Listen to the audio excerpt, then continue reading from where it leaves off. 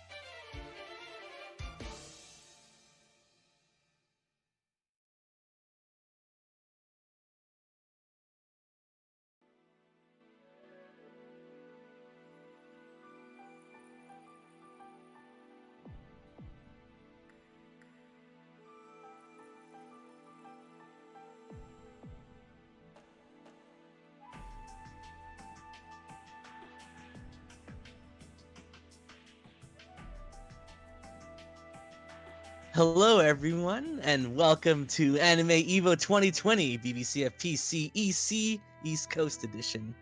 What's up? I'm Scrimgore. I will be commentating today, and of course, I am joined once again by Ereth over here. Well, hello everyone. How's everyone doing today? Yeah, hope everyone's doing all right. I'm excited to see more Blazblue. Hopefully, you guys caught West Coast yesterday. Some good stuff yesterday, for sure. Oh man, literally every match was exciting. I don't even know how it's possible, but It's true. What was your favorite match from yesterday, though? it's a tough question. I would say,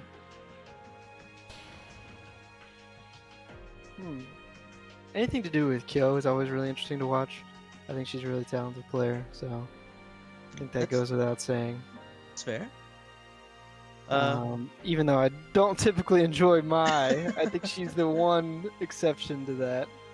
Well, besides Koji, I'll give Koji the benefit of the doubt. Yeah, speaking of Koji, he's in this in the tournament. Yeah, that's right. Nice segue. For those of you interested, you can type in !bracket in chat to follow the tournament along with us. There's some strong players in here, of course. This is the East Coast, though, so it'll be very different players we saw yesterday. There's definitely some people to watch out for, like we mentioned Koji, Adroth. Who else is in this tournament? Icecool's pretty good. Capa, Woocash. Capa, of course. Yeah, Woocash, very good, very strong players. Definitely some people to keep an eye on here. And it looks like we have our first match, which was Vandel.M versus Tedbear still right here.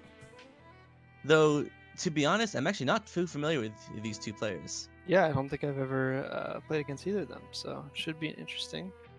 All right, well, whenever the players are, looks they're already in the room. From taking a quick look here, it looks like one of them plays Bullet, the other one plays Jin. Bullet versus Jin. We actually didn't see either of those two characters yesterday. That is a good point. I was gonna bring that up. It's kind of interesting to have a 50-player bracket and not see the entire cast, which is really a testament to how many characters there are in Blazblue. I know. I remember back in the day in CT where it's like 12 characters, and now we've like actually tripled in size since then. Yeah. It looks like one of them is on auto pass though. I think that's a different player, Lennox. Is it? Yeah, I believe they are. Oh, maybe they're. Yeah, I think they're next. Yeah. Okay, well that was a Jin player, so maybe it's not going to be Jin. So I guess we're waiting on somebody then. So wait for this Mr. Tedbear over here.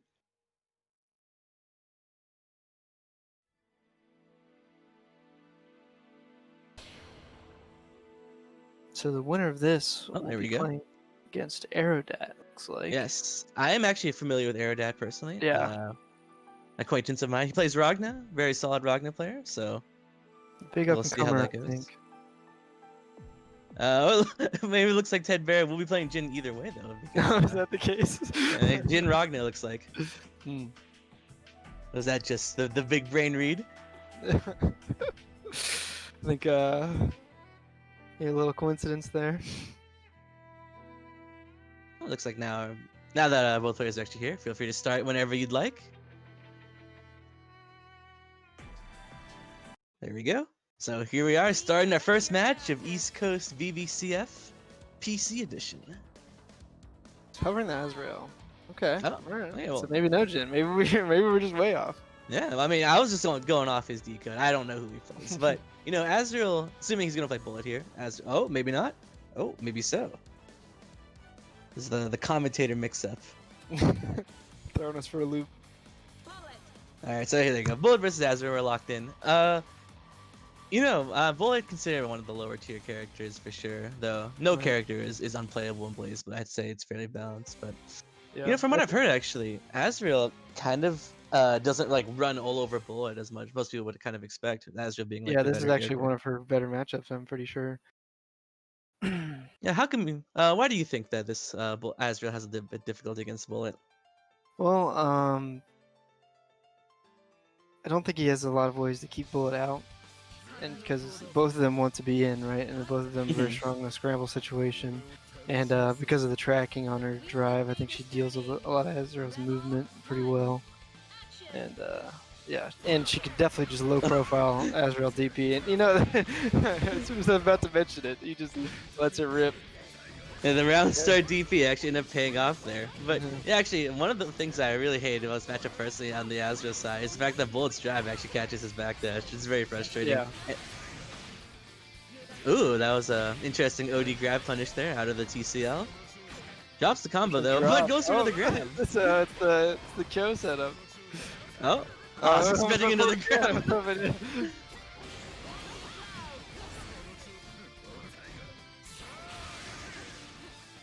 Couple unfortunate drops. As Oh, that that was an made the interesting combo. confirm. Yeah. And this is the active flow version too, so Yeah, that that's good JC into EA did a good chunk of damage there. Oh, this is gonna armor through it, but yeah, it's not gonna reach. A little bit far.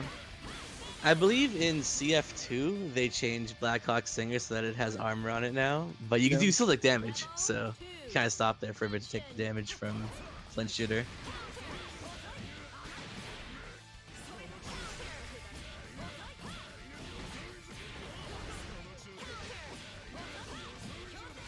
As we noticed yesterday, a lot of players are just weak to meaties. So It's true. I mean, it just happens that way. Sometimes you gotta give them benefit of the doubt because you know this is an online tournament, but It is, yeah. you know medias can be makes difficult things to hard do to for do. sure. Makes timing things a little more difficult. Though luckily for us, we did have the EC to WC split here to kind of mitigate the lag a bit. And this could be it. Oh, didn't go for the heat follow-up.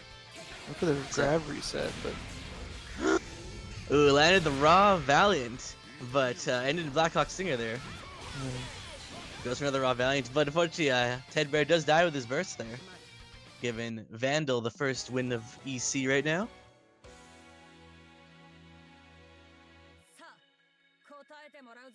You know, it's funny you actually mentioned this earlier, but like both characters seem to be kind of in a scramble, or these good scramble situations, and we definitely saw a lot of that.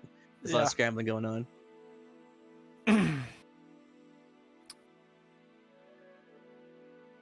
So what do you think? Well, I was gonna say I think a lot of you see a lot more bullets in Azraels and things like that online because of their nature of being good in a scramble. Typically, when you first start, everything's a scramble. So I think people pick them up and flock to them at the beginning, and then you start to see them online more. And yeah.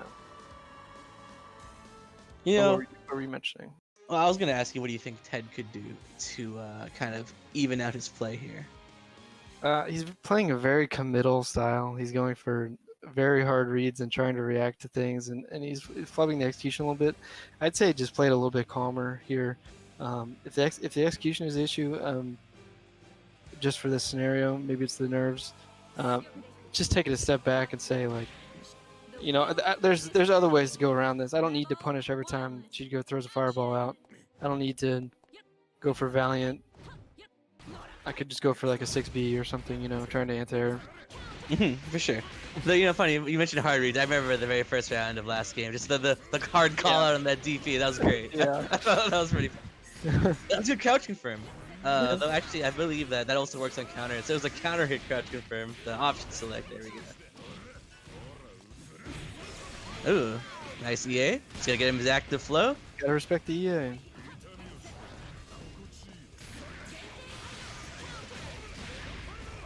Ooh, I'm not sure what blow was sitting there, but yeah, once you're in OD, you gotta watch out. Your opponent has active just like one button DP essentially.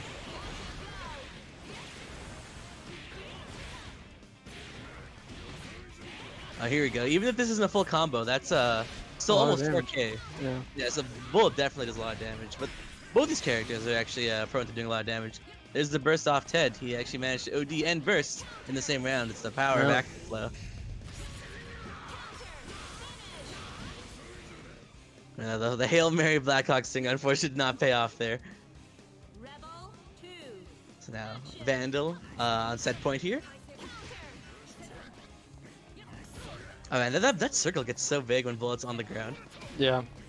And, you know, that's actually part of the reason why this matchup is pretty annoying for Azrael. Yeah, I don't think he has any other way to deal with it. And then of course Bullet's 2B does low profile Azrael's DP. Nope. So it's very easy for her just to do it as a meaty, and Azure can't actually DP. Ah, there it is. See, Ted's playing a little bit impatient there, kind of Yep. flying into the circle. Can't be having that. That's exactly what the bullet wants. No rapid and no punish.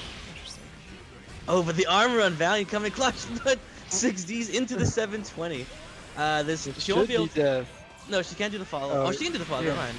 yeah. Sorry, I missed level 2 heat. You can only do the 2 follow-ups if you have level 2 heat, but it seems like she did, so that was my mistake. And that's 5.7k in OD, and that will close out the first match with Ted taking. Sorry, not Ted. Sorry, Vandel taking over Ted. Yes. あの日、貴様と戦った舞台のこと。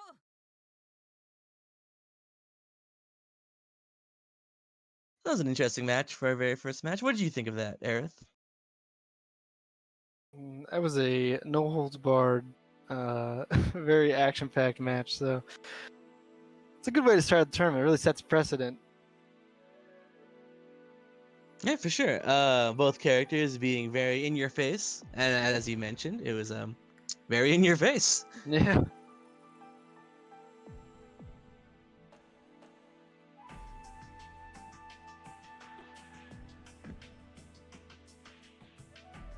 Like I said here, Lennox was waiting in the room, and it seems like he will be up next, as you mentioned, and he will be against.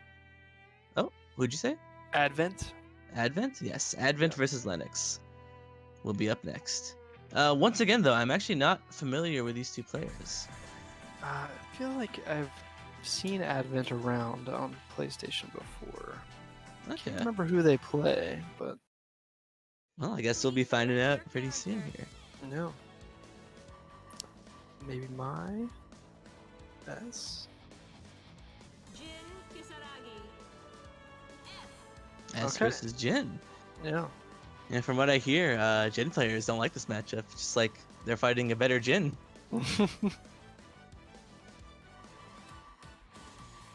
But S players feel like they're playing an S with more damage. yeah, I guess so. Yeah, I don't think it's too much in S's favor. I mean, her projectiles are better. Her neutral is probably slightly better. But anytime Jin gets a hit, it's just way more devastating.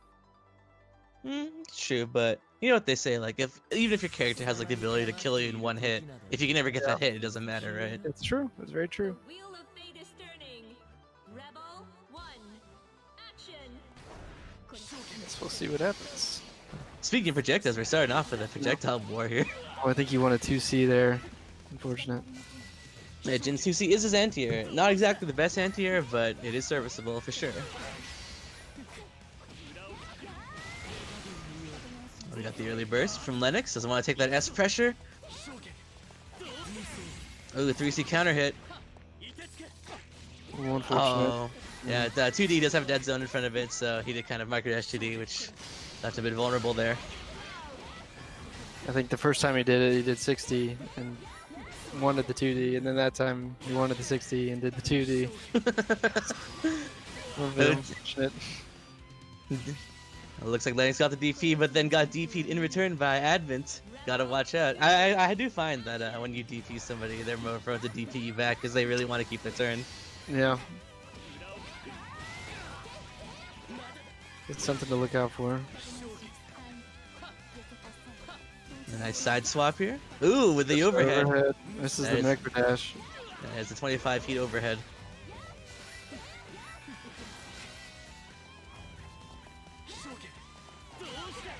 A nice 3C counter hit. No full confirm, but baits the DP. Not the second DP though. Gotta watch out for that. They're wrapping. Take him to the corner here. Ooh, but was not ready for the grab. Yeah. Yeah. It's not going to be enough to kill, but we're one hit away over here. Ooh, nice. Yeah, that's a good time to get there and out, but gets clipped by. Range on 6B is it's criminal, I tell you. Absolutely crazy. You know, As is 2C, just is also roughly goes the same height as 6B as well, and both are like anti-airs. Very crazy. His sword is really huge. Don't get me started on that 5C. We started on JB. Well, yeah. I mean, like any sword move really. Like, Yeah. one thing that actually gets me a lot is S's 2B, where she kind of swings her sword up, but it's considered a low, which it also goes like half the screen. So it really confuses me. Like this isn't a low, but it actually is. But Susanoo's 2B. Oh, Certainly yeah, not we a can, low. we can't have that.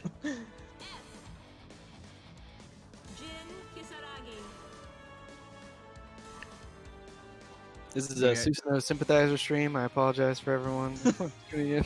Yeah, I'm a Susanoo player. He's a Susanoo player.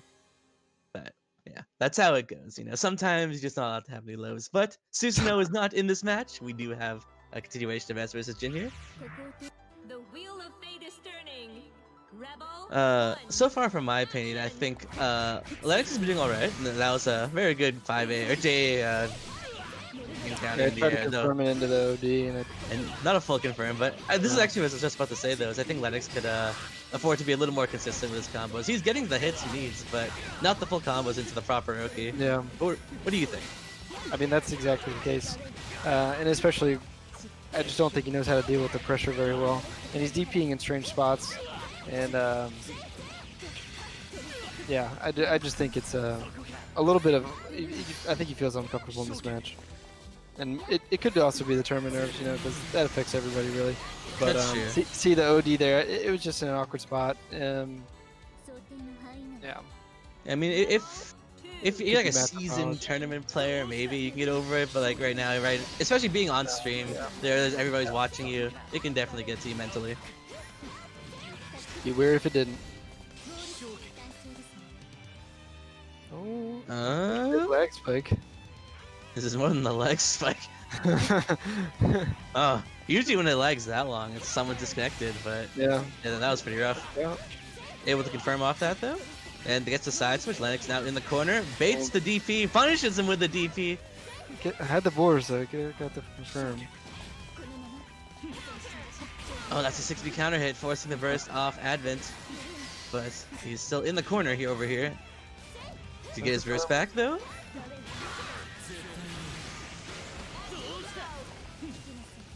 Two-way punish for the OD, with the overhead. No full conversion once again though. And that's gonna be it. With Advent taking it 2-0 over Lennox. Again though, I did see Lennox landing these hits, and if he got the proper conversion into knockdown or even freeze reset, which is what Jins like to do, I feel like that could have gone a lot differently. Definitely.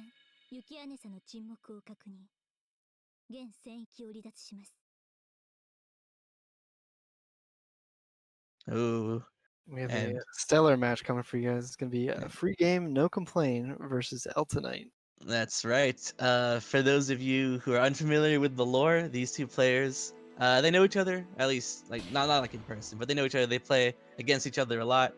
They're on the same skill level, and in our own Discord, in our little thing we have going on, this little event called Mid-Level Masters, where people similar skill will play against each other. They haven't played against each other in there, but they were both in the thing together, so it'll be interesting. I do believe, actually, last time these two encountered in a tournament, I'm pretty sure Free Game won, actually. So this is the run back for Elton in the tournament scene, with Free Game playing Terami / Susanoo if he feels like it, and Elton being exclusively the Hakumen player. And you as a Hakumen we've seen. Yeah. So what do you think as a Hakumen player here? Against Terami? Yeah. It's a decent matchup. There's a lot of spots where you can just 2D his pressure. There's a lot of ways to deal with his Oki. I mean, his 2D is almost useless against you. Yeah, it's pretty good for Hakumen. Okay. Yeah. That being said, his throw pressure is very strong, and that's not something that's easily remedied by Hakumen. So, strike throw for Terami is very strong. We'll see. Terami in general. Yeah. The Terami in general relies a lot on stagger with his 5B being +2, you know, 2-way micro dash, 5B. But stagger pressure does get blown up by Hakumen pretty easily if they're playing to, you know, autopilot about it. Yeah, exactly. The one thing in particular, Terramy's 6B, which is like another pressure reset move he has, another plus move, can be cancelled. And if Hawkman preemptively tries to drive it, he can cancel it into a grab. And that's going to be a punish every time on a drive.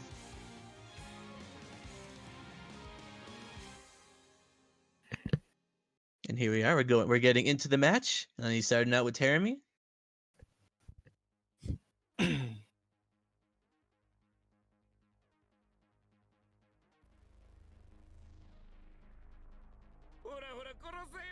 The one thing in particular about Hawkman, and I guess as well as Tager, is that they're the two characters where 5A that would normally work from crouching actually hits them on crouching. So that makes Terramy stagger like even scarier. Very true. Yeah. It's not something I really consider because I'm just always used to having to deal with that. That's true. I mean, as a Tager player, I also agree. That was a very good confirm, by the way. That confirm is not very easy. Yeah, the 3C counter. If you land oh, 2A anti-air. Yeah, very strong. If you land a 3C counter with Hawkman with the right combo, that's like 4K every time. Speaking of drives, there we go, the first drive. Spending the OD to go for the kill. Smart. Well executed. Very nice. I was actually expecting the Yanagi after 236A. Oh, sorry, 2 and 4A. But it looks like he had the full combo anyways. Got the kill. Very nice grab in retaliation. Catches the roll as well. Yeah. And baits the drive. No full conversion though.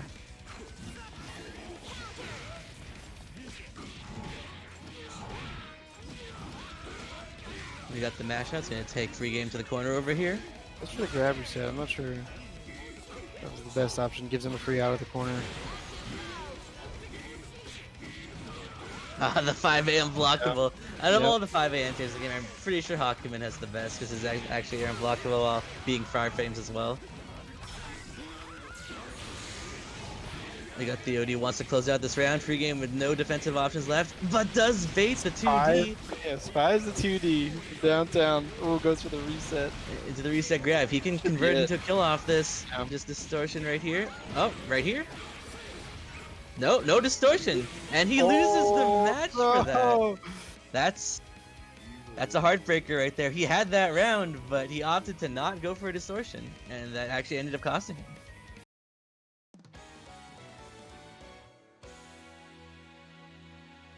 So Elton up 1-0 right now over free game. Yeah, going for the 2D and bursting on the first hit of Renka is definitely the best option there. He made the right call, but it's a scary spot to burst because everyone knows you're going to burst there every Hawkman, and if they have enough meter, you can just rapid there and still get the punish and go for the kill. But obviously you're not going to get as much damage because you wasted half of your... Yeah. Yeah, so it's a lot of give and take in that scenario.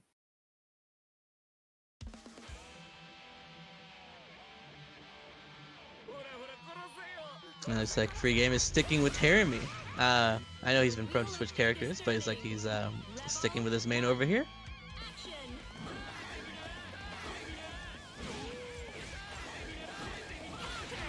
Ooh, nice anti-air, and that's going to be the counter hit conversion here. He'll take him to the corner as well.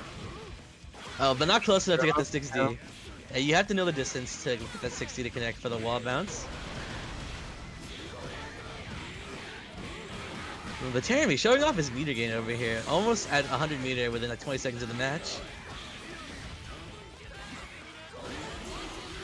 Very nice overhead. You know, the other thing with Hawkman, like Izuyoi, Tsubaki, and the characters like them, when they OD and they still get punished, they still technically have a net gain here, with Hawkman sitting at full Magatama right now. Depending on the conversion, he could actually just pretty much kill free game with full Magatama like that.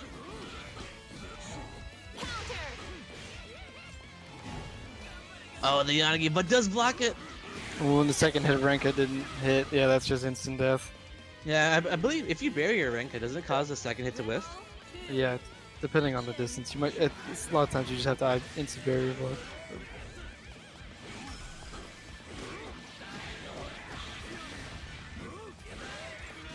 Let's him roll out. Ooh, nice 5A mash. Though in that scenario, that's the 50-50, because if free game had let his 6B go instead of canceling it, that would have been a fatal. So you gotta watch out. but it was the risky play that paid off. Oh, there we go. Terry Yeah. 6B. It is scary. It does leave him off the ground technically, so you cannot throw him, as we saw right there. Very And smart. CBS is confirmed. Yeah, the OD Yukikaze punish and just Keep it opting simple. to end the combo early Yep. just to get the kill. You know, keep it simple. With Elton on set point now, but free game Very having burst advantage. What did you think of that combo though? You think that was the right choice? For Yukikaze, you mean? Yeah. Oh, definitely. Yeah. There's so much more room for error in other routes. Yeah.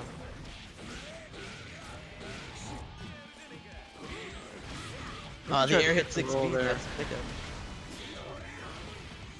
We probably got 6A instead of the second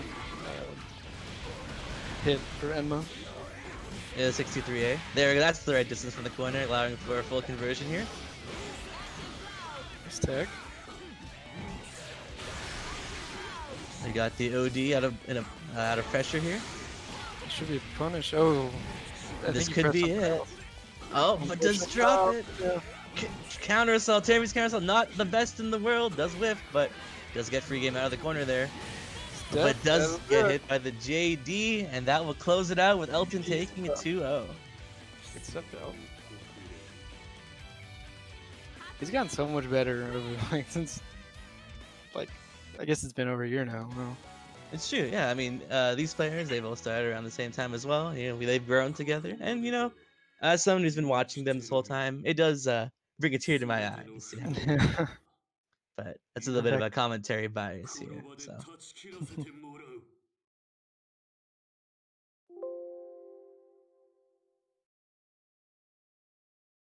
So that was an interesting match, though. A little unfortunate drop in the very first game, but Yeah. you know, this is still winners, so we'll be seeing, or everybody will get a second chance at least for now.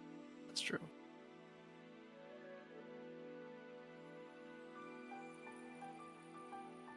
Okay, And so see- up next we have MiniApples versus Mmeaninglessnamee.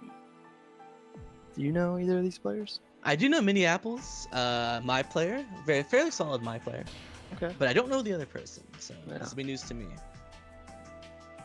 Potentially be a Tager, is that what I'm seeing here? It looks like Tager new. Very interesting combination.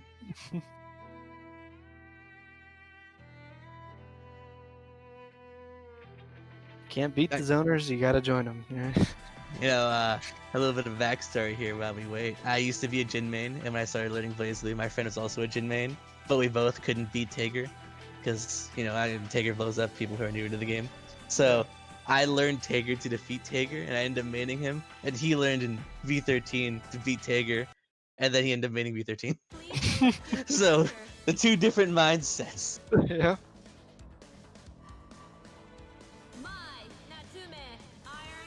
It's a little Scrim lore for you guys. Yeah, they're gonna know a little about how I started playing Tager, and then, you know, I kind of dropped Tager in CF for Susanoo, but I still play him on the side. And it looks like he's going with Tager versus mine. This is a pretty bad matchup for Tager, but, Yeah. you know, as a Tager player, every matchup's a bad matchup, so you gotta take what you get. With Tager, it's more of like you ignore the character matchup and it becomes a player matchup. You have to be able to read your opponent, and if you can kind of get into their head, interrupt their rhythm, and get your own rhythm going, you can beat any character in the cast. But you'll also technically lose to every character matchup-wise, so it's up to you and how he wants to play this. That's the 5C fatal here.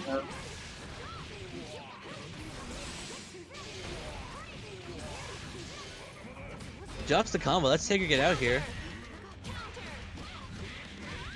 Nice air conversion, ending with Crimson Punish. Expected to roll in, I think. Yeah, I'm not sure. Usually you want to do a wake up wedge if you're trying to bait a DP, but mine doesn't really have a DP.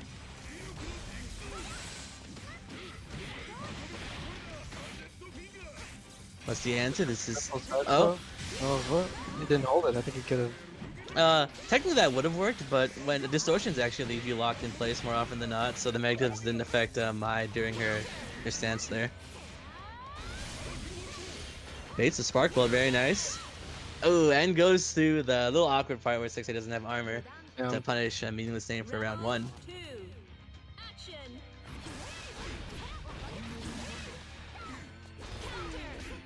But there he is again. Looks like Mmeaninglessnamee. He isn't holding 6A, so the armor isn't quite working out for him there. He's getting punished by his 6A. 6A not exactly the best move to use to match out of pressure. But it's a pretty okay meaty on Mike. It does catch her flip, and with the walk up 720 over here, doing a good chunk of damage.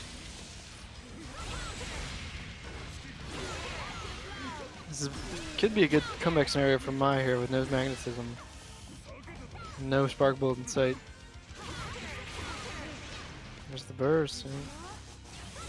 That's not gonna work. Yeah, even though Sledge does go through projectiles, if Mai fully charges a spear, it does lose to a fully charged spear because it's actually unblockable. It's not a projectile anymore. Though, I think I'm not 100% sure on this, but that might be Stylish Tiger. He did mention that in his D card, so He did?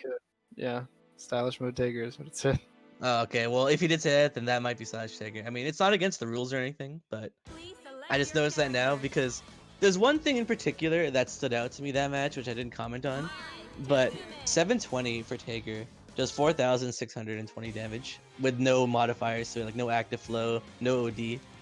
But when he landed that raw 720 on MiniApples, it did 3,600 damage, which under normal circumstances it's just not possible. So that was the first thing that kind of clued me off. But you know, the surefire way to tell is if they only barrier, and if they only barrier, that means it's stylish, for sure.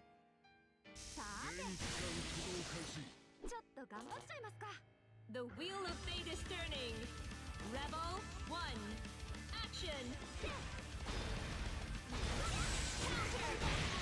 See, that time though, since the spear wasn't charged, he was able to sledge out with the counter hit as well.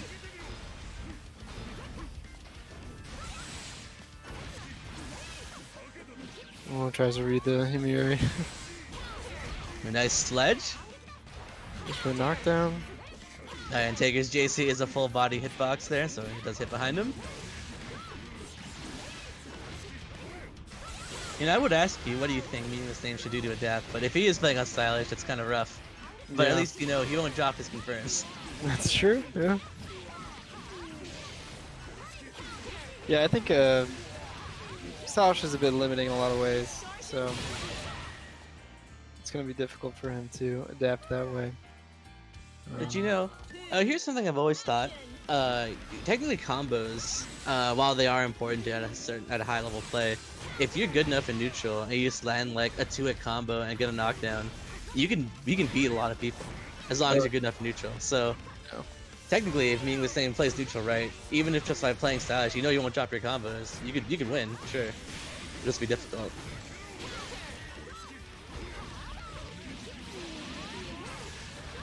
I don't think he's expecting that spark bolt to hit.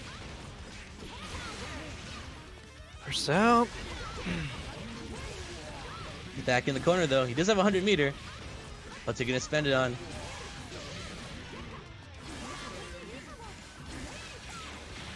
Oh, there's the 720. Here, let's pay attention to damage real quick here though. Yeah, see, it's 3,000. There's no circumstance where Tiger does that little damage. So that's Stylish. Like 100% confirmed it is Stylish. But you know, that's fine.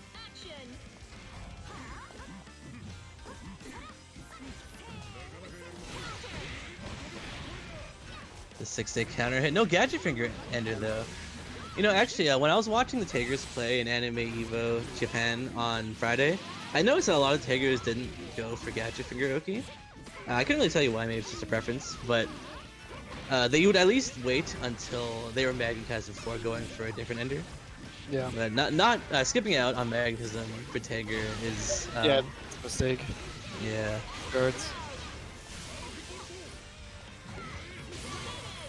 Oh, and that's gonna be it. MiniApples closing it out. Setups there for mine. I think that was the backflip into throw reset. Very smart. I don't think the first time we showed it, it was in the last round of the set. So very good stuff from MiniApples. Yeah, as I said, I've seen MiniApples play before. Very solid Mai, of course. And you know, even though Mmeaninglessnamee did not win, Mad respect for playing Stylish Tiger. Stylish Tiger. Yeah, Stylish that is Tiger. it. The memes are powerful.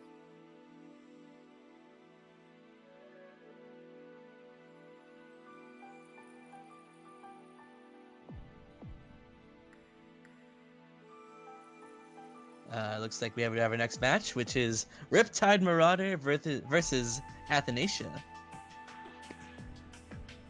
You know, speaking of, Go ahead. I was saying, speaking of characters we didn't see yesterday, Athanacia is a Rachel main, a very scary character. Yeah, we did see the one early on, but that was it for the whole tournament, unfortunately. That's true. You're right. You caught me.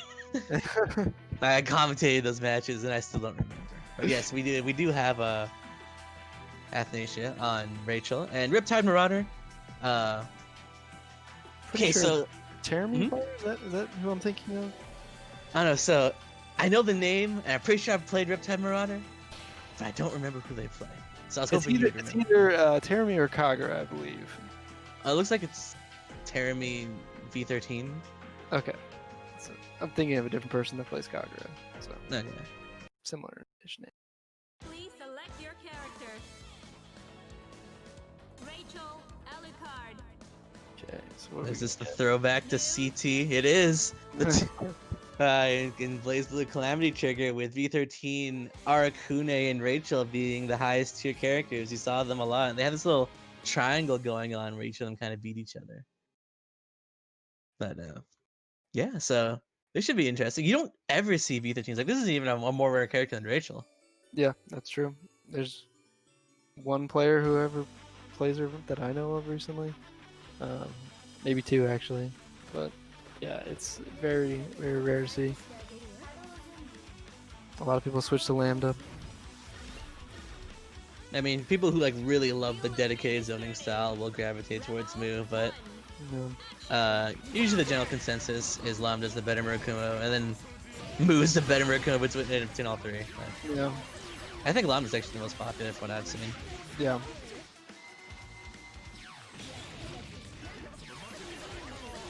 The one thing in particular about this matchup is Rachel actually kind of has a hard time navigating around because Mu's swords are very fast and do cover a lot of angles in the air. And they clash with Lobelia's. Well, it looks like Rachel did have a chance to get in here, though she is out of wind. Yep. I was half expecting a burst there. I'm not sure if RiptideMaurader is expected to be crossed up there because that 5A probably should have been a 6A. Yeah. Nice 2D snipe. Yeah.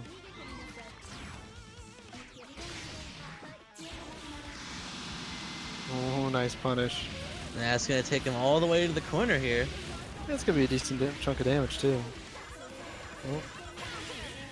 Oh, counter assault right before. Yeah, doesn't want to deal with the mix up. Yeah, the Crescent Saber is, I believe, Nu's only real overhead. Yeah. But it's nice because you can cancel it and go for low. It's just... That should be it. And that's gonna be it for round one with RiptideMaurader taking it. Going into round two here with Athanacia up a burst. Oh, that was a good angle. That was the right angle to dodge the 6D. Now we're in the Rachel zone, and it's just as quickly as we got there, we were out of it.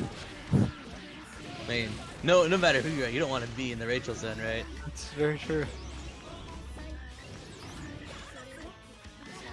I'll watch it. Honestly, watch out, George's creeping up on you, but it looks like RiptideMaurader got the hit there.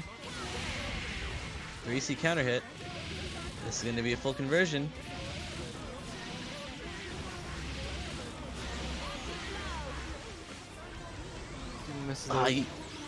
That was an interesting combo, but you can't let Rachel tech in the air because she can immediately get out. That looks like RiptideMaurader did manage to catch Rachel and closes it out. Very nice. Recognizing the punishes too. Looks like they're very well versed in this matchup. Though it was fine in the end, but not getting a hard knockdown on Rachel's rough because as we saw right there, without getting the proper knockdown, it just flies out.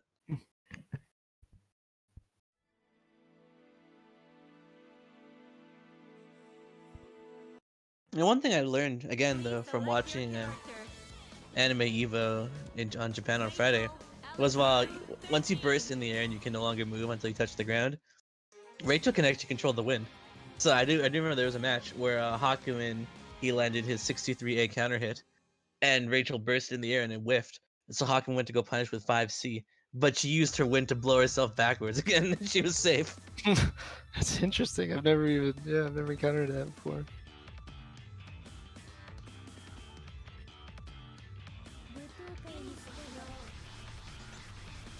How did the burst not hit on an Enma? Because she was already jumping. Oh, okay. So it launched her really high and she bursted. Gotcha.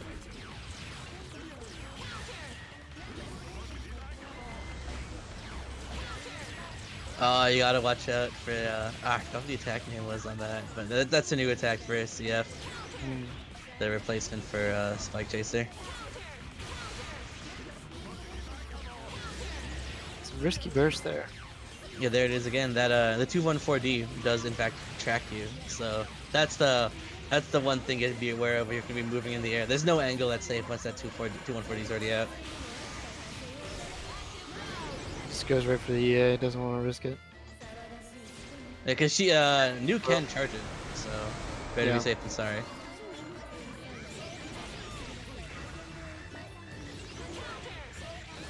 Nice 6B. Yeah, this should be it here. Yeah, just end the distortion. Whenever. There we go. That should be it. Nice cleanup. Athanacia showing signs of life here.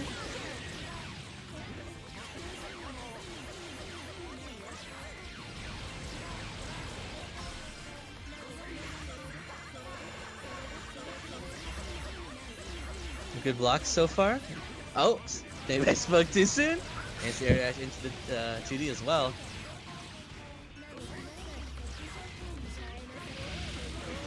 That's gonna be a side swap. I'm not sure if that was a side swap as well, because I think you want to keep your opponent in the gravity to get the full combo, but so able to convert this into a full hit. For the burst, I'm not sure I agree. A very interesting burst with no HP and already up a round, and gets air grabs. So now they're gonna be Athanasia's gonna be going into this round without a burst. Well, on the other hand, RiptideMaurader will be on burst point very soon here.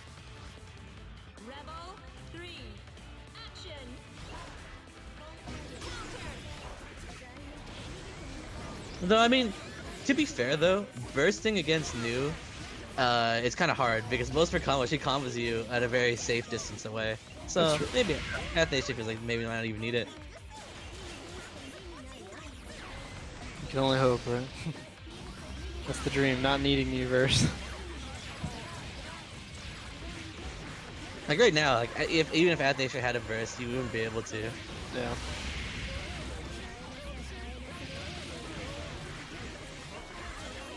Nice block on the overhead. Oh, but it gets hit by the micro dash 6A. Counter assault out. Usually Legacy Edge is the I win neutral distortion, but not when you're Rachel. You can definitely get out of that. Fly over it. The thing is the active flow version. It is. That's gonna be death. Yep. That fall damage. No game is safe from fall damage. True. That was kind of a hard time.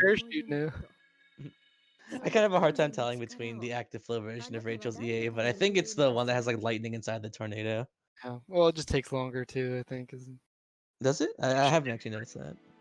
Yeah, that's how I determine it. Please select your character. Rachel, these sets have actually been very close. What do you think? Who do you think's gonna take it? Obviously, it could go either way. I mean, from what we've seen, it's just a matter of does Athanacia make the right calls to get in? Does Riptide prevent that? I mean, it really, yeah. There's no clear-cut answer here. But let's say, because technically, New wants to be out, right? That's just the game plan she plays against pretty much all characters. So it's up to Athanacia to try and get in. So what do you think Athanacia would have to do to make that easier? It seems like Athanacia is jumping a lot and thinking they're gonna get away with jumping. and that's just not, it's been shown to not be the case. So I think less risky jumps like that would probably be in Athanacia's favor. Speaking of jumping, yeah, I did get caught there. Yeah, you kind of have to. There's no quick way to get in against Moon. You know, you have to take your time to get in. At least that's how it is for Hakuin. Some characters can get out of jail free card, but ooh, the 2D, very interesting choice. I used Rachel's pseudo reversal, but it only really works against melee hits, and that's something new doesn't really do.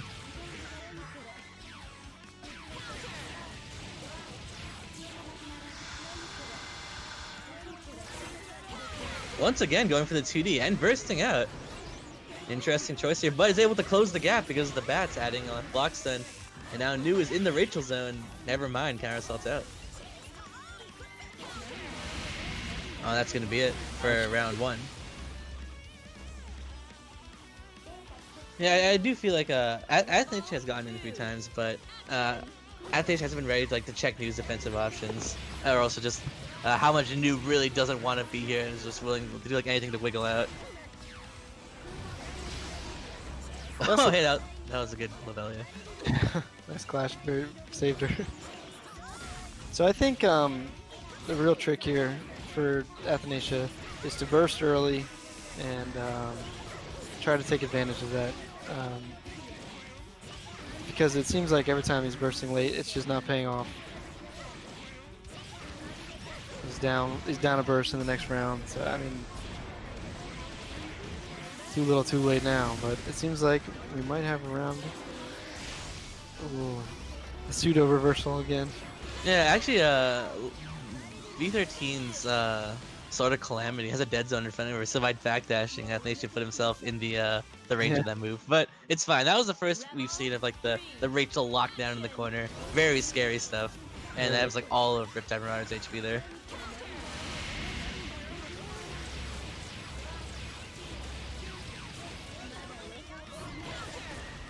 Oh, that was a good read on the backdash.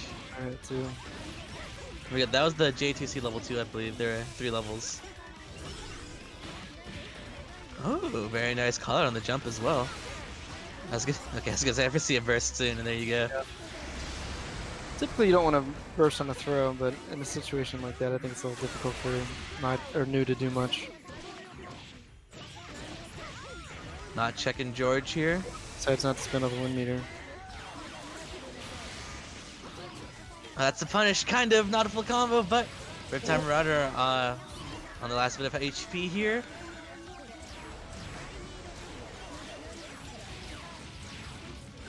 That's not over yet. Looks like they do have the momentum here to go either way still. Gets the full conversion. It's going to take Athanacia to the corner. This is close. That's the counter. That should be it.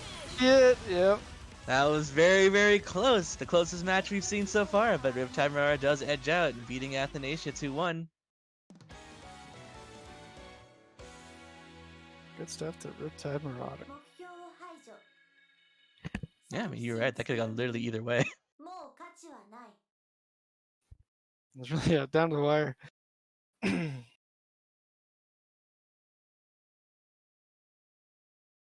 Oh. Up next, we have Woocash, I believe a Mane player, and Capa, Tau/Arakune player. Yeah, I believe this is one of the matchups you're talking about pre-tournament that you're very interested in watching if it ever happened. That's true. I just think 2 fairly underrepresented characters that you never really see fight each other unless you play them, right? It's just one of those things.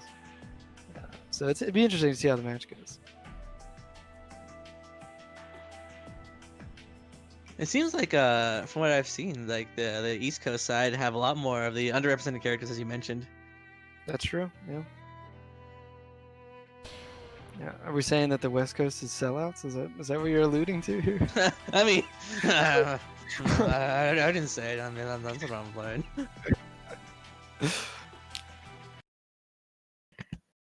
Well, we'll see. I do know Tau. Not Tau. I almost called him Tau. Capa has actually been playing for a very long time. I remember for those of you OG Xbox Blazblue players out there. Back on the Xbox 360 for BBC CS. Yes, I do remember that. I've seen Capa back on there. Yeah, Kappa's no slouch.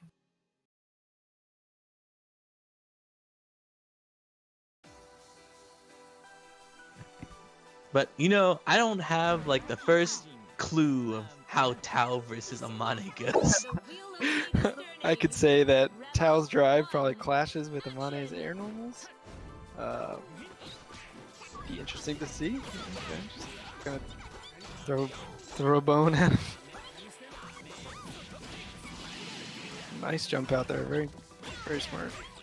Yeah, I mean, like I know Amane kind of excels at kind of keeping his opponents away, and then of course once he gets his whole game going with his drill, he can lock you down and like blow up your HP while doing it. Bit of a setup required though. But and Tao's strength is definitely her neutral. Like you probably won't find a character with like as many movement options as Tao. But I'm not sure how that equates to how this matchup goes. Both characters not really having a defensive option either, or meterless defensive option at least. It's a cross-up, but the immediate burst putting Kappa in the corner might seal the deal for this round if Kappa doesn't want to burst. Yeah, hold on to the burst. Woocash though down a burst and is up around.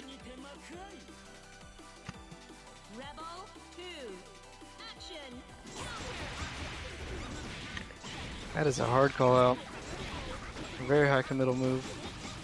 But typically when you see Amanes, they like to jump at the start of the round. The whiffed overhead going for the low. Yeah, actually, a Tao 226B or J226B it actually covers a very large amount of airspace there. Oh, I teched into that. You gotta be careful when you're dealing with Amane, because Amanes really want to land at 6D.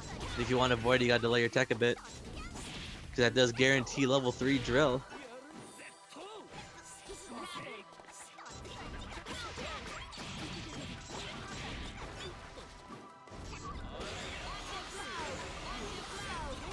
We're seeing so much movement right now. Tao just trying to get in, flying around the place with Amane. Command jumps. Oh, very smart. Yeah, the attack that Amane did, where he kind of like covers himself in the ribbon, does armor through projectiles. So I mean, I might try to. It also charges his drill, so Woocash might have wanted to get his drill up, also guarding against Tao's little projectiles there. But he opted for the command grab super instead. Or the pseudo command grab at least. It does lose to crouching.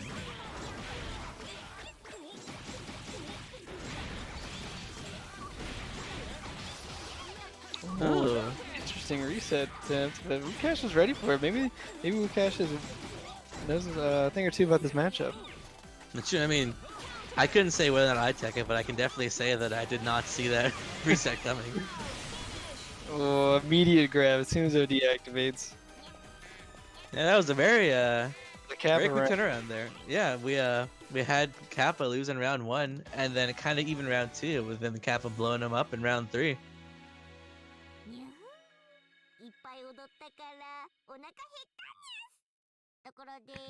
So is that the adjustments we need mid match?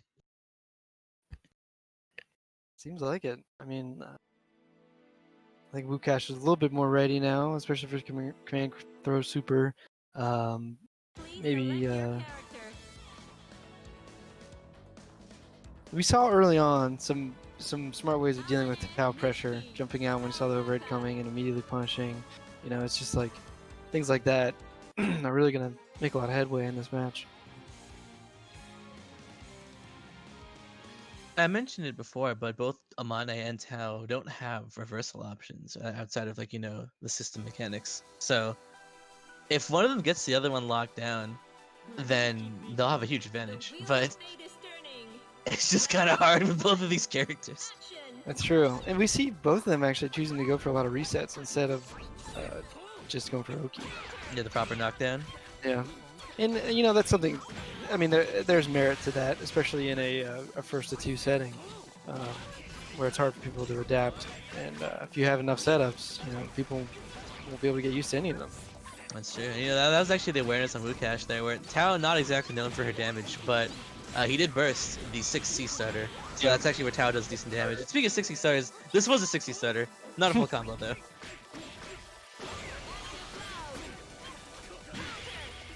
Counter assault out.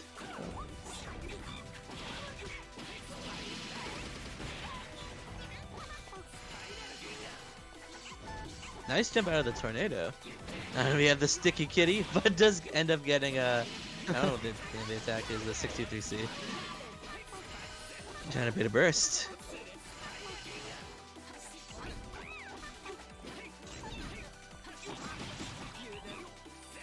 Oh, missed the last hit. Mmeaninglessnamee one hit away from death. Oh, and there's the hit with the 6B overhead. Looks like the one time Woocash jumped out of it, he was not ready for it this time.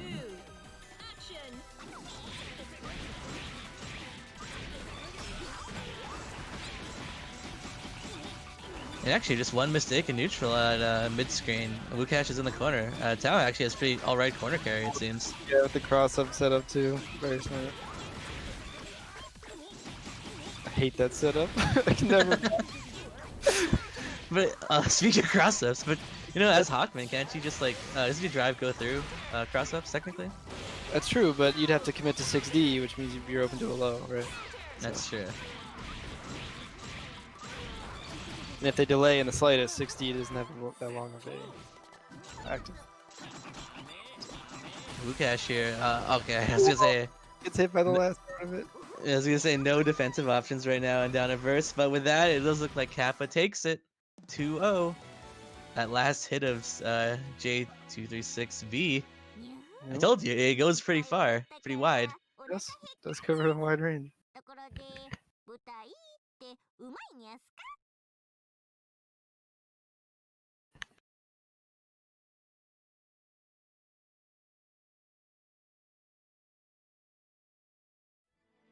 Okay, so we have another Hakumen player, Ryukasim versus ShadowFXE. Yeah, funny, I'm a Susanoo main, you're a Hakumen main, and this is Susanoo versus Hakumen, so the best match we could commentate, right? That's true, we have a breadth of knowledge about this one. As far as this matchup goes, I've just actually discussed this with a lot of Hakumen mains, and the general consensus is it's actually very even. It's just very skill based. Both characters, both Hakumen and Susanoo, do need a bit to kind of get going. In general, at round start, Hakumen does probably have the better neutral, but it's not like Susanoo can be really zoned out by him too hard. And if Hakumen, like let's say miss faces his 3C, Susanoo's one of the few characters that actually punish him on block. Yep, and you get a crouch confirm as well. That's true, and crouch confirms in Blazblue are very scary, especially as Susanoo. A crouch confirm lets you connect 5B, 6B on a non-counter hit. So, very dangerous.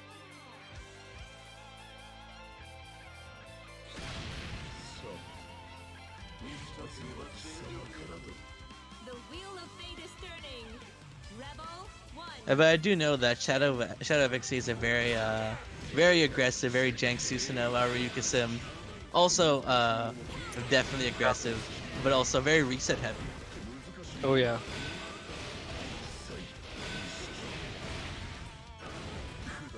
Shadow already having a good amount of his core seals. With good block in the overhead though, that's definitely a punish.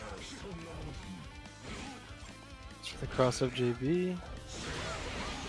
Oh, put in the 6A. And it's topped by the 5D. Should drop there. He was going for the reset, like I said, but gets clipped low. Oh, he was matching lightning hands, which is a very strange choice. I think that probably should have been a DP, if anything. Yeah. But, when lightning hands comes out when you're trying to DP, it means you're mashed in C too hard. Gotta watch out for that. Speaking of DP, he does get his DP here once again. Doesn't go for the wheel route. Yeah, you can definitely go for a longer route there when you're crouching because the wheel does connect. But it looks like ShadowFXE was not aware of that.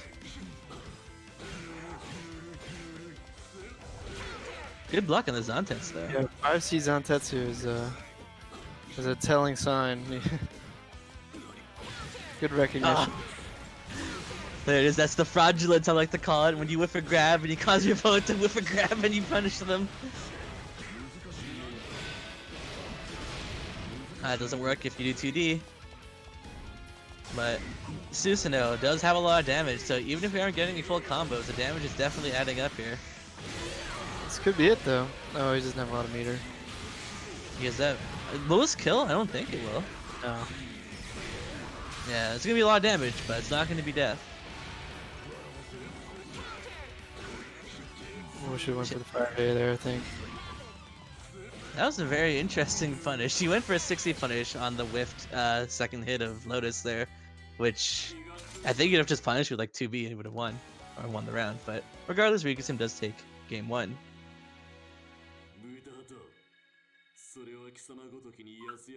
But after seeing that matchup in action, it really does just come down to consistency here with Shadow, I believe. There were so many opportunities he could have gotten more damage, more seals, more power, but he did not take those opportunities. I will admit it's hard to recognize sometimes when you unlock Wheel instead of Grand Viper like you might have been expecting.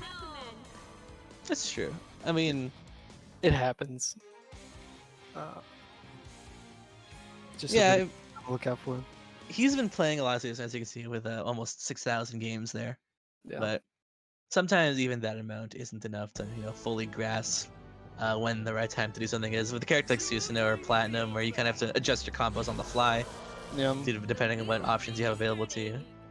Hakumen even. It's true. With Hakumen, you have to pay attention to how much Magatama you have.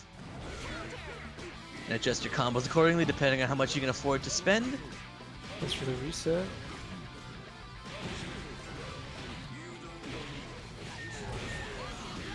Actually, for those of you at home who don't know, Hakumen 6B is, I believe, this is the fastest standing overhead in Blazblue at 18 frames. Nice tech on the throw, unlocking his Grand Viper over here. Gonna go for the overhead as well. Yeah, I think I would have went for DP there. I mean, once you land Grand Viper, you have to you can choose between 1, 2, 3, or 4, or for your seals to unlock. Or I guess you can just go for 5 and do more damage. But DP being a second seal could have been a viable unlock. But I don't know, going DP against Hakumen, I'm a little more hesitant personally. Yeah, I understand the sentiment, but a lot of times there's situations where Hakumen is kind of committed to something and you can just DP through it. That's true. And for those of you who don't understand what I mean, Susanoo's DP is a projectile, and so Hakumen can actually avoid it. Good catch on the roll. Or was that a no-tech? I'm not sure. But just a little over the wrong height there. Converts into Grand Viper over here. What's he gonna go for? That's DP. Yeah. Goes for the cross-up, I think. Weird, because I'm sitting on a full bar of Magatama here. The trick is just to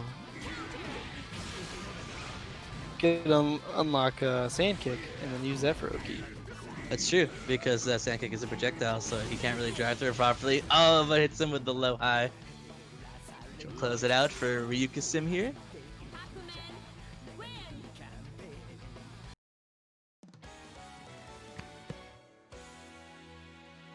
Alright, so that will be 2-0 here for Ryukasim. Again, though, I do feel like that could have gone either way. It was just one of those moments, but you know. Yeah.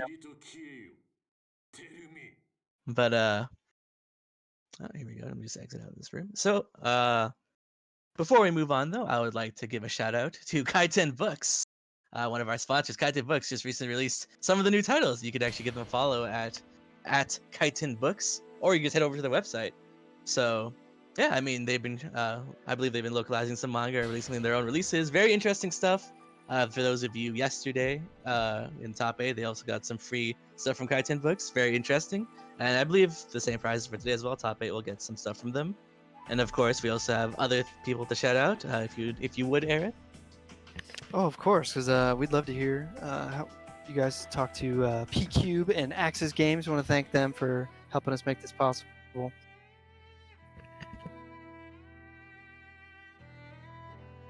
Yeah, so a big shout out to everybody. Thank you very much for helping AnimEVO get back up on its feet and have this all going. But for now, after we've announced the people we'd like to announce, we will head back to our regularly scheduled programming with ValkyrieKoji versus MiniApples. Thanks for hopping right in. Koji, I believe he was originally using Izanami. He's been switched off to Mai. Looks like he does not want to do the Mai mirror though, and he's going to use Izanami. I actually wasn't sure which character he was going to pick here, to be honest. I think the mirror is a little wacky, so I think the Izanami is probably the right choice. Although he has been putting a lot more effort into his Mai lately, so. It's true. Like I was actually fairly sure he would pick Mai, but I guess the mirror is too much. I mean, I don't blame you. The mirror, like pretty much any mirror sucks unless your name is Tager. But yeah. Though I do know that while Izanami, another character we actually didn't really see yesterday, and usually called the best character in BBCF in terms of the tier list. Even with all that being the case, I do know that Izanami actually does struggle against Mai in neutral. That's true. Yeah. Mai just has too many tricks.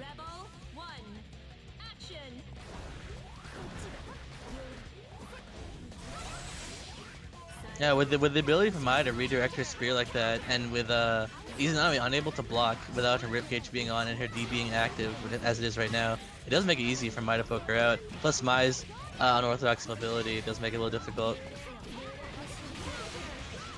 We got the burst from Koji. There we go, set up the ribcage. Blowing it up immediately, but does whip the 6A there. Counter assaults Mai into the corner.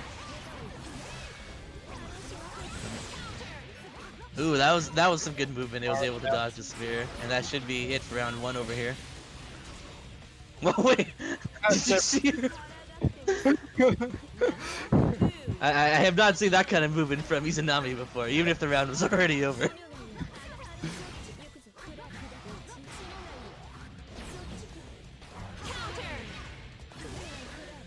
Ooh, that was a very good backdash. We dodged the Himeyuri there. It's going to take MiniApples here to the corner. No proper ender though. With Izanami, you really need to get the proper ender to get her setup going. That was not a safe jump. Koji takes full advantage.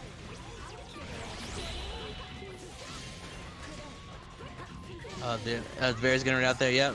Let the ribcage time out. Now Koji is out of barrier. It's a low profile too in the trade. Yeah, they're all over the place. I'm only one person so far. Very nice 2C. It's also side switches too. Let's see a burst here, yeah. And burst immediately, but his barrier back up. Koji just wants to close this out. Barrier's gonna run out again though. Oh, that was ambiguous. I didn't know what side that was gonna be on. We couldn't block anyway, I don't think. Is that air unblockable? What? The second hit, like when the Mai falls down. Well, had no barrier and. Yeah, but he could just regular block though, couldn't he? I thought the bits were out. I don't know. Oh, was he? Were the bits out? I didn't notice that.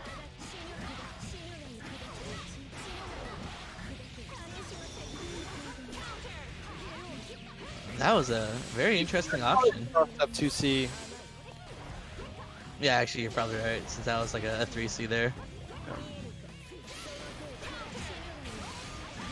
Oh, he held that block, and the episode of the late burst still got caught. Well, it'd be enough to kill, but no, decides not to go for super, goes for the reset. And the reset's all it takes. Yeah. So what do you think of that match? What do you think we could do to change things up here? I think going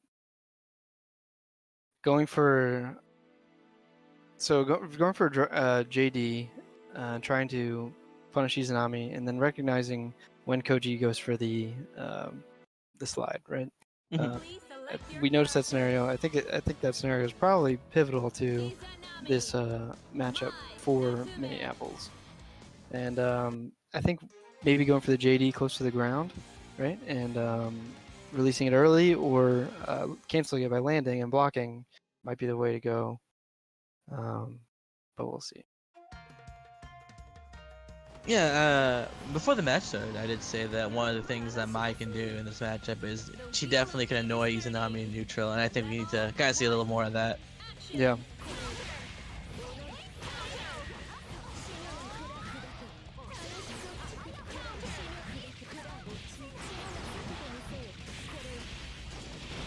Even in mid-screen, though, as we can see, Izanami can get her setup going. Doesn't Yeah. matter where you are. Though, of course, corner is always better. And speaking of corner, where I say we're going to go to the corner, but that was a good flip out from MiniApples. Didn't Forcing the recognize- burst off Koji.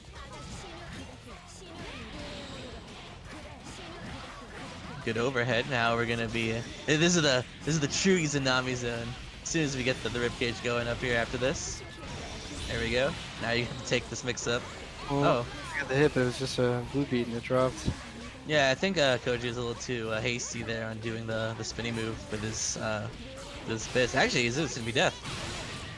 Yeah, since he did it too soon, it didn't turn into like a reset. It turned into a blue beat, which allowed MiniApples to tech funny and just kind of messed everything up for Koji there. Unfortunate. It is the nature of the game. Speaking of the nature of the game, here we are once again in the corner. And the no tech and getting hit by the bits. It's an interesting approach, especially for Mai. I do believe if timed properly, though, you can it turns into a reset, and then you just take a full combo. Yeah. Yeah. That's why I said interesting and not good. All right. Well, that was a big turnaround. Yeah, I couldn't even really say what happened differently there, but it just seems like Minneapolis just played better. It seems, and kind of 2-0'd Koji. Just capitalize on the scrambles, and Koji was struggling. Every scramble that happened ended with Mai getting a hit. hmm Especially at the end there, with Koji bursting, and then once again getting hit while in danger state.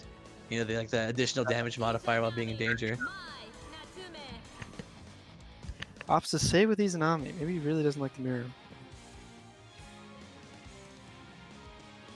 Now, I can't speak for everybody because everyone's different, but how many people do you know that actually enjoy playing mirrors with their mains? I like it in Garo. Terry versus Terry is pretty fun, to be honest. Maybe Gordo mirrors and Eunice, but they're such rare scenarios where it's like it's actually fun. So yeah, I understand your sentiment.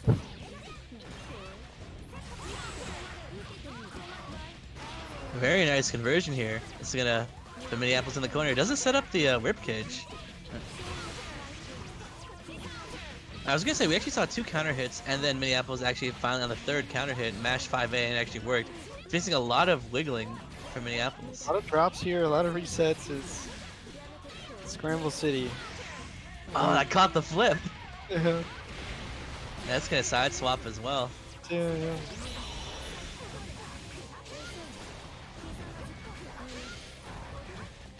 As there we go. This is what I was talking about with Mai's crazy movement. She can just kind of time out the ribcage like that. Yeah. The second hit actually hit. How did she rapid that? No, the second hit didn't hit, but the first hit, and that was enough for her to rapid later on. I thought it As long as any part of the part hits, you can rapid at any point.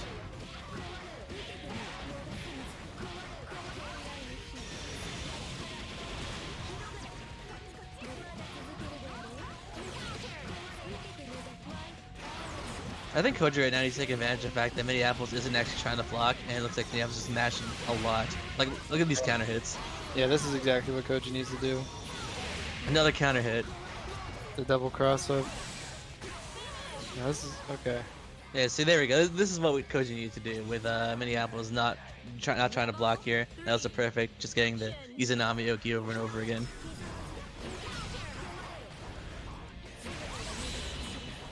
Good. Got the ribcage up just in time. But there you go, once again, timing out the full ribcage with Mai's jumps and dives. Yep. There's not much Izanami can do. Which is a weird thing to say.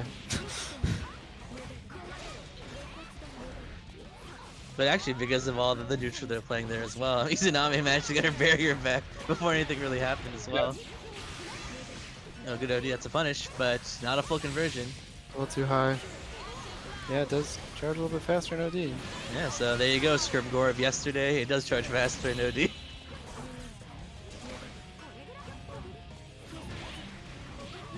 Oh, that could be it. Crazy distortion, yeah, that's gonna be it.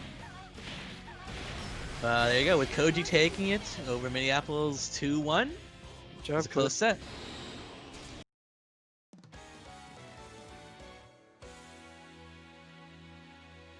これがテルミの言っていた魔導書を宿す少女か。面白い存在だが、やはりそちも。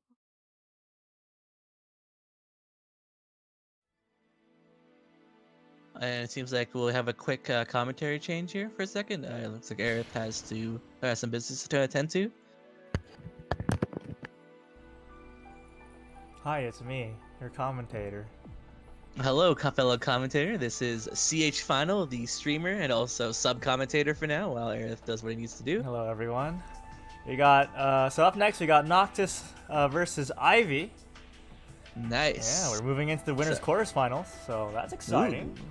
Yeah, actually, we are moving up faster than we thought. Unfortunately, there are a decent amount of DQs this time around, but you know what can you do, right? Yeah. Still, things are moving along smoothly, with Noctis being a fairly good Azrael player, and Ivy also being a fairly good Tsubaki player. So now that we're in winners' quarters, we expect to see some very good plays here from very good players.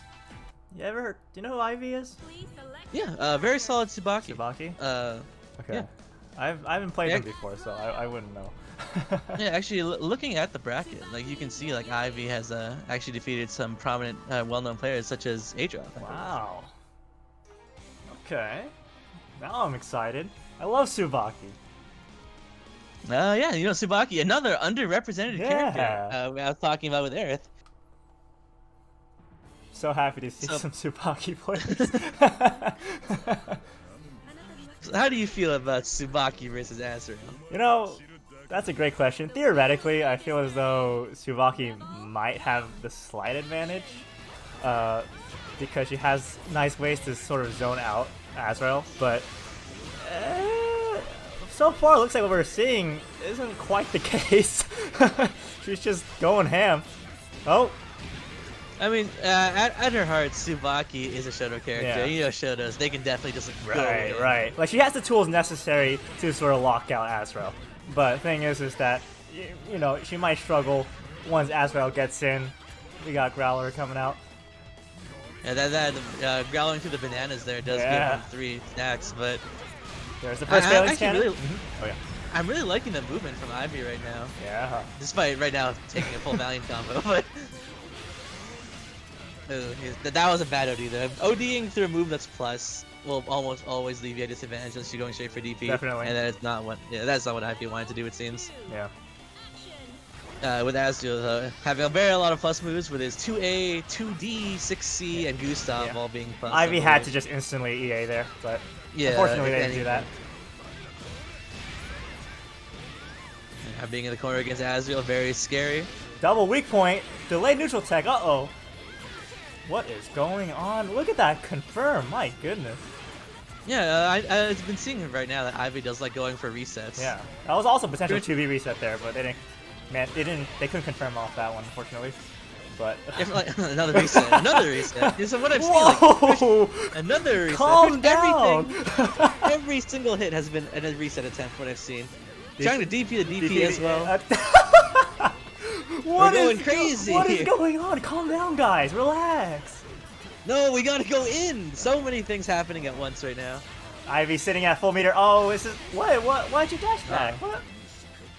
I can only assume right there that he wanted to Growler, but he input the input too fast. It kind of turned into the IAD back and JP. I guess. That's the only thing I can think of. I was just waiting for the Growler, but whatever. The Tsubaki knows only one thing, it's going in. Yeah, I mean, again, though, as I said, Tsubaki is a Shoto character at her heart, and so she can definitely afford to go in. I feel as though compared to other Shoto characters as well, her pressure is a lot scarier, too. At least her offense in general. I mean, once she has her stacks, like we saw right there, she closed the gap instantly. Yeah. Because she can whiff cancel her moves if she has the Yeah. meter to She do can it. also make DP safe like that. Gross. Oh, rapid available. Nice. Opens up Ooh, with the the JC. 6A Another reset. That 6A is definitely DP bait because Azrael 6A does have mid invul. She's trying to eat DPs, but looks like Ivy's not biting this time. But that is a fail confirmed. This is double weak point. There it is. 100 meter available for Noctis. Oh, that's death. Whoa! Wow. 5C straight Yeah. into Blackhawk's Stinger. That was Like, great awareness. That is true. Like, if Ivy had blocked that, then he would have been blown up, assuming he's just mashing it out. But I can only assume that he did the 5C and immediately confirm it to Blackhawk's Stinger, which is great. Super So, smart. To be fair though, if that was just like the setup for the unblockable, then he actually would have been blown up if Ivy had blocked it, because Ivy did just get their DP back there. Yeah. Not DP, sorry. OD. Yeah. You always have your DP. When do you not have a DP as a shadow character? Come on. That's like a bread and butter mechanic.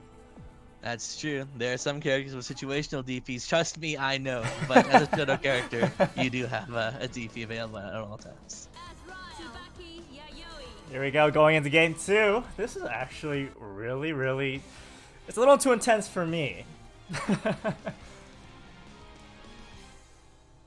You don't like the crazy amount of movement going on? Schmovement? I wouldn't call it schmovement. I just see it as two gorillas going at it, you know? Yeah, but you know, sometimes this is the matches that we need That's to see, right, that's right. Ivy actually taking a little bit more defensive approach in the beginning. Backdashing constantly. Oh, just kidding. 3C's in. Noctis immediately bursts out. Doesn't want to deal with that. Wake up DP coming from Ivy. Ooh, Oh, that was a good backdash. Yeah. Ooh, Oh, but ODR that's to a the punish. yep, ODR to the grab. Very nice. What is he gonna get off of this? This is a 5C start, so it's gonna be a good chunk of damage, that's for sure. And also, you got your free stacks as well. That's right. He's sitting at 3 stacks and nice. Almost 4K damage. Yeah. Ending in EAs to get that active flow with a side switch. So much Very reward. He has the corner again. What's the opener? Oh, Bananas coming in. You know, bananas actually have a very strange amount of invul, where they're actually not invul on startup, but they're invul a little ways in once the bananas start to become active, which is very non-standard for a distortion. Ivy embraces the loving arms of Azrael. Takes that 5A. Oh, and another one, but unfortunately Noctis doesn't get too much out of it. Just kidding. And that's the 6C air confirming need plus the upper weak point. That's going to be over 4K. 4K damage. Oh, into a potential reset. Oh, this is gonna hurt. I don't think Ivy's gonna burst here. Yeah. Yeah, 2 Valiant combos. That's like well over 8K there. Oh, super and fast. Yeah. Yeah, plus a little extra amount of hits there is up to close out Tsubaki's HP. Just now with some fireball gameplay here. Although Ivy's back in the corner, tries to side swap, gets hit out with the 5A. Yeah, that was a very good match because, like I said, Tsubaki can whip cancel all her moves when she has the D versions available. But Noctis just mashed that 5A. Doesn't care about the cross stuff. Oh, was that supposed to be a Crush Trigger reset or? I think that probably could have been EA, but time ran out. Yeah, you know what? That happens to me a lot actually. Now I think about it. Keep it simple, nice 3.5. Catches the backdash with 5B with the burst bait. Yeah, Oh. takes the burst and takes the game. 1-1.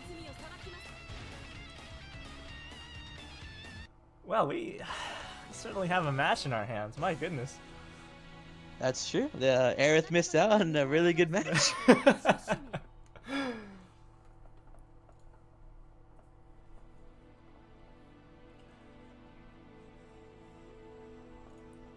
That's pretty hype. Yeah, I mean, I agree. Yeah, My favorite kind of matches to watch and commentate in Blazblue are just the people who just love to go ham, because there's always something happening. I can't even commentate fast. Don't you wish then like Bojack and Bacon were playing? Imagine If Bojack and only, you know, Bacon playing against each other. the dream is like to have every single Blazblue player in the world enter a tournament to see what happens. But here we go, going into the last game of the set. That's true. This is still winners though, so no matter who you're rooting for at home, there's still a chance that you can see them again in top 8. That is correct.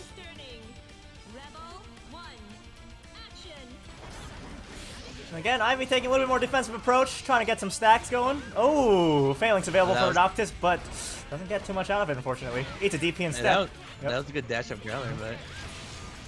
Oh, early burst from Noctis. Bud does get a 60 cut. That's going to be a full conversion that is here. Very unfortunate for Noctis. What's the play here? Oh, opens up with a low. Into an overhead reset. My goodness. Calm down. It won't be death, but... Well, yeah. Nope, still won't be death. That was a reset attempt. That was a reset attempt for sure, but not quite over yet. Watch out for the DP. I knew it! But not the second DP. Another wake-up DP! Classic. Yeah, but by spending the meter on the stock to keep the DP safe, and then DPing again, no one expects it. The 3C. That's a 3C fatal. Counter hit. That's a side swap as well, putting Azrael in the corner over here. Oh, let go of the barrier button. That's not good. Tried to bait a burst. Doesn't take the bait though, not this time. He retaliates with his own DP. Ooh, way to bait the Exceed Excel as well. Noctis showing he's not dead yet. Wants to take this as far as it can go. Here we go. We got upper weak point. 2C as retaliation. What is going on? Yeah, that's the whiff cancels very fast. Oh, Banana Oki? Growler? Oh, That's great Growler usage, yes. But DP is out immediately. Yeah, Noctis sitting at 100 meter. He's looking. Oh, invest 50. Can he finish it out here? I think he can. That's death. Never underestimate Blackhawk Stinger and OD. That is a ton of damage. Blackhawk Stinger OD, crazy damage. The minimum damage on that thing is insane. I believe it's like 1480 or something. Something really crazy like that. Like almost as much a purple throw. Yeah, gets opened up by the overhead once more. The hammer going and working really well for Ivy. This is the last set or last round of this last set, last game. So Ivy doesn't want to do anything. Yep, uses his burst. Oh. Now the reset attempt, but so far Noctis hasn't really fallen for any of those grab resets yet. If anything, he's been falling for these overhead resets a lot. That's true. He's gonna have to burst here. Oh. Looks like Ivy was ready from the burst bait. Noctis did not burst, but still fell into the resets. And with that, Ivy will be taking a 2-1 over Noctis. Very close set. Very hyped set. I like that one. That was really good. Ivy taking it 2-1. Congratulations. Noctis moving on, or going into losers, so he'll still have his chance to get back in it. And actually, if I recall, that actually secures Ivy a spot in top 8 winner's side. Yeah. Let me just look, it's me. But yeah, that was really intense.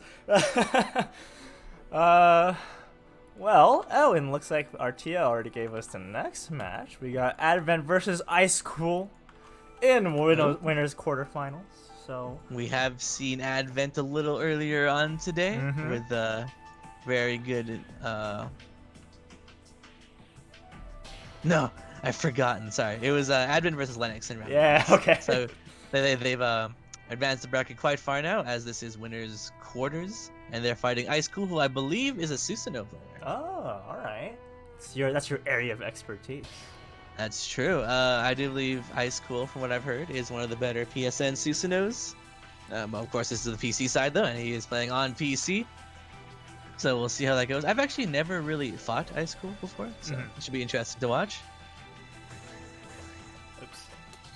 Let me just boot Ivy from the room. There we go. Icecool and Advent, you guys are good to go. And whenever you guys are ready. Maybe I need to type it to them. There you go. Go. Go. Thank you.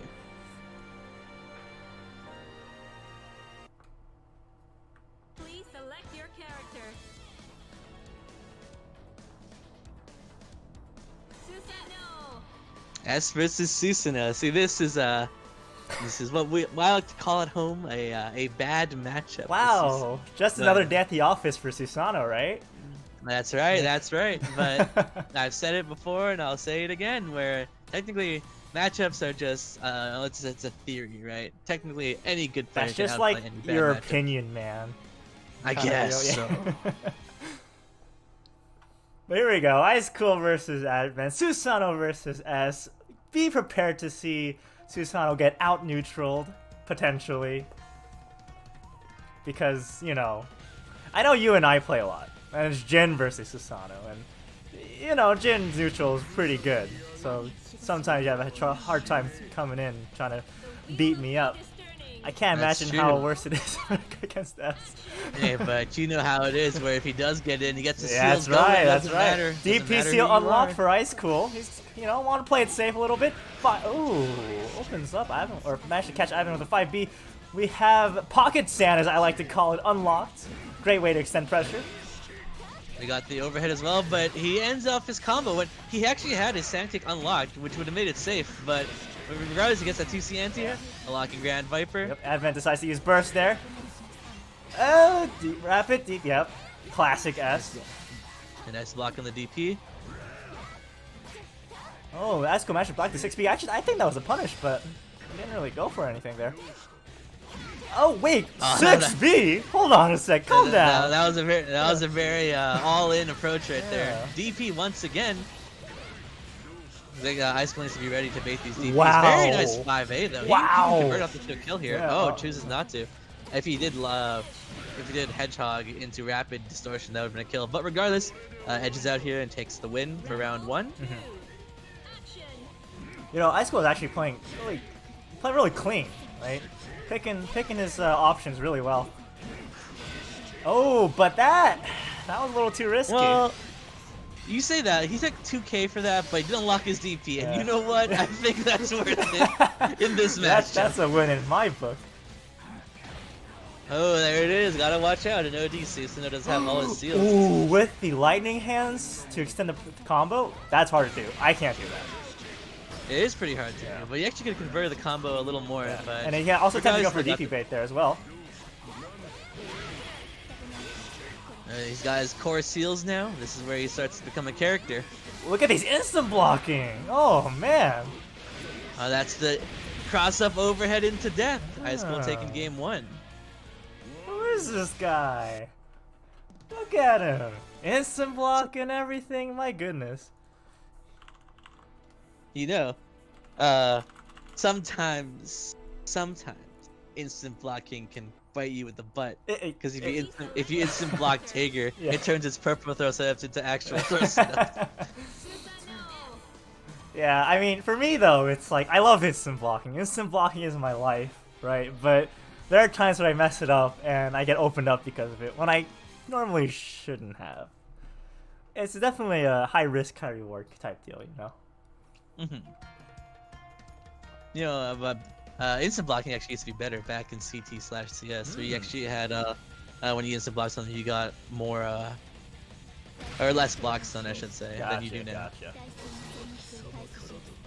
The wheel of fate is turning. Rebel 1. Here we are going into game 2. Nice, cool. Open up with 6-8. Wants to unlock DP again. Very smart. I like it. And this time he didn't have to take 2K to unlock his DP. A small investment for success. We got Gets the God Press. unlocked. Oh, IAD, empty IAD into grab. There it is. You know, I was thinking, should I use Susanoo's like actual attack names rather than the nicknames? No, So no, people no. know what I'm talking about. I say, so you know, sand kick or whatever. I say pocket sand, because that's just what it feels like to me. He's just throwing sand at people. Oh, what a! That was a very. Oh! Do it again! Oh, I guess go for this one. That works too. Alright. That should be death.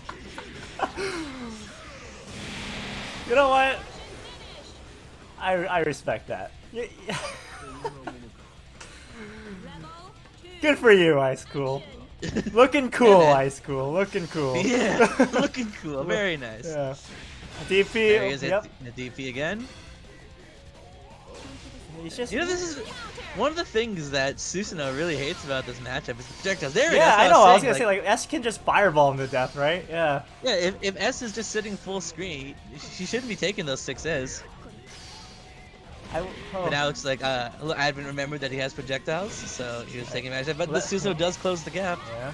Unfortunately, gets punished for it. Shoulder tackle on block is not safe.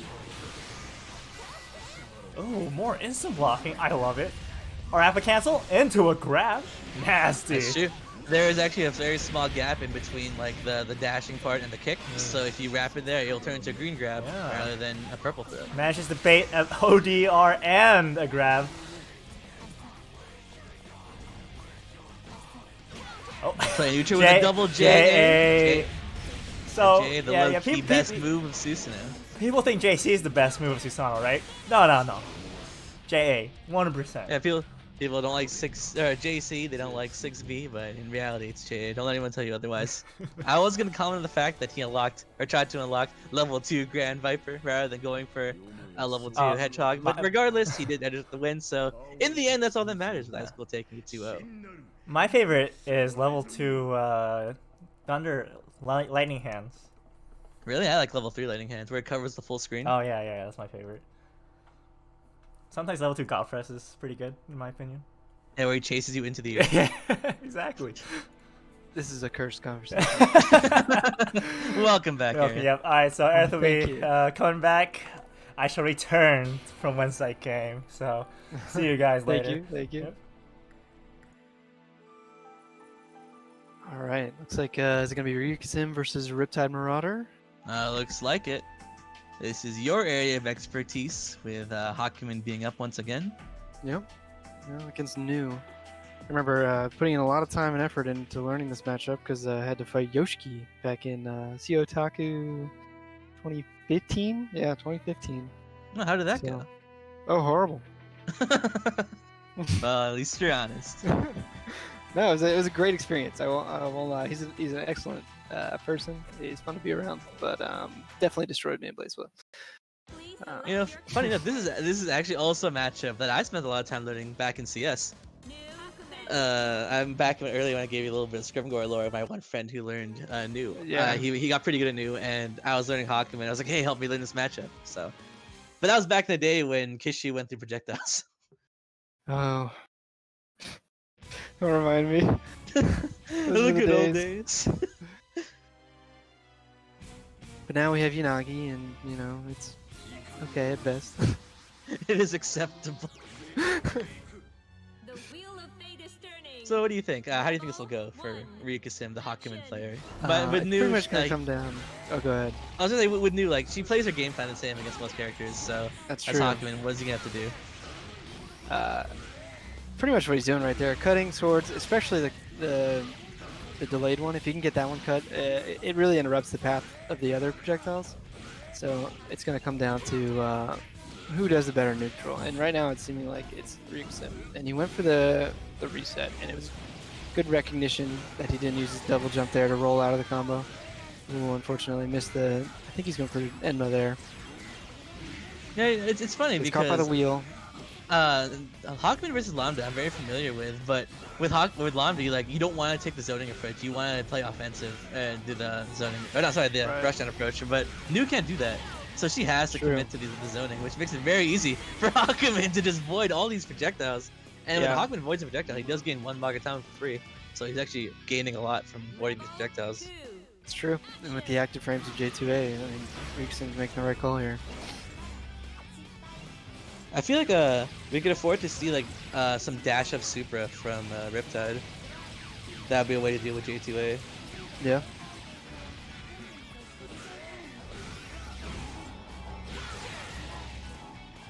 Interrupted the combo.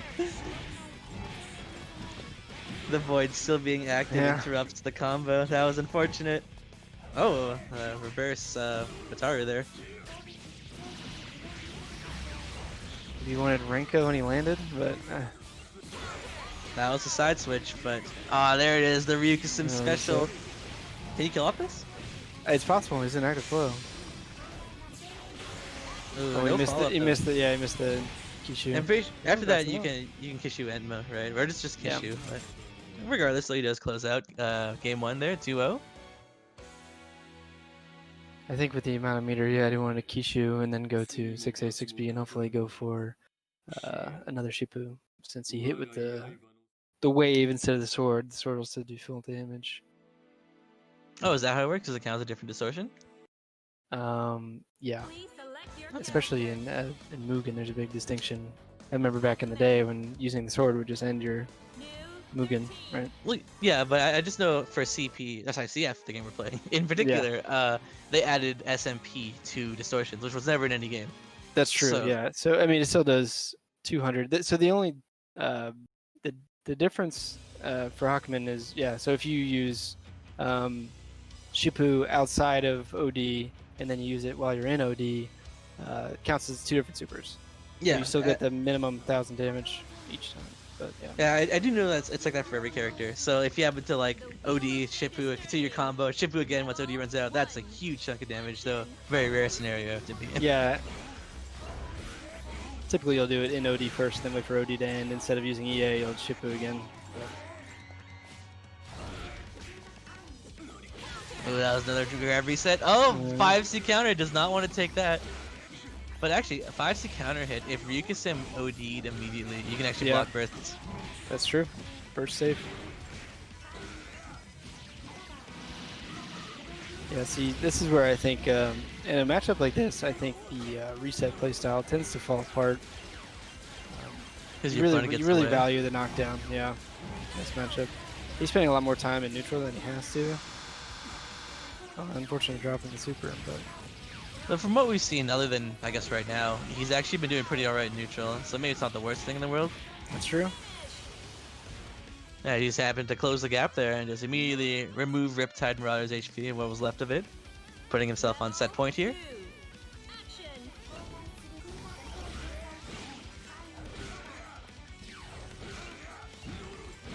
Nice jump out of the 6B. Yep. But it seems like RiptideMaurader can't seem to keep his distance. It's a little high, yeah.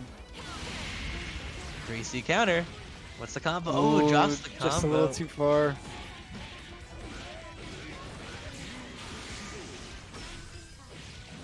There's no way this can kill. No. Yeah, that's actually either. That's actually a very interesting time to burst because Hakumen can cancel his 6B into a drive, which will eat a burst. But I don't know if Ryukasim is gonna go for that or not. Yeah. Alright, yeah, with that, Ryukasim does take it very cleanly, 2-0 over RiptideMaurader.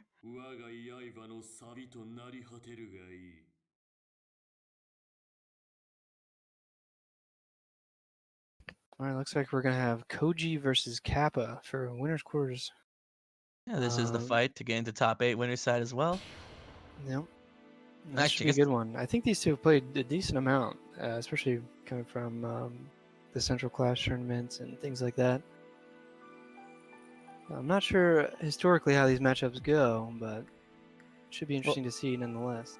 And first off, we'll have to see between if Koji's going to go Mai or Izanami or even Kappa's going to go Arakune or Tao. Both of them have been known to swap off characters quite a bit.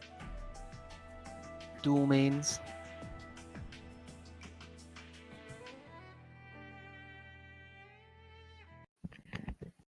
Please select your character.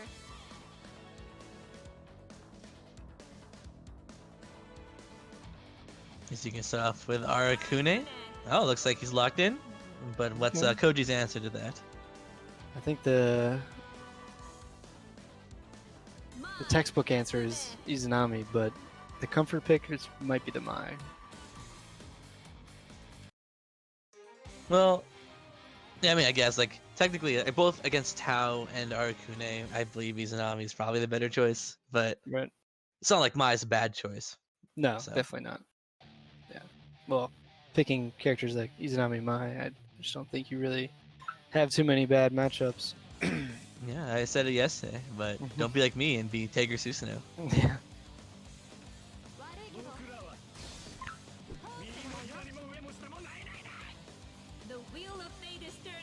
So here we go, Arakune versus Mai. I do know Arakune, a very floaty character.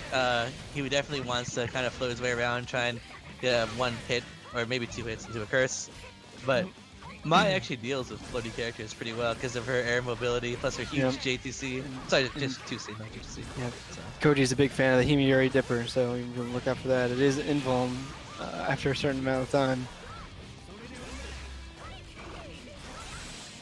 And here we go. This is what I was talking about. Seeing a lot of air movement from the players. Backflip to go over the 6A.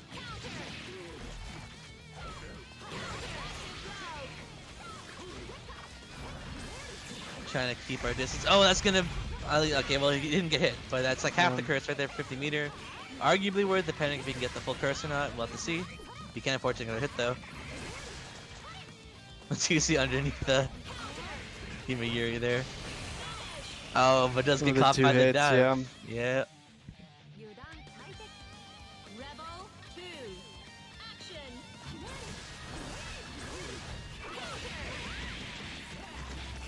Now we gotta watch out for that JB though from Aracune. It is really big. And is just deadly, one away from curse. There we go. We're cursed in the corner. This is where you gotta have to wait and take block. the mix up.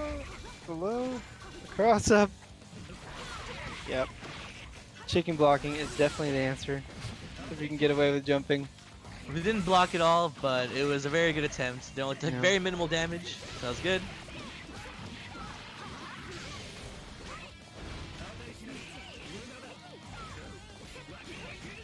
Ooh, nice block on the counter assault. Oh, missed it.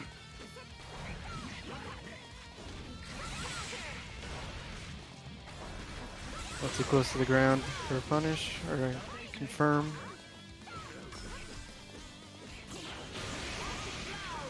We got the impatience burst here. Usually, sorry, OD. Aracunes don't usually want to OD unless they have some curse on, so they get the insta curse. But yeah, unfortunately, Capa did not have any meteorized curse. It was just an OD reversal, and in the end, it didn't even pay off with the little anti-air spear there.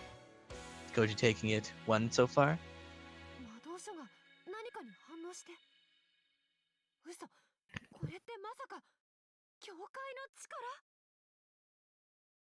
You think we'll be seeing a character switch? I think it's definitely possible. Capa looked out of his element there, so yeah, he's already hovering Tau. There it is. There we go. With Koji Koji's locked just into gonna be locked into Mai, yeah. So. Though, again, this is not like this is a bad pick. This is not like any counter picks. I do believe that Mai does all right against Tau, though. You know, as far as like air movement goes, I do think Tau Kaka definitely has more mobility than Mai. But with Mai's 2C, it covers a huge area above her, so it'll be kind of hard for Tau to approach from the air. It's true. Well, Mai does have access to a lot of strong anti-air options, so it's just I say strong. Some people will argue that Mai's 2C is not that great, but on the receiving end, it feels pretty good. Like it's a pretty good move. It comes with like the Susanoo mentality, where it's just like it's huge, it leads to good damage, you know, it has a forgiving hitbox, but it's slow, and also bad on whiff. And that's what makes it people say, oh, it sucks if you play the character because you walk from that you'll whiff it, but you know, people who get hit by it's like, oh my god, I got hit by something I shouldn't have, kind of deal. Yeah, not everybody can have an Amana anti-air, right? That's true. Oh no, not the bowling ball! Koji says, I don't care about your bowling ball. I'll take you to a different alley. The roughneck. Capa being hit by all these just regular meaties, not really blocking. Yeah, I think it's a little difficult because of lag here. It doesn't seem that laggy, but yeah, there is going to be that inherent delay on net play. That's true. Capa on his last bit of HP here. Oh, and that's going to be it. Koji putting himself on set point. Capa not really showing too much of his stuff that round, being locked down by Mai without Tau really having a reversal. Well, it looks like we're getting something going right now. Putting Koji into the corner. Yeah. With a purple throw. Catching Koji not the reset, well. but Koji didn't go for the tech, so... That was the reset I was mentioning earlier. You saw Capa use it. On Woocash, yeah, and then but Woocash actually teched it. Yep. Which is still beyond me.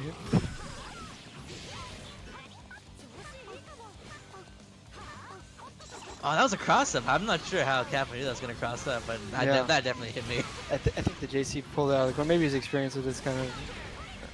Or I guess he is Tau, maybe he knows. He knows these things. Yeah. But the anti-jump low, that's going to even it up here. Going into round 3.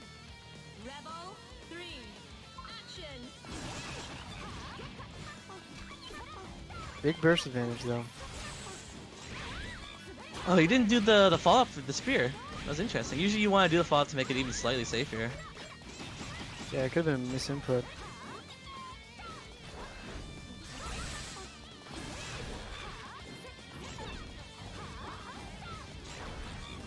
We got the crazy movement from both characters, just trying to lock someone down.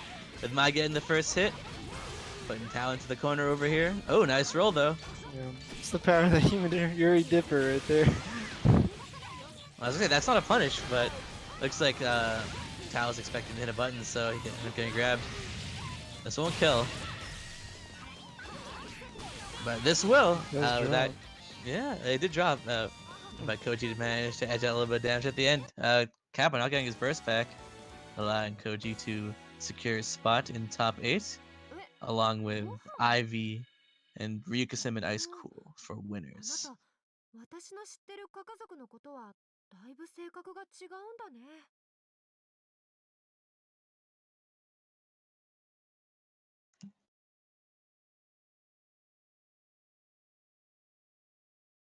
And next we're moving down to losers round 6, and so we'll be deciding our top 8 on losers half, and it will be Noctis versus Athanacia. So that's Rachel versus Azrael. Actually, we saw both of them on stream earlier. So that should be interesting. Rachel versus Azrael. What do you think, Ereth? I think it's another matchup that Azrael struggles a little bit in, but I think he's capable of doing well. Obviously, we've been mentioning all weekend that in Blazblue there's no game that's unwinnable, right? Going in, but you definitely see Azrael struggle a little bit in this matchup. But Noctis is a very strong Azrael. Do you happen to remember off the top of your head if Azrael growlers a Lobelia, if it gets deleted or not? Does not get deleted, I don't... No, I think it's still... I'm going to be wrong if I say something. Watch. I want to say that it does not delete it. Okay. Because I remember Tager, if he sledges through a Lobelia, it's still there, but I could have sworn that Azrael, he can eat them, but I don't know. We'll have to see. Yeah. Yeah, but this is definitely a matchup that Azrael struggles in, but it's also a matchup where Azrael has tools. That's true. See, Yeah, with Growler like, is a thing. So there you go. It does eat the thing. That's actually really important because that doesn't allow Rachel to set up as well as she'd like to. So I knew I'd be wrong.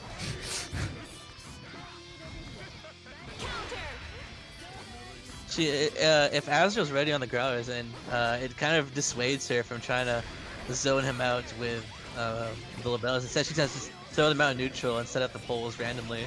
Right. And it looks like we've seen Noctis has shown that he's ready to growler these most of the time. Oh, nice confirm. I wonder if we've been able to kill there. Very good bait on the counter assault. Yeah. He's gonna side swap and get a good chunk of damage in here while putting Rachel in the corner with 1 weak point. But the wake of grab. Oh. The tech timing was strange, it must have been.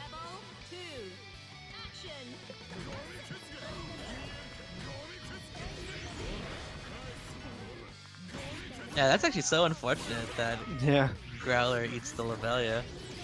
And then also, what's also unfortunate is if he waited like half a second, he let 5C, that would have been a fatal on the 2C there from Rachel. With no weak point, it wouldn't have been as much damage. I mean, I think he was close enough to the corner for that to be 4K. Yeah. As opposed to the 5 to 6, it could have been, I guess. That's true. But yeah, speaking of damage, this will actually kill, assuming no drops. There we go. That's gonna tie it up, and Athanacia also down to burst.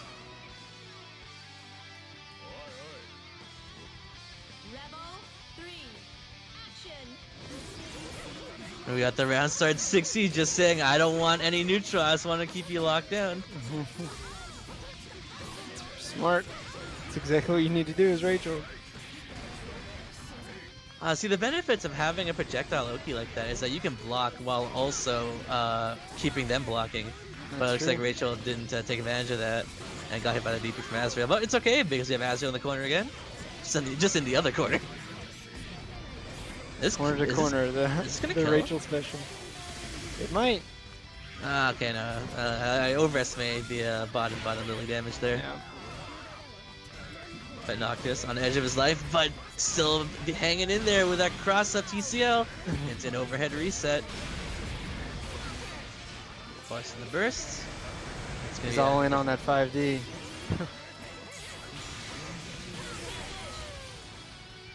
Ooh, that was a good 2C. Oh, smart 2C, yeah. That was the scenario where it was like a true 50-50 where since he OD'd through a move that wasn't exactly punishable, he had to think, will his opponent keep blocking or is it going to hit a button? Because I think if Rachel hit any button that wasn't 2C, Rachel would have lost. Yeah.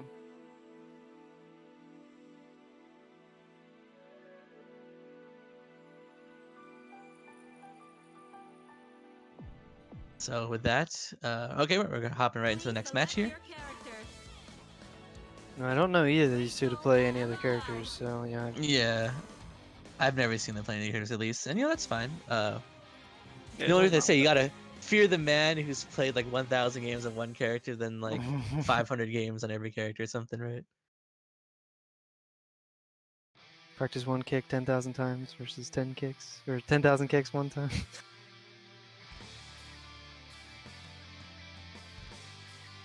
How do you do 10,000 kicks one time? You practice one kick 10,000 times versus practicing 10,000 kicks one time. That's the original quote. Ah, okay. Yeah. Bruce Lee said that when he was playing Blazblue Calamity Trigger. Yeah. Who does Bruce Lee made in Blazblue? Whoever's like water. A nice 2C reversal. No, couldn't get the side swap, unfortunately.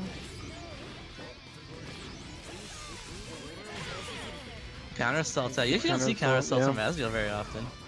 Yeah. Growler through it, and also Growler, hit, yeah. and also hit Rachel. That was 2 for 1 right there. Instant burst. I think Growler that again. might have been an OD. Yeah, I don't know if you can fully Growler that. Is that based on the timing of the projectiles? Well, yeah, it depends on the distance. Because if you're like a little closer to where the projectiles bounce up, you can Growler through all of them. If you're at the back, then there's like a bit of a delay. But you can Growler twice. Nice counter hit. That's going to be a confirm here into upper weak point.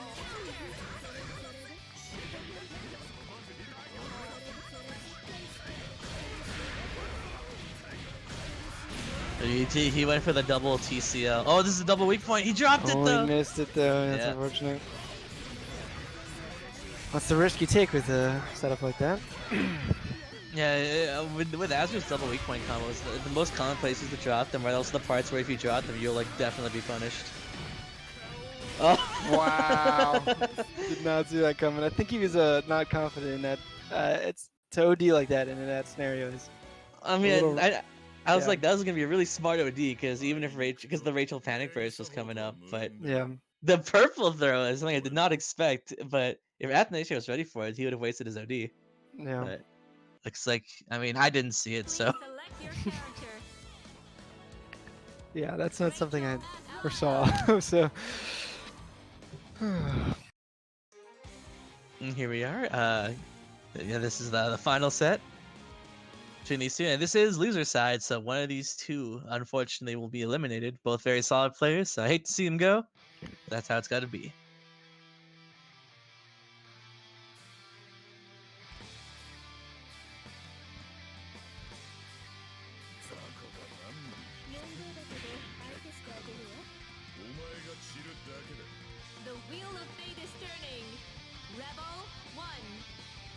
And here we are, starting off the match. Oh, he tried to Growler that time. Growler, yeah. Rachel 60 though. How about a hitbox instead? You know, we've been seeing a lot of Athanacia and Rachel 6C. He just wants to end neutral. I mean, understandably so. Oh, instant burst on the TC. Very aggressive burst. Wants to keep Athanacia in the corner here. Well, but it's hard because there's nothing Athanacia could do about that. So yeah. But it's hard to keep Rachel in the corner. If you give her a little gap, she can literally fly out. And now we're back to the corner, but this time with Asriel. Tries to jump.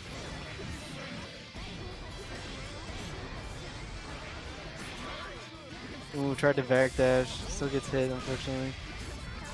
Confirm on the phalanx cannon. Grab. This won't kill, and he won't get. He'll probably take another confirm after this for sure, like a full confirm. Oh, he dropped it. Ooh, he dropped Rachel's out it. of there. Yep.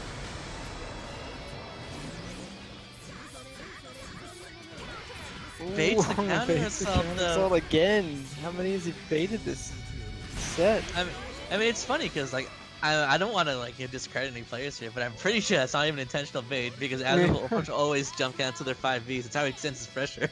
Right. So that's just like the incorrect time to counter assault every time.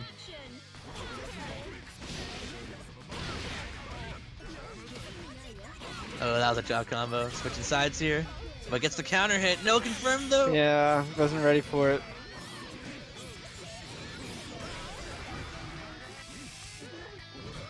Six A. That would have been a good time to 6A.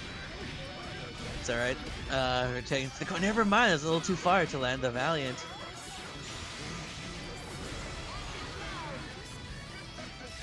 Cover your exits.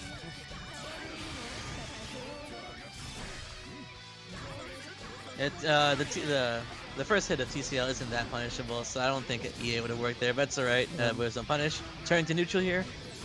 Both players down their burst. This could be it. Oh, that's a drop. Watch him drop, yeah. Watch out for the it's because of counter assault. Oh no! With the with 5B too, yeah. That's right, but it's not over yet. We're pushing it to the limit. Very last set. Both players will get their burst back.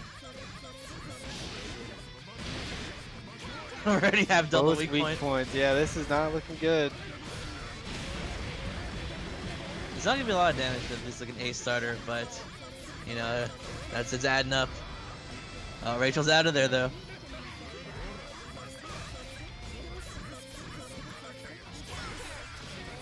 This is gonna hurt. Yeah, I'm gonna have to probably burst that.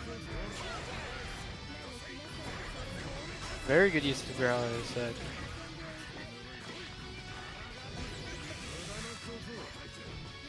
Nice bait on the counter assault, getting out of there. Oh no, he can't finish this off though. Yeah. 49 heat, but the That'll do it. JA will do it. It's like Noctis will be moving on, and that'll be the end of Athanacia's run. But that was a good set. I like that. That was a good job from both players. Yeah.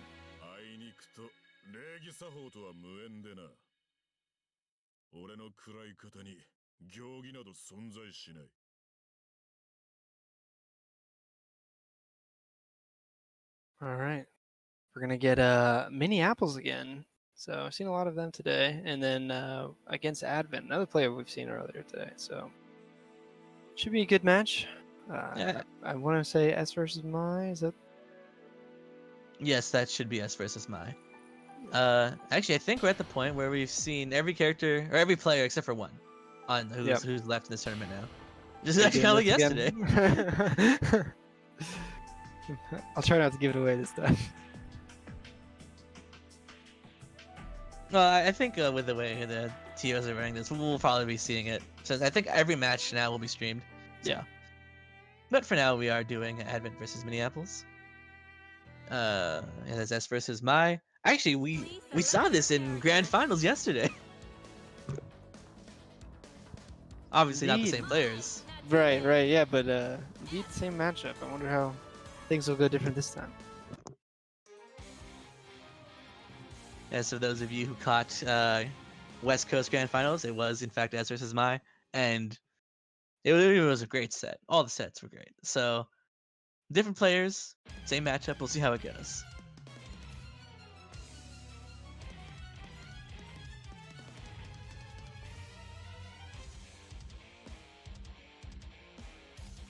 Can you do the let's get ready to rumble thing? What's Let's Get Ready to Rumble? You never heard that? I don't think Like I the have. wrestling thing? Okay, well never mind. Never Okay. mind. My bad. I'm so sorry. Darn Canadians.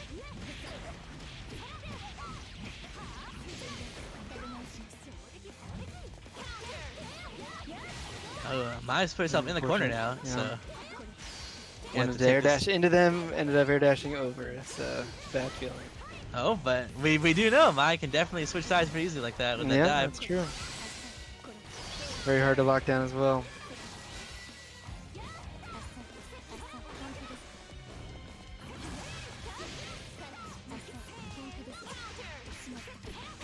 that's plus. Can't be hitting anything there.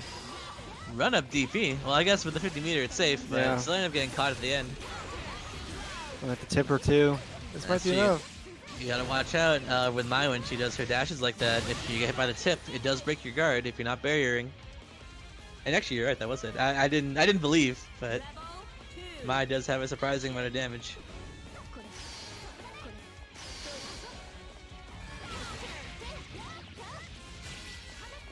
The JD actually messed up the combo there. That's the thing with the S crest moving independently of her. You have to know the timing for all of them when they get exploded to rather synergize them with your combos rather than having to work against you. That's true. A lot of time it's a dead giveaway if you can use it against her. I always go for the JC, I swear. The JC is crazy. Well, actually, Yeah. both these characters have crazy JCs. And this is the so this is the full 5C punish, but Yeah. not quite. But we still have Advent in the corner, slowly pushing his way out though. And gets his burst back. Both players on their burst, and that should be it. Assuming, yeah, MiniApples is gonna burst that. Yeah. So we're tying it up here. Go either way.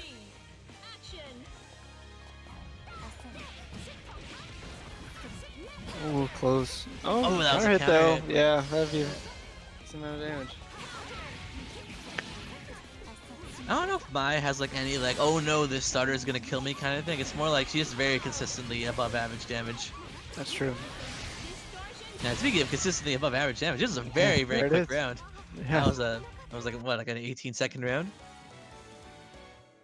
Very fast with the MiniApples closing that out. So we still have well, no, that's still going on. It's still 1-0 now. MiniApples in the lead.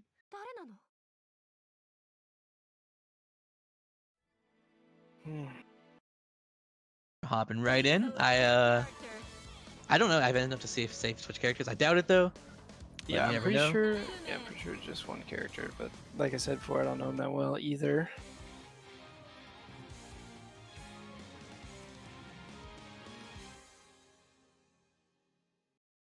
I believe. I don't know if it was mentioned before, but Advent and Icecool are know each other pretty well. So that match before was more of a player match than a character matchup. Oh really? Yeah, I think they're both on the same team, right? Rival or rival. Ah, That's what it okay. is. Yeah, I wasn't Yeah. really aware of that. Yeah.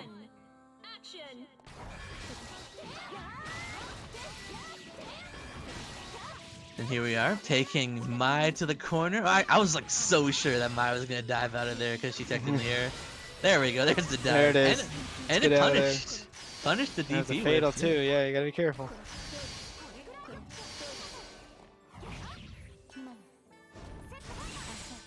That's Turning back to mid-air neutral. fancy feet instead of the projectiles. We got the grab reset. What are we gonna do here? Purple grab. Another grab reset in a way. I was so sure that after the first purple grab, he was gonna do the 2C and see another purple grab, but it's not the case. Oh, purple There. me, I purple you back, and Oh no! with interest.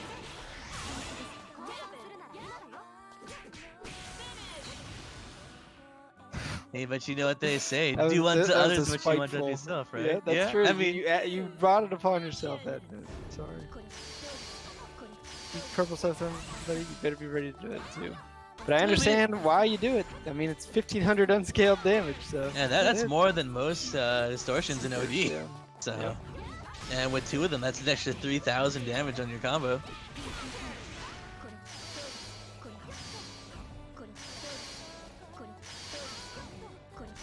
We're playing the zoning game now. Oh, my flying into that projectile. Oh, that could have been big. And good, very good flip. You gotta be aware that S's pressure is fake a lot of the times. Going anything into D move, there's a gap.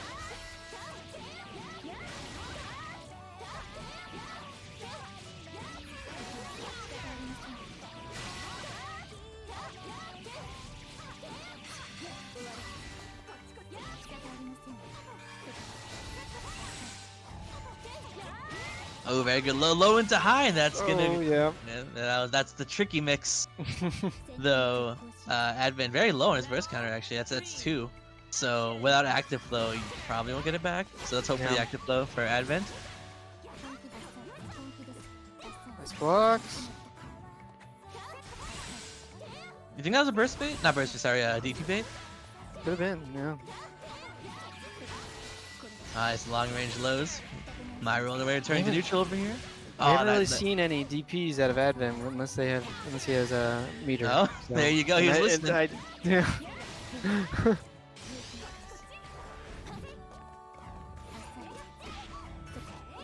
Again, with the air and blockable, always gotta check your barriers if you're in the air. Pretty much every normal in Blazblue is air and blockable. Anything past the A move, at least. And even then, some A moves are. Oh, is this gonna be it? Is it gonna close it out? Yeah. A good use of OD, closing out the match, preventing Advent from bursting. Very nice stuff from MiniApples. MiniApples moves on to top 8.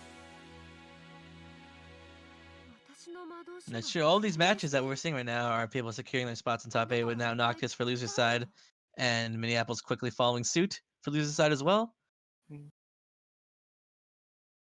With 2 more matches for people to find their spots in top 8 before we get into top 8.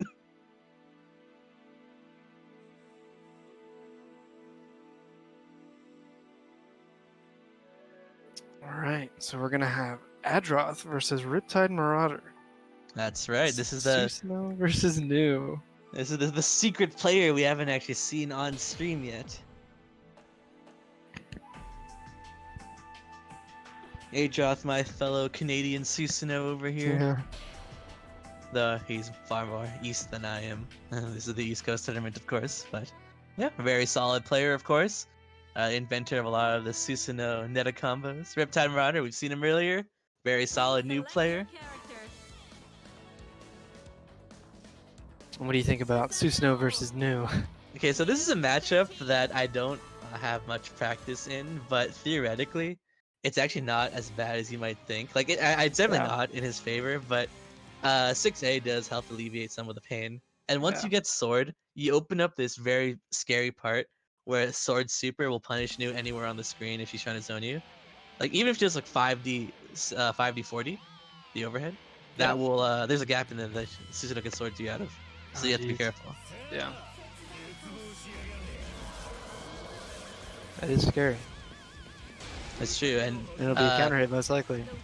Even though Susanoo also does have a dash startup, and it's not exactly the best in the world, being a big bulky character with a dash against a zoner is scary because most characters like Tager can't dash at you no matter what they do, right? But Susanoo can. It's just a bit conditional. It's true. Ooh, a little too late in that 6A though. Jumps out of the 5D. New can't cancel, so she's kind of just sitting there. Adroth playing patiently. He is known for his a little more defensive snow play. Oh, that was a counter hit. He's gonna get a lot of this. At least 2 more seal. Oh, 1 more seal. Yeah, 1 more seal. Gonna go probably for level 2 sand kick. Catches the jump out. Nice. Yeah, that's the. This is where New really does not want to be because once Susanoo gets in, especially when he's got his seals going already, it's gonna be rough. It's scary. Very nice approach. Went over the 5D. Yeah, jumping there was a bit of a mistake, I think. That's gonna give him level 3 tackle as well. That was supposed to be the pressure reset there, but I think he did the grab a little too late. And right now, invisible overhead. Yeah, the invisible overhead, the 4D in the corner. Oh, can't dash out of that. That's the one sword that tracks you at any angle. See, I would have unlocked DP there. He got hit by the super. So. Yeah, but maybe the DP's worth it. But actually, not in this case. I don't think DP against New is the best because when you get a DP in this scenario, it's a peace of mind thing to have. You know. Ooh, he's just far enough away with his big body. A very nice Calamity Sword that I don't think New could combo offer as like a Lambda can. There's no bounce. Tried to bait a burst, no burst though. There's the OD instead. No, he's still in the corner. What are you gonna do? Gets opened up low. But no full conversion. But that's okay. Adroth still manages to poke his way through. You know, that's the thing though. When your opponent ODs a Susanoo and then they continue to be pressured, they tend to feel very impatient because they're going, "Oh no, I'm an OD, I gotta do something." So going for XX low, like 6B 3C or 2C 3C, I can almost guarantee will open up somebody because they're gonna be hitting EA or trying to jump. Yep. And that's exactly what happened there with Adroth doing 6B 3C, which caught Riptide low there.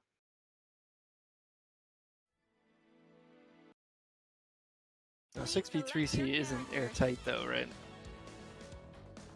I don't really know exactly how the frame data works. I just do know that like if you're mashing like DP or EA, you will get hit.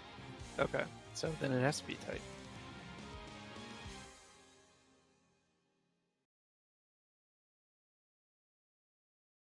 Unless maybe if you instant block it, you could probably get away with it. I couldn't tell you Yeah. exactly, but here we are going into That'd be a game. question for Adroth. I mean, we'll ask him Yeah. after this. We both play Susanoo, we're both very proficient at our characters, but he's definitely a lot more familiar with the intricacies of the character than I am. Yeah. So. The wheel of fate is turning. Rebel 1. Practical versus technical knowledge. Exactly. Got hit by the reverse low, putting the distance. Oh, it tried to. I think that was probably a 6A, but with the sword No. input, he got 236A. No, I think 236A is fine in this matchup. It's just that it's the answer for when your opponent thinks they're going to air dashing at you. So if he does 6D, he 236A in, then you're in, right? It's the 50-50. Well, with the level 1 tackle, I don't think it would even hit it at that range. Not at that range, but closing the gap at any distance is very important. Like right now, he has no seals. He has to take what he can get, do whatever he can possibly can to start getting things going. That is a way to do it right there in JC. With the sword too, this is That's very important in this matchup. Watch out for the thing is still there. There it is. Oh, see, I told you it's still there. I keep forgetting the name of the attack though. It's just one of it's some new attacks. Oh, that was a. Was that a drop or a reset? Yeah. Well, we don't drop. We just make happy little resets. Yes, exactly. It was a reset. You're right. Not ready for the double overhead. Double overhead. Yeah. Gets the sword. And also God Press.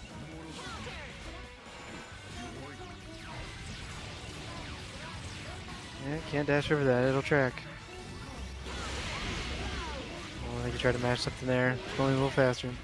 We're counter assaulting out here. Oh, he tried to bait the Calamity Sword, didn't come out though. He gets counter assaulted for his troubles. You know, I know Susanoo does have some very okay seals, but he doesn't have any mid-screen combo seals, which is a little awkward. Yeah. He also tried to bait a burst there and did not pay off. You could argue wheel, but yeah, you're right. Wheel only is situational. Bursting really wanting to take this. Betting everything. Oh no! Oh no! Extra oh no! No, I mean that's the thing. Like I couldn't tell you exactly the spacing on that, but I do know that the sword actually does hit full screen. Just sometimes it doesn't. Like maybe on a different frame, her hurtbox shifts a bit, but I've tested it before and it does beat Legacy Edge full screen. And it's just, I don't know. Again, maybe it's just a shifting hurtbox, but that was very unfortunate. Yeah. Very unfortunate. Maybe So you with did that, a little. ミューとラグナの邪魔をする者は排除するだけ。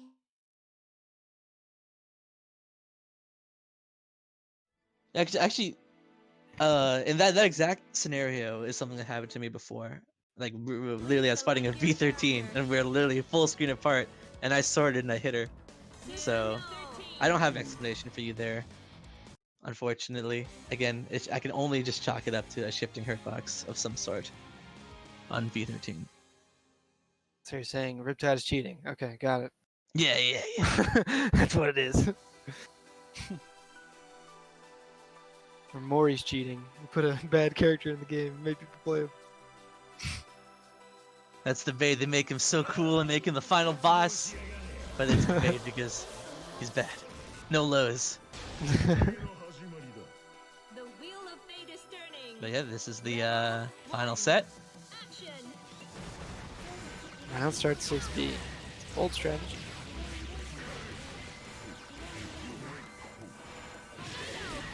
Oh, hitting the button there. That's a fatal. Yeah. No power pickup at that follow-up, distance. yeah. That is a little Fatal too for far. 900 damage. Oh, you hate to see it. He got his DP, but again, I don't think DP is going to be too particularly useful in this matchup. Maybe in the corner, but remains to be seen. New and negative warning right now. Negative warning again. Double negative warning. Interesting. Nice block so far. Oh, no 2-6-8s for you. It did trade, but trade definitely Yeah, not in look at favor. Would Yeah. be able to get a full combo. But he's so close to getting wheel now. Yes, the top tier The seal. dream of all. Yeah. Nice no tech catch. That's going to be a pickup as well. Never mind, not close enough to Not the corner too for far, that. yeah. Get to go for 2A in that scenario. But gets the crush trigger. And that should be death. But Oh, unfortunately, at that's the end not of this distortion, by ending this distortion, Yeah. he gets a huge amount of burst back. Yeah. The only way you wouldn't is if you died from the first hit, but that was not the case. You got the 6A unlock. Oh, that's a fatal air hit. Spending the meter for the crush trigger for more Yeah. seals, but Riptide does not like him getting greedy there. Bursts out. I can't say I blame him. This is a bad scenario to be in as a new player.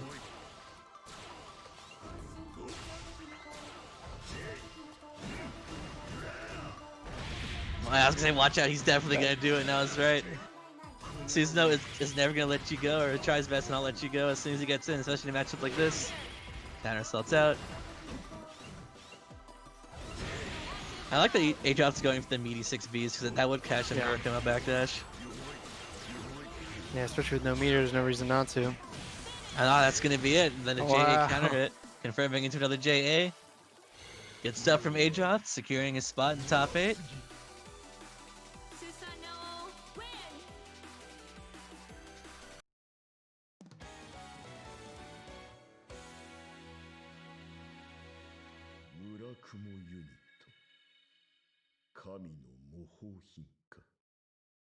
Alright, looks like we have Capa versus Free Game, No Complain. That's right. This will be the final match before top 8 to decide our last person entering in between Kappa or Free Game. No, who do you think is gonna win? Well, Kappa definitely has the advantage in terms of just pure experience. Like I said, he's been playing since like at least CS, Xbox, maybe even older. Free Game only really starting like last year. Kappa also being just a very solid player. Free Game still kind of still in the learning process, but very impressive. He's actually managed to make it this far. It's true. So I would definitely. I mean, I would definitely say I would give it to Kappa, but there have been times where Free Game has impressed me. In fact, I have seen a scenario where Free Game actually ended up beating Hito, which is a very solid player from West Coast. So you never know. You never know for sure. Yep. I think a lot of the issues that beginner players have isn't so much that they're bad; it's that the consistency isn't there. Yes, So, that's very true. If you can maintain a level of consistency, maybe you could pull this out. So things are looking very blue right now with blue That's Tammy true, in Blazblue. Well, that's gonna be a curse. Never mind, drops the combo, but the homing cloud is still there, still following him around. Getting the curse up. This is gonna be cursed. Never mind, Commentators curse once again, dropping these combos. Arcune curse or Commentator's curse? Everything is cursed. My voodoo doll.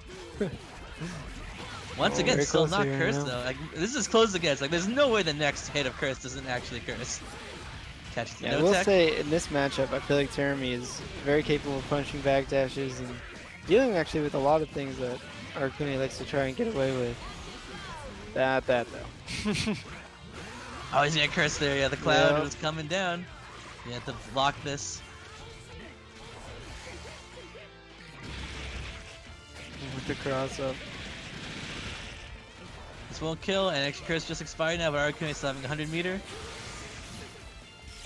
Ooh, both EAs whiffed. That's half the meter right there. Actually, not even half, that was a quarter. I guess a good chunk of it missed. But this will curse. Yeah, there we go. Should be, yeah. Oh no, very unfortunate. Terami's DP doesn't really hit behind him that well. Rebel 2. Action. Round starts 6C, the very risky start. Yeah. Arakune's anti-air is really funny to me. It's Big lick. I can't tell if it's good or bad. It's like not this- very good. It's pretty slow. That's the I mean, main it's issue. slow, but there's just so much invol in it. That's true. Yeah. And it's a one-button anti-air too. Very nice Nice conversion. confirm. Yeah. And aware of the height as well. He knew that the second hit of 5C would whiff, so he converted to an air hit as well. Yeah, he's utilizing a lot of the strength term he has in this matchup, which is his speed. Arakune doesn't like when people are fast, so just running under spiders and things like that. Nice punish. Yeah, he's spending the 50 meter off of 60 to confirm into a combo, spending OD as well. Oh, it's gonna be close. He didn't get 100 meter, but No, this will kill. This will kill yeah, for sure. should be good. But It is he did Terry. this- What am I thinking? He did have to spend his OD to do it though, so he's going to be down for that this round, at least for a little while.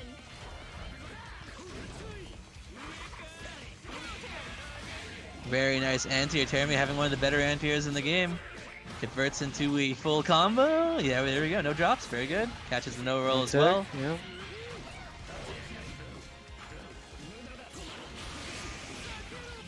Oh, that's a 5C star. This is gonna really hurt. And Arakune also down his OD. That's very demoralizing. No escape, no curse. No tech. And to a Oh. command grab. That's gonna be Super. it. Yep. That'll do it with a perfect. Yeah, free game. Showing his strengths here. Up one game with a perfect against Capa. Yeah, I feel like Terry doesn't have the best matchup spread, but I think he does pretty well against Arakune, and I think he does pretty well against Cat. Mix between Tao, Kaka, and Kappa. I guess I somehow said Cat. But anyway, Tao. Capa. Kappa. Please select your character. But is he gonna switch to? Yeah, of course. Yeah. Yeah, we don't wanna end the tournament round without playing your main. I guess I would. Maybe you consider him a dual main, but I would say that his Tao is far more consistent than his Arakune. So Yeah. I think he's more known for his Tao as well.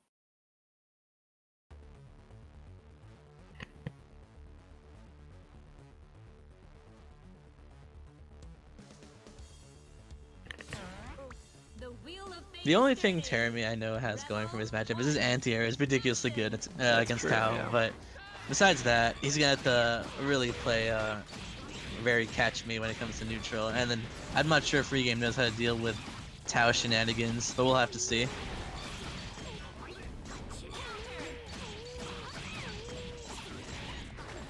Expected the grab, gets crossed up and overheaded instead. Now Tao is a character that can easily leave the ground as well, so I wouldn't really ever try to preemptively grab. Oh, no punish on the 6C though. That's gonna probably be it for round one. No drops. Yeah, no drops. Nice. The commentator curse is wearing off. Rebel 2. So here we are going into round two. Rebel 2. Oh, that was a very good J2D. It actually caught Tao's approach. I'm not sure how active J2D is, but it's a good catch.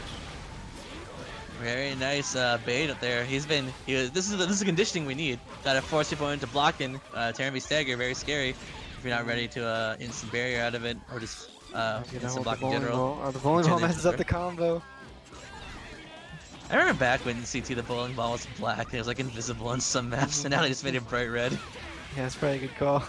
That's a great anti-air. Hitting behind Terami and converting into half a combo at least Terami. Free game to drop the combo.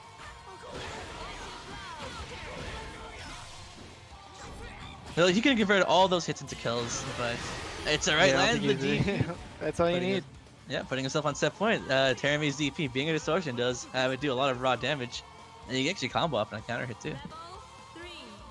Action. And let's not talk about OD air version of DP. how much damage that can do. That's true. That is a lot of damage. But speaking of damage, this is one of the few times that Tao's actually getting a good chunk of damage Yeah. at 3.6k. This should do a decent amount as well. For an air starter for Tao. Yeah, that's pretty good. Here we're stuck in the pressure string here. Yeah. Oh, that was a great 5C. Yeah. And with it being a 5C starter, it's going to be a good chunk of damage. Free game also going for the side swap. 4k in the corner. I'm pretty sure 5C is his best starter, isn't that true? Yeah, it is. And then this is another 5C. Yeah. He can kill if this all works out. Oh, and with that, that'll do it, yeah. That'll do it. That is here, 100% 7K? death. That is a free game in top 8. Over Capa. 6.3. Yeah, you gotta watch out. Those 5Cs really hurt. That was 2 5C combos into death. Good stuff to free game. Yeah. I mean, Very you heard, consistent. yeah, you heard it from me. I actually didn't expect this, to be fair, but you know, I'm happy to be proven wrong. I'm always happy to see different players come out on top, but it's not like Capa had a bad show. Capa also a great player, but yeah, I'm impressed. That's all I can really say. But you know, before we move on to top 8, we do have some words from our sponsors. If you would like to start, Ereth. Oh, I'd love to. You know, Chitin Books. I'm sure you guys have heard of them. They've been helping out every fighting game tournament recently. And you know, we got to take care of our own. So why don't you guys go check out chitinbooks.com or follow them at chitinbooks. Check out their new releases. I know VTubers are popular right now, so check it out. Is that what you kids are into these days? But The kids are all about VTubers right now. I feel like an old man because I'm not a fan. But you know what I am a fan of? A fan of P-Cube and Axis. Thank you very much for sponsoring us and allowing us to host this awesome tournament and keep everything going for more Blazblue. I love Blazblue. I love you guys for helping us make this possible. So thank you again, P-Cube and Axis. Hashtag Blazblue never disappoints. Yeah. But yeah, with that, we have solidified our top 8. And before we move on to top 8, I believe we'll be taking a break here. But I think for Ereth, it might be a permanent break. You're going to be switching off, aren't you? Yep. That'll be it for me. Thank you very much, Ereth. Thank you for having me. Yeah, I hope you enjoyed commentating. I hope you enjoyed his commentary. It was a pleasure to have you. I'll still be here. Hopefully you guys like my commentary. But yeah, Ereth will be switching off. So once again, thank you, Ereth. And we'll be back after our break. So see you around.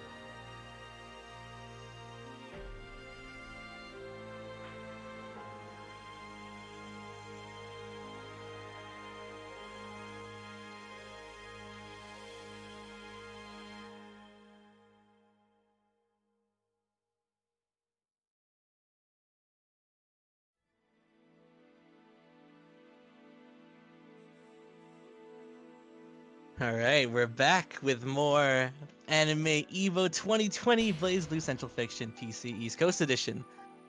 Once again, I'm Scrimgore. I am commentating, and I will be joined by my friend CHFiNaL here. What's up? Our streamer has now turned into our top 8 commentator. So with that out of the way, if you have anything you'd like to say before we look at the bracket.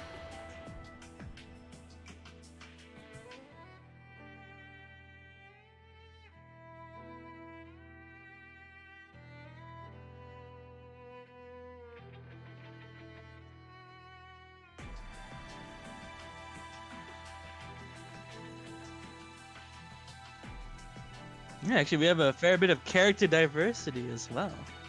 I think there are 2 seasonals, which is surprising, but besides that, yeah, I think everybody is playing a fairly unique character. Yes. Actually, I think besides actually no, well, technically there are 2 Mai's. Besides 2 Mai's, what other character would be similar than yesterday? Also sorry about that, guys. Well, let's see. We got 2 Mai's. Wait, really? We got 2. Well, Koji. Yeah. And then yeah. MiniApples. And then we got Susano. We got an Azrael. We got a Terami. Hakumen. Another Ivy is. Oh, and a Tsubaki. Yeah. I think. What did we have yesterday? We had Well, we had Ruka. Ruka. We had Kyo. We had Psychotic. Yeah. Oh no, I commentated this and I've forgotten one. I don't remember too well either. But the fact that we have 2 Susanos in the top and a Terami in top 8, isn't that a little crazy? Achizama was there. Yeah. Ochixama was there. Hazama, that's right. Yeah. That's right. But yeah, are all the players set? Yeah, it's like the players are already here, so whenever they're down to start, we'll be starting with the winner's side first, with ValkyrieKoji versus Ivy, which is Mai/Izanami versus Tsubaki. Yeah, and you were here when we commented. I commented. That's Ivy's right. last match, It's nice to see. It's nice to see Ivy again. You know, I enjoyed Ivy's gameplay immensely. So many resets, so many shenanigans. Sometimes I had no idea what the hell was going on, but you know what? That's fun. That's a great sign. You know, I never gave this much thought, but you know, Tsubaki's 6C, where she swings her sword, turns like a sword whip. It's like Ivy from Soul Calibur. And the name's Ivy. Oh my god. Coincidence? I don't think so. Yeah. But here we go. Starting off top, big Ivy versus ValkyrieKoji. Tsubaki versus Izanami. Ooh. For a second I thought Koji's in the corner, but Izanami just fooled you. It was actually Tsubaki in the corner, forcing the burst. He tricked you. Nice backdash against the hammer. Great backdash on the hammer, that's for sure. But gets DP'd in return. Ooh, throw counter. That's right. And forces the burst off Koji now. Both players down their burst. Did he try to challenge Ribcage? What a silly guy. Oh, he dived right into it. You gotta be careful when you don't have your ribcage up and your bit's Look active. how You can't block. active that is. Oh my goodness. Yeah, it's active all the way down, I'm pretty sure. Yeah. And a hitbox on that is huge. I don't think this will kill though, but it's gonna put Tsubaki in a very bad position with the ribcage set up to end it as well. Yep. Oh, never mind, no ribcage, but still very close. That was a really strange. That was just a hard call out, I guess, on perhaps maybe the dive or something. But unfortunately, the reversal distortion did not pay off. Izanami was not quite in range. But speaking of being in range now, Izanami just puts Tsubaki into the corner. Yep, the Izanami blender. Yep, here we go. He gets open with the overhead. Drops the combo though. And this is an opportunity for Ivy to come back, but ooh, what in the world? We just spent all of our meter. That was very interesting that Koji blocked the hammer and mashed a button. It was the D hammer, so it's plus. But I like that DP into DP. That's funny. Yeah, that's the Ivy special. We saw it a lot versus Noctis earlier. Or Noctis, sorry.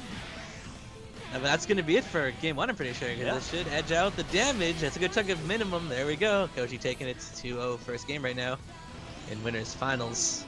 Not winners finals, I'm sorry. Top 8 winners. There we go. Not winners finals yet, but soon.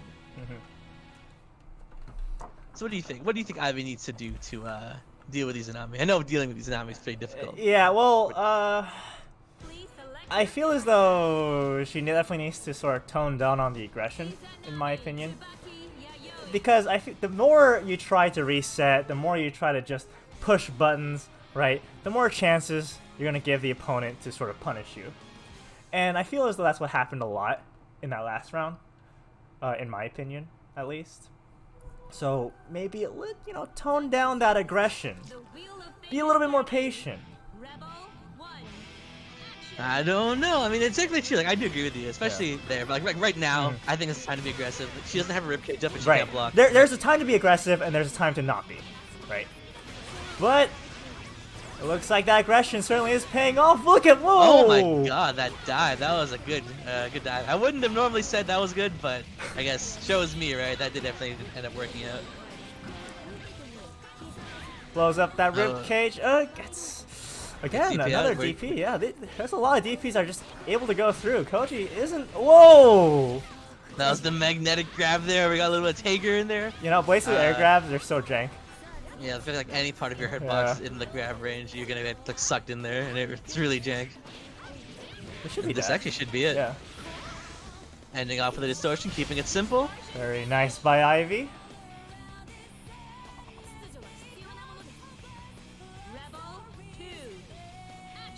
Going into Rebel 2 here. The bits don't go full screen anymore. I do remember they used to go full screen in CF1. Ribcage. Can't really challenge. Well, you can't challenge Ribcage, but it's not gonna stop you from challenging into a reset. Trying to bait a burst. Stop it! Though. Stop it right now! Alright, Koji. Back at the steering wheel. With a purple grab in retaliation from all these air grabs. D-hammer. Not ready to block the hammer though. Tsubaki still gaining a whole chunk of stock from this OD. So that combo ended with the super. I like it. Can we finish a double super? Yep. It's not gonna kill, but that was close. Very close. Yeah, that was super close. I was almost a liar, but it's okay. Yeah. But dashed into the whiff cancel little move. Gotta watch out with stocks. And that's gonna tie it up there. You know, I feel as though instead of becoming more passive, Ivy turned up the aggression like tenfold. They're like, okay, why don't we be a little bit more? Why don't we be even more jank? Let's add more air grabs. Let's add more dives. Oh my goodness. Don't they say that the best defense is a good offense? I thought it was the other way around, but you know what? That might apply here pretty well. Is it the other way around? I'm pretty sure it's the best defense is a good offense. Please select your character. Oh yeah, I think you're right. Because the other way around is like a best offense is a good defense. And that doesn't well, make any sense. I mean, technically, if you're constantly beating them up, right, and they can't, they can't block, then you don't have to worry about the defense. Yeah, but that's what I'm saying. The best offense is a good defense. That's the saying. Oh. You don't have to worry about defending when they're defending. That's the point. Maybe. You might be right. There you go. On to game 3. Last game for this set. Oh, ValkyrieKoji in a risky spot, but manages to find a way in. That's actually almost a full conversion too, from that high up. It's crazy. He's going for a cross up. Oh wait, he just stopped there. He just went for the I'm actually surprised that hit, considering he's slightly above, if Koji went for that cross up, I feel as though he would have been fine, right? Another air grab coming in for Ivy. Trying to bait the burst once again. 2v. Oh, just the ribcage came in just in time, and also punished the DP. You can't defeat a ribcage, silly. Alright, here we go. Full screen bananas incoming. But Koji spaces himself just right for the 2B to connect. That's good on Koji to disable his bits and also just block regularly. Because you actually can't block the bananas. That was some good awareness. I got opened up by that. 100%. I know it would have got me earlier when I saw it against Noctis, but not Oh, this time. again! But again, though, second time probably would have got me. You just don't expect it twice. Sometimes thrice. Maybe 4 times. Do it more, Ivy. Ooh. Max range DP catches Koji. But the Doritos helping out Koji in the neutral game. And the skull, my goodness. Oh god, it's beating DP. What is this nonsense? It's just so active. Oh. Goes for another air grab reset, but doesn't work out. Koji takes forward. Koji cannot block because he had a buck up. Nice block on the hammer. Oh, that. Oh, there's a DP again. Setting up the bananas as well. It's odd to me because I feel like Koji seems to be preemptively ending his combos. He's not even going for any hard knockdowns or anything of that sort. So I'm not too sure what's going on. Oh, the hammer caught him. Oh, again! Another! He's dead. Yeah, they're still getting out of that one. It was already too late. And with that, Ivy advances over ValkyrieKoji. The soul has been taken. You know, that was dirty. The second I saw that air grab connect, I knew it was over because Tsubaki's 6 years. Like, you have so many opportunities to jump cancel or just let it play out. It was over. Even if Koji wanted to burst or not. In fact, Ivy went for the OD, and so it made it extra safe because there's just so much hit stop on 6C that you can just block. Wow, So.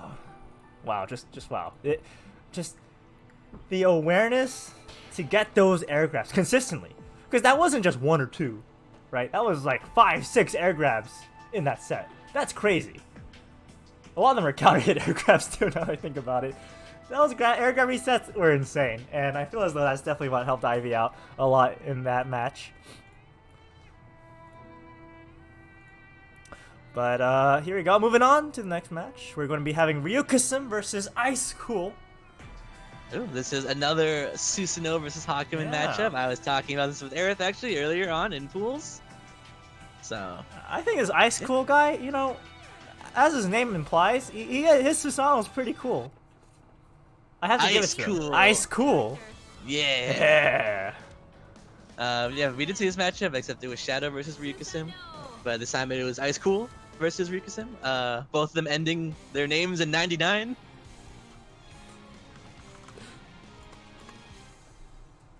I know chat loves my commentary. So, with that, I went over this before. I'll go over it again. Where Susanoo versus Hakumen, very skill dependent matchup. I'd say it's very even. Definitely. Both on round start. They both have options to deal with each other. Definitely. Hakumen having the slight edge in neutral, but Susanoo can punish him fairly easily depending on mistakes that are made. Right. And once one of them gets going, it's very hard for the other one to come back. Especially, I don't know, who has the better snowball potential though? That depends, because if Hakumen is doing well, then he's also spending Magatama, which is where all his big damage comes from. If Susanoo is doing well, then he's gaining seals, and that's where like he's gonna get even more powerful. Gotcha. So I guess Susanoo is like the snowball character. You're not gonna really compete with that. Ooh, Ryukasim reads the jump in JA with the JD. If you ever see Ryukasim end his combo early without spending his double jump on Agito, he's gonna almost always go for the air dash overhead because he hasn't spent his jump option yet. Yeah. Icecool going for that ODR with a 2A starter. Is he gonna go for the unlock? Oh, he's not. He's gonna go for a DP. Yeah, DP. I respect that choice. Even though it might not be as effective in this matchup compared to other matchups, but that's true. Hakumen can void DP. If Hakumen's like J2A Oki on Susanoo, it's over. If he doesn't drop this, it's over. Yeah. I mean, you'd be hard pressed to drop that combo. I'm not sure the leniency with Susanoo combos is nice. The trade-off is he's not that great. Right. But you know, damage, easy execution, consistency like that. Yeah. Is good.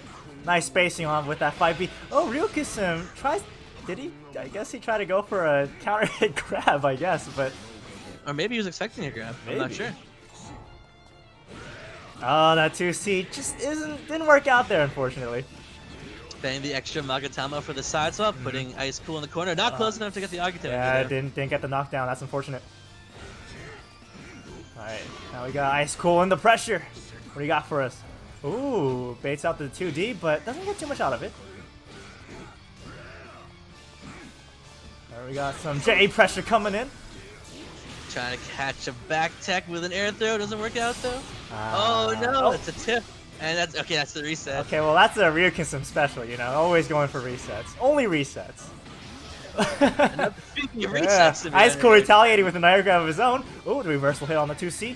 Unfortunately, he wasn't in the air, but that closes we got the reverse hit on the JC as well to help close things off. And Icecool taking game 1. Manages to close out that game. Very nice. Okay, so in the end there, it was very scrambly.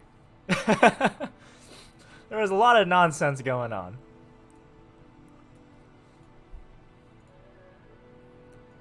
Yeah, that was a very, very scrambly situation. But you know, I did mention it that once if you're not really landing full combos, if Susan at least gets some seals, it's very easy to convert stray hits into full combos. But with Hakumen, you have to actively be spending Magatama, and by spending Magatama and not getting the knockdowns you want, able to regenerate it back, it's eventually get to the point where you land like a 5B with like no Magatama, and it's like, what do you do? Yeah. There's like nothing you can really do.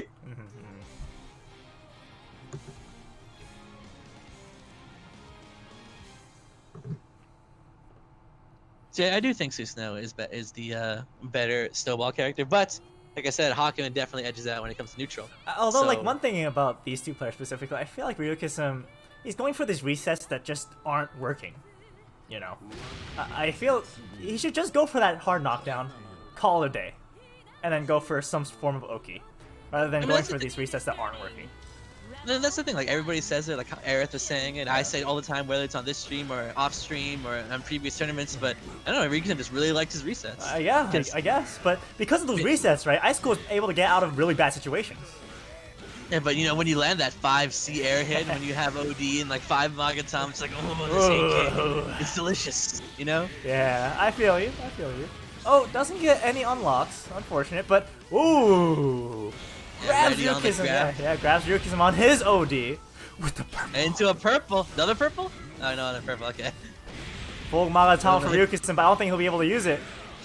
Yeah, it's always a shame when you see Hakumen die with a full Magatama stack there.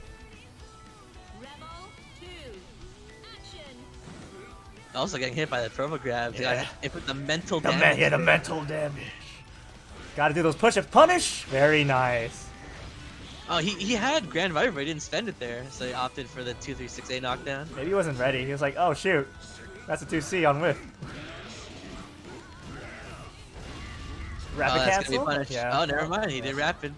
Oh, and see with Hakumen's JD, it does beat high, lows, and mids, but if you whiff, he has his recovery until he touches the ground, and then when he touches the ground, so there's a lot of 10 punish there. Right. I like how Icecool unlocked level 2 Grand Viper though. That was awesome. That's true. Tried to go for reset again. Yeah, not even in range for 5C though. Takes his berry, or his OD, or his burst. Sorry. He's playing it safe, trying to bait a burst, but Ryukism not bursting right now. Instead, spamming an OD. What's he gonna do with this OD though? He's already a full Magatama. He's letting it go to waste. Oh, I think he wanted that in OD. He wanted the wave, but he did a little too late, so it just turned into like a little puddle. And with that, Icecool does take it 2-0 over Ryukism. That's right.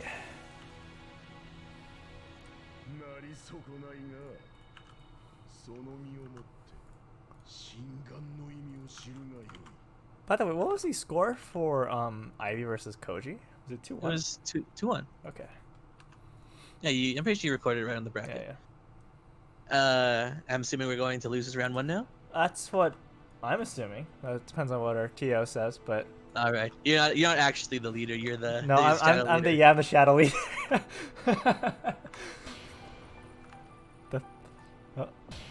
It looks like we're heading down into losers. We got free game, no complain, going up against NoctisOnyx.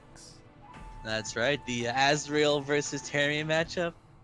This is actually pretty rough for Terry most of the time, but if Terry does play it right, he can actually do a pretty okay job of keeping Azrael out. Right. So what would be the go-to, say, mindset as a Terry when playing against an Azrael, and vice versa? I think as a Terrami, you kind of want to not play the ground game as much as possible. You kind of do like a lot of J2Ds, but backward J2Ds, like J2D, JDs, not J2Ds, sorry. So you kind of want to be jumping back, keep yourself disjointed with your JD. If you feel you're contesting Azrael on the ground, only use 5D. And even then, it's a little iffy because if you whiff that 5D, Azrael can close the gap with Gustav. So you don't want that. You don't want that at all. But Terrami's JD does avoid Gustav, and it also beats 6C at the right distance. Wow. And you kind of want to poke him out, knock him down, and then start your pressure. While Azrael, assuming Terrami is playing that way, you want to play around him. Right. See, right now, I feel like Free Game spent a little too much time on the ground there, got hit by that 5C, and now he's in the corner. And, that sucks. Yeah. With Terrami not having any immediate reversal options, he's going to have to take this. This is a 2-way start, and with a double TCL, so it's going to do very little damage. But Double he's also weak point couple? Yep. Yep, double weak point. Oh! That should be it for round 1. Yeah, I don't know about that roll tech, but Noctis takes the first round.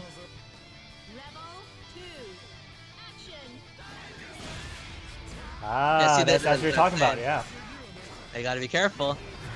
5D is your only reliable ground poke against Azrael, but if you whip it, Azrael's gonna close the gap instantly.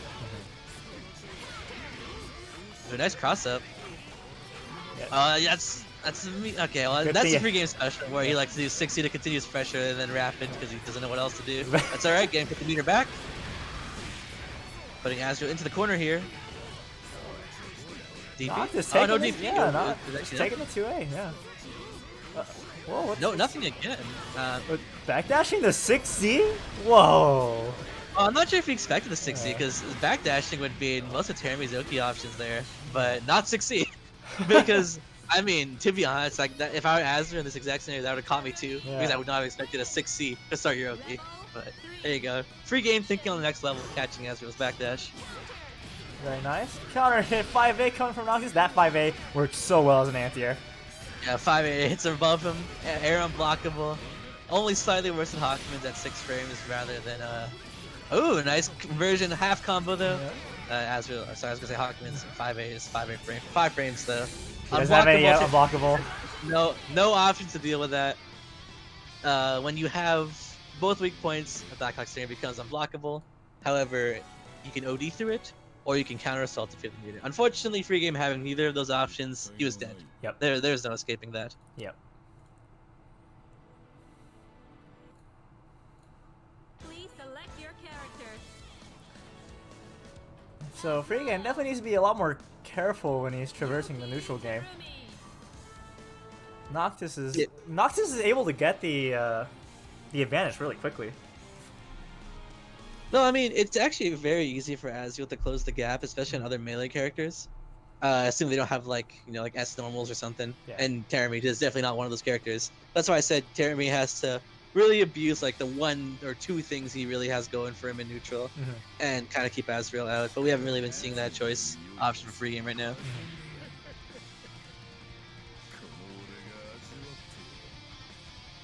Here we are going into game 1. I was gonna say Rebel 2, but it's still Rebel 1. Yeah, game 2. Game 2, that's right. Oh, the 60. Wow, I'm surprised there too. Classic Free Game is 60. Whoa, 5C Fatal. Oh, but it doesn't get too much out of that one. Yeah, that does beat EAs because 6A is mid involved, so you cannot EA through that. A little too hasty. He let go of block too early. He didn't want to try and bait a burst. I saw that. I was like bait DP, but did not come out fast enough. Yep. Speaking of baiting the DPs, though, that should be it. Oh, never mind. Nope, Commentators curse. Yeah, Noctis almost caught that forward dash from Free Game, but wow. Yeah, Noctis is very good with those dash of TK TCLs. I would not have expected him to do it like in that particular scenario. I can't. And he used it as an anti-air too. That's funny.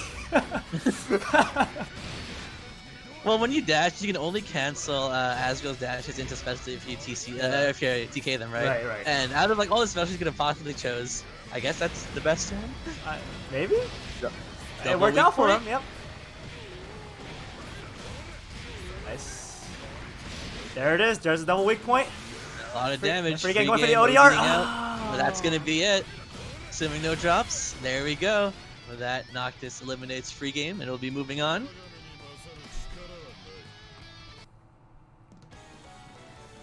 Yep, Noctis taking that 2-0. So he'll be moving on to losers. Unfortunately, free game has been knocked out, but that was a great showing from free game. Yeah, I Overall mean, tournament. for those of you who follow our streams over at our own Discord FFF, I believe out of everybody in top 8, he's like the only one from mid-level masters to make it that far. So Yeah. congratulations. But you know, we still got more to go. That's It's right. not over yet. In fact, we do have, I believe, Adroth versus MiniApples. It's the only Mhm. match left in losers round 1. What's your before we favorite move on to the next. matchup? Susanoo versus Mai. You love that. matchup. Yes, my favorite matchup. Oh my gosh. I know, like, guys, hear me. Whenever Scrim and I are playing, and whenever I bring out the Mai, he just screams in joy. It's true. 100%. It's true. You know, us Susanoo players, we just love that matchup. You know, like how, I mean, there's so many great things about that matchup that I just don't even know where to start.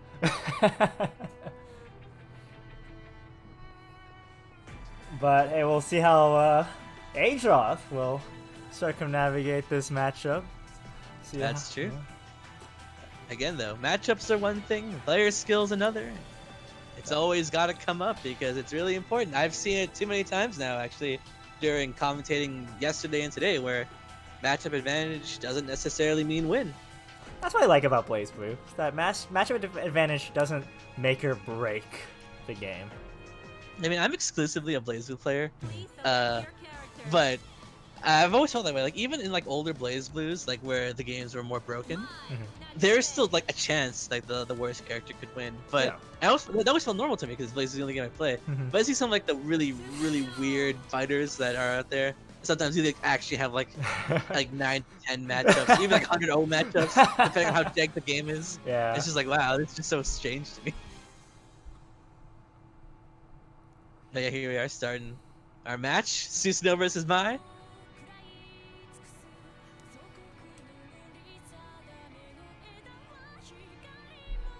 Oh, we got the shy girl pose. He's like, oh my god, is that Susanoo senpai? Oh my god, is that a good matchup? I'm so excited. Alright.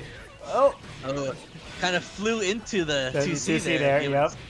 They're giving Susanoo a level 2 Hunter's Fang there. That's actually really good. Yeah, it's gonna be side swapping because that's level 2. What are you gonna unlock next? Thunder Hands!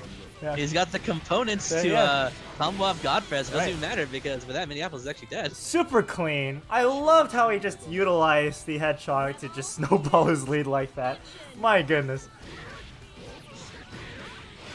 What do you got? Thunder Hands again. Consultation of the Elder Gods. Let's go. Yeah, I do know that Adroth is a big believer in Lightning Hands. Personally, I don't see it. I know it's a great button, but the input makes it rough. But it, yeah, I mean, Yeah. Spicy I know Fatal. Adroth. Ooh. Doesn't drops the combo. Wow. He was way too high for that to connect. And got gets the counter hit. Counter 60. turns it into a throw reset. He's gonna get Grand Viper here. There it is. Gets DP as well. He's got all his core seals now. That was a counter that you can't do 6 seal counter hit. MiniApples Or has that been counter getting hit. caught by this 2C a lot. He needs to definitely be careful on his air approaches. This is the Yeah, burst. there's the Yep. burst. MiniApples had to burst, otherwise that would have been death. Yep. Hey! Great ODR by Hey, Adroth. I didn't actually think that ODR EA would catch that. Because I mean, 5C is fairly fast. Yeah, it's fast, but it's terrible on whiff. It's like Jin's 5C. It's really fast, but it's also bad on whiff. I don't know. You say Jin 5C on whip is bad, and it probably is, but I just think like my 5C on whip. I'm like, is that really that bad? Okay. Well, if we're comparing my 5C to your 5C, then there's a big difference.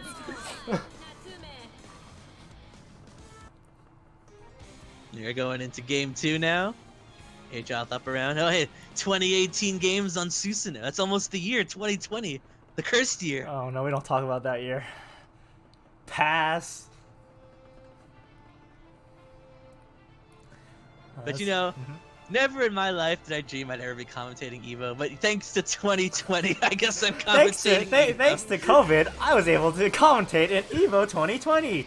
Yeah. That's something you know. That's a really strange circumstance now that you say it. Yeah. But Here we are anyway, going. Yeah, okay, on that wow, 5A, great 5A. I guess my 5A beats Susno 5D on round. Oh, it start. does. It does. Yeah. I do remember KO telling me that. I mean, I never 5B on round start against mine anyways. I feel like I It's just too lose risky. anyways. It's too risky. But Adroth does have his DP, very important for this matchup. Alright, 6B into 60 opens up, manages to get Grand Viper, and unlocks Hedgehog as well. Ooh, but wake up, Spear Dive. With 2.8k, pretty good. What's the Oki here? Oki is super jump into the corner. I like it. Yeah, I mean, Adroth's wake up option was wake up and snare dash forward, Yeah. so I'm not sure. Yeah. Was that a counter hit crush shaker? I don't think so, right? No. No, okay. Ooh, just missed the Humayuri there, backing off, keeping the distance. Oh, but hits some low. I don't think this will kill because it's like a 2A starter or something, but next hit will kill. But next hit will actually also kill for Adroth as well because Susan no damage. Yeah. You gotta watch out. Oh, but there's the air grab. Notice that Adroth has been jumping a lot to get out of the corner. So, very nice adaptation by MiniApples. Oh, but the 6B anti-air! 6B catch gets him DP and a good chunk of damage. Yep. Does take MiniApples out of the corner. Oh, but catches the no tech. That's not good. And we got the light. consultation of the other elder gods. Oh, tries to go for the air grab reset, air grab reset, yeah, but not quite at the right height. But catches him again with the 2C, yeah. Again. I mean, part of me always just wants to say the proper Susan names. I don't know if anybody would understand me if I did. Because we're I know like Grand Viper's dancing dual kick or whatever. Yeah. Right? Something like that, and I don't know the other ones. Well, with two Susan was a grand finals, I kind of want to try. Okay. Alright, so you unlock the Hunter's Fang. Hunter's there it Fang. is. Okay, that's what it was. Oh, doesn't complete the combo, but it manages to convert it into an air grab reset. Very nice by MiniApples. What the? Can't punish. Good, yeah. Can't punish that though. Yep. Oh, random EA. Maybe he's trying to predict a spear dive or something. Yeah, probably. Jumping on wake up there. I'm not sure. Is there a reason why we're not completing our combos here? Spending all the meter just to try and catch Adroth matching, but hits him with the 2C counter. Adroth is just doing such a great job with these 2Cs. Anti-air? No? There it is! There it is. And that's with the air Hunter's Fang to finish it off. That's a lot of damage. That's right. So Adroth will be moving on. And our friend MiniApples has been knocked out from the tournament. Excellent showing from MiniApples, however. And that was our my representation. At least half of it, because we still do have ValkyrieKoji. That's right. So up next, we're going to be having Ryukasim versus Noctis. We're going to be continuing the loser side. Alright, so that is Hakumen versus Azrael. Let me just double check the bracket. Actually, why don't I show you guys who's in top 8? So, we got Ivy going up against Icecool in winners finals. Ryukasim 99 versus NoctisOnyx, and ValkyrieKoji versus AdrothjP in loser side. Stay tuned for those matches. They're going to be very exciting. I have a feeling. That's right, but with that, we've actually eliminated 2 people now, so our top 8 is now top 6. Oh my goodness.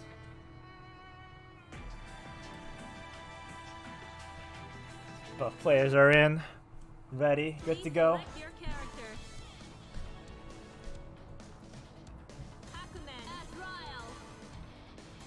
So Hakumen versus Azrael, what do you think? I play both these characters, but I don't really play this matchup, so. So, again, one of the hardest things Azrael, or weaknesses that Azrael has is the neutral, right? How if people can out-neutral him, out-zone him, whatever, he's gonna have a hard time. And I feel as though Hakumen is also one of those characters that, again, can kind of just poke him away. But the thing is that Azrael also definitely has counterplay to it.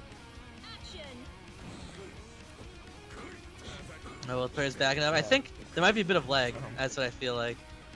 From the start, I kind of felt it. Both players kind of mashing A at the start, testing out the lag. Now we're kind of sitting here with technically Ryuga-sim at the advantage because he's gaining Magatama for this. Well, yeah, we might have to do a reset on this. So it depends on what our TO says. Or are they doing button checks? Are they doing button checks? I don't know. I don't think so. Usually in tournaments you do button checks, but not. I mean, I just assumed that it was kind of laggy because like you can kind of see the lag at the start, yeah. and there might be some kind of like inherent delay going on. Right. So we'll see what our TO says about this.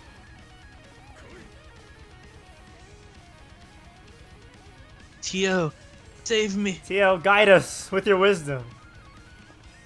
Yeah, actually, in West Coast, there was also some issues with Lucas Router, I remember, for top 8. So, it's just giving me flashbacks to yesterday.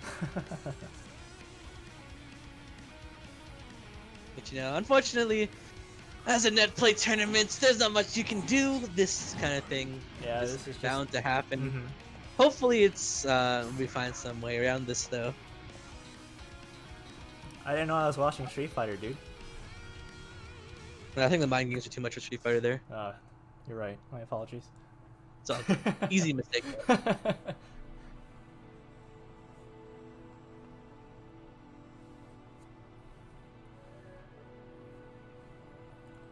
Alright, so while we're waiting for our players to come back, maybe they're gonna do a router reset. Why don't we just talk about how this tournament's going? I'm enjoying it immensely. A lot of good games. It's been moving, I think, fairly fast in the previous one, simply because of the disconnects. DQs. Sorry. But you know, even then, we're top 6 right now with 3 hours and 21 minutes. It's a fair length of stream. A good amount of viewers. Thank you everybody who's stopped by and watched. There's about like 250 of you, or roughly. So yeah, it makes me happy that so many people are spending their Sunday day watching Blazblue. Yeah, I love Blazblue. So yeah. Thank you, everybody. So out of the 6 people left, Ivy, Icecool, Ryuga-sim, Noctis, ValkyrieKoji, and Adroth. Who's your favorite to win? You know, I think Ivy. Ivy? Yeah. Interesting choice. Is it because she plays Tsubaki? No. Okay. What? Why would I ever root for someone that plays a character that I like? Don't be ridiculous. Okay. Okay, maybe. No. I think Ivy's playstyle is just it's so fun to watch. And it's definitely aggressive to the point where like it'll catch a lot of people off guard, right? It's a great playstyle for tournament play, in my opinion. Yeah, because it's just so like one and done. You kind of feel like you just blow them up, and maybe in like a longer set it won't work as well. But in tournament where it's like first 2, definitely catch you off guard. That's a great playstyle to go with in tournament play, in my opinion. Which is why I feel as though Ivy is probably gonna take it. But you know, that's just me. What about you? Well, I don't actually have like I think X person is gonna win for sure, because all the matches between these players have been very close, and even just like knowing what I know from these players, I couldn't even give you a proper prediction. But what I can say is who I want to win, is I personally want Noctis to win. Noctis? Okay. Yeah. You're not gonna root for your own Susanoo? Okay, that's the thing. 2 players in top 6 are Susanos, and I'll never ever cheer for a Susanoo ever. So that's 2 people out. It's okay. I've never rooted for Jin except for Fenrich. So. That's 2 people out. Ivy's pretty cool. I do admit that. I fought Koji a lot, and he plays Mai, so I'll never cheer for a Mai. Ryukasim, he's a very solid player, of course, as well, but I'm not too big a fan of the reset style. Whatever works for you, I suppose, but it's not really my kind of thing. So, unless I'm playing Tager, then resets all day. So, by process of elimination, I would go with Noctis. I think his Azrael's pretty cool. Alright, dude, I agree. Noctis Azrael was really dope. Yeah, but I mean, honestly, I'd be happy with any of these players winning. Just my own personal bias. I'm cheering for Noctis. So. Okay, alright.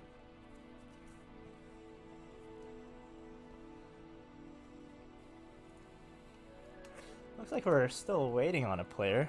Noctis. Actually, Yeah. speaking No, of which. my favorite. Speaking of Come which. back to me, Noctis.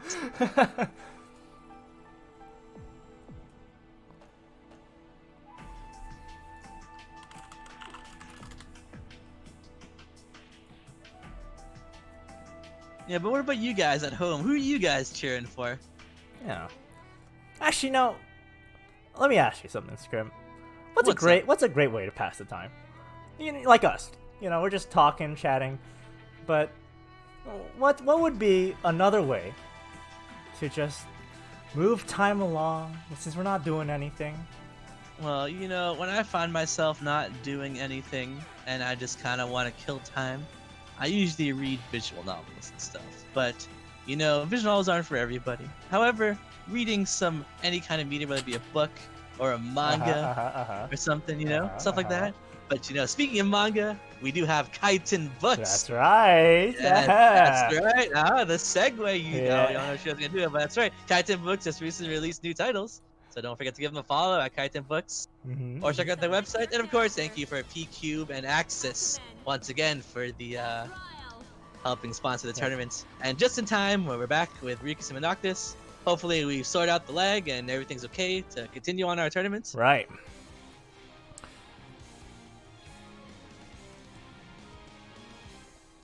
Alright, Tio says they're going to play no matter what now, even if it's laggy. We got to force it. Unfortunate, but you know, that's how it's got to be. We can't be holding it up, and we know we're top 8. We can't really just like DQ somebody. That's right. Here. We gotta do we gotta work with what we're given, you know.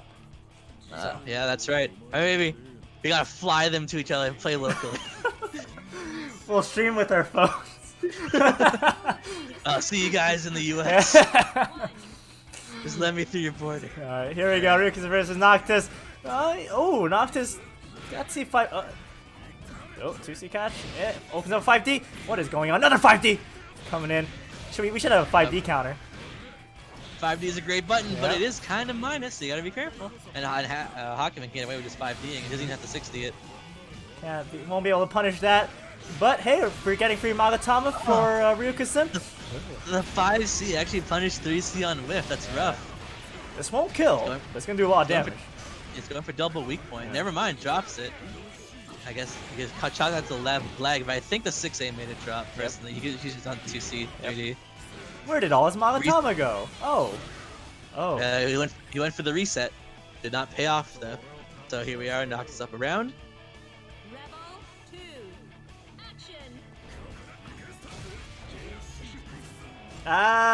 Wasn't quite able to punish that 2D. So he went for a 6A conversion. 6A is on the slower side. Yeah. Went for a reset again.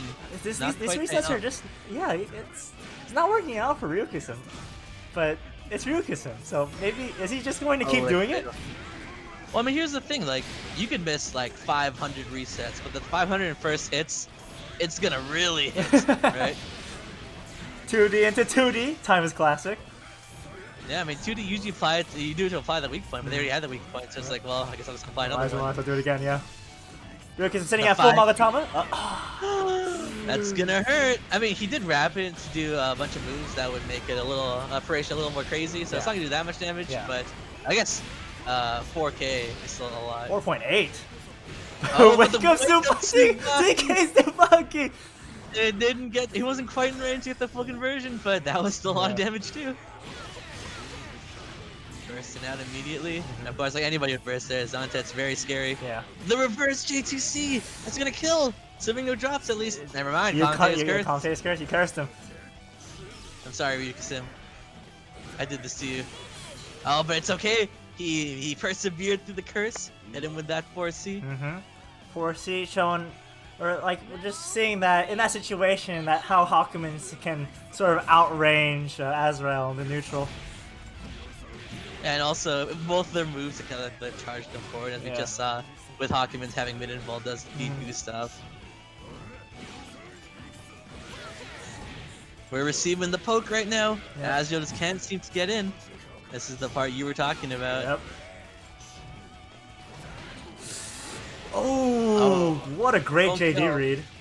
But yeah, it's gonna hurt. Ryuka's investing all his Magatama in there for as much damage as possible. This one kind of wants to close this out in neutral, which he does. Noctis just couldn't get in, couldn't get anything going.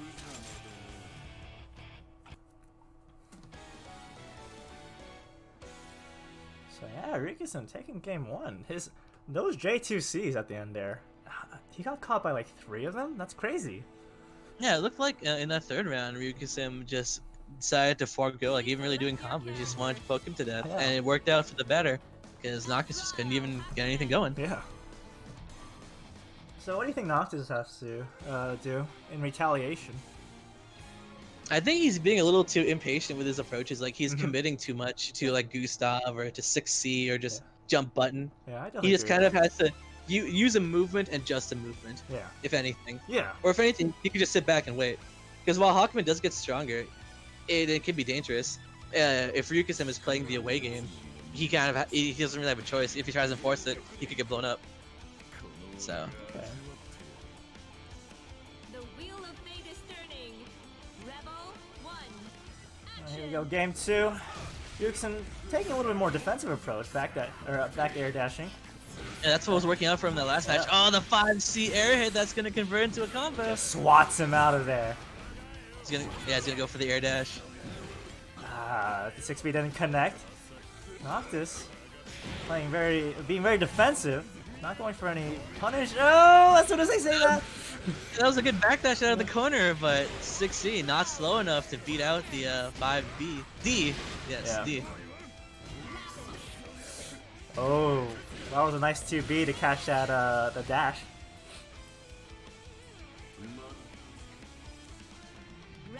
Ryuka Sim on set point here. Noctis gonna have to change something up here.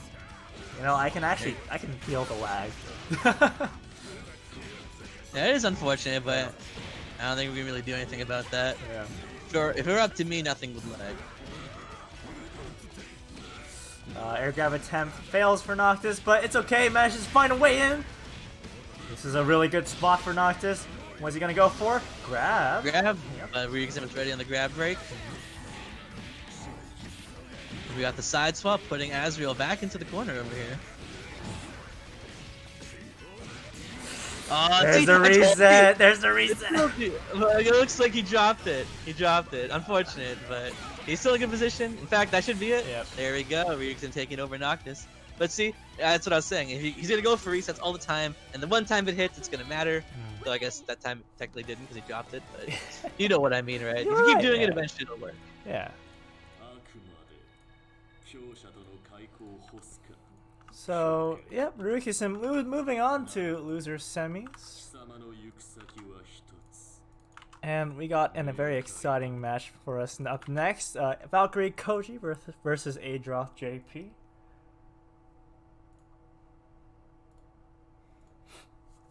Against Susano. You think Koji would go for the Mai? I don't know. When I fought Koji a lot, like maybe not recently, but like a while ago, and he would always go Izanami. However, I guess that was back when he was still learning Mai. Right. So maybe he's more confident now.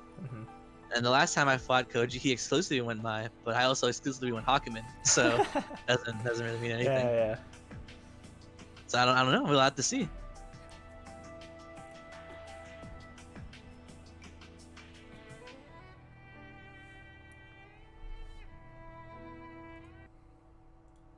Please select your character.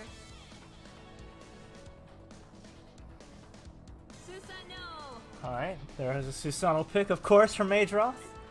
I don't see him going anywhere else. Koji seems to be, thinking. Maybe he's selecting a color. Maybe. Or maybe he's thinking. Maybe he's gonna pick Tager last second. Oh, that'd be a spicy pick. That's true. Oh, there we go. Going Yeah. my last second. Yep. My Tager close enough. They both have red-ish color schemes.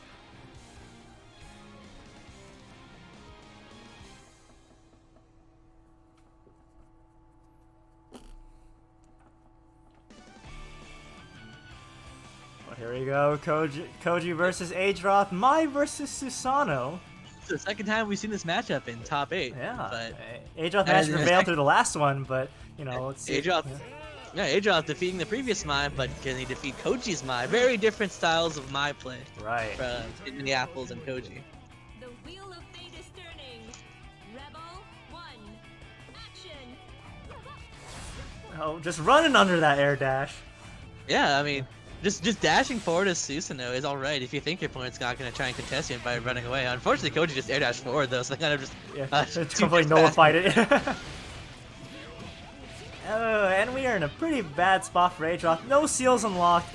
Went over the 5B. Yeah.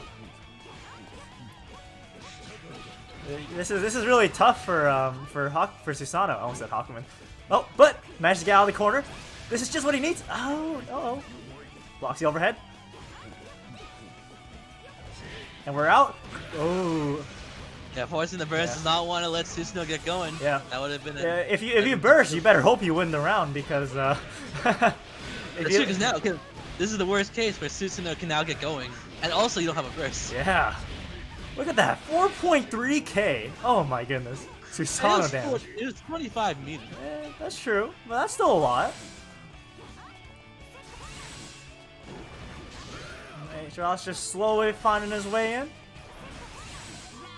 Time's ticking down though. We're getting on the lower half of 20 seconds real soon. Cross up JC. Doesn't quite work. And Counter assault up. Time's Are we gonna play the keep away Mike? Time's running out. Adroth does have OD though, so you could potentially stall this out if you wanted to. And he would get a lot of time on his OD as well. Oh, that. Now he's yeah. Oh! But that's the time up. You know, first time up we've seen in both tournaments. That's so. right. Very smart by Adroth. When you see Susanoo timeout Mai. Yeah. Oh, there's a 5v round start. What does he have? Headshot and DP. Oh, that was but that wasn't quite in range for the two hits of 2C to work, and because that messed up his rhythm and dropped his combo. Right. Very unfortunate. I usually prefer going for a different round myself. But he does have DP, and that does pay off. Whoa, Koji! Yeah, so you have to burst this at some point, otherwise you're like super dead. What was that?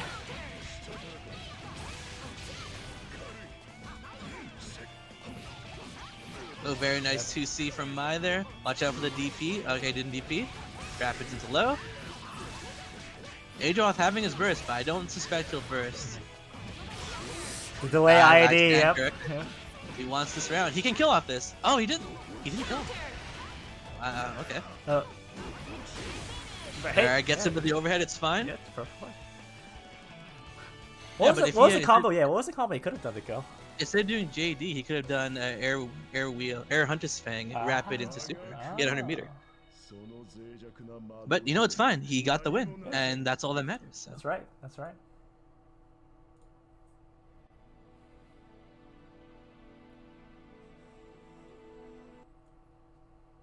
Please select your character. You think we'll see the character switch? Potentially he's not. No, he's sticking with the Mai. That means he's locked into Mai for the rest of the set. That's right. No matter what happens. I think Adroth is doing a really, really good job approaching this matchup. You know, he's taking his time to get in, right? Looking for opportunities to sort of get that hidden. And that's a really smart way to go about it, instead of trying to be super hyper aggressive and like force those seals, you know. But what if I want to get special moves? You're gonna have to wait. No. Patience is a virtue. If patience is a virtue, does that mean procrastination is good? That's a topic for another day. Alright, starting off the second game here. Ooh, catches the jump. That's air unblockable, forcing the burst, not letting getting steals. Never mind, he got the lightning hands. His favorite. He gave an Andy. Nice match. Wow, I'm actually really surprised there. Technically, it's fast move. It's like what, 5 frames? Startup? Something like that, yeah. 5, 6. Not ready for the grab though. Drops the combo, but overhead reset. Maybe it was like an intentional drop into a reset. Maybe. Yeah, since that delay IAD seemed. I mean, I wouldn't have been able to react to that. But... Oh. Oh, that poke. That's the bane of Susanoo's existence. Again, but the wake up, 5C mash. Oh, he could have unlocked dancing dual kick there, but he didn't. But it's alright, this can kill. This is super. That's right.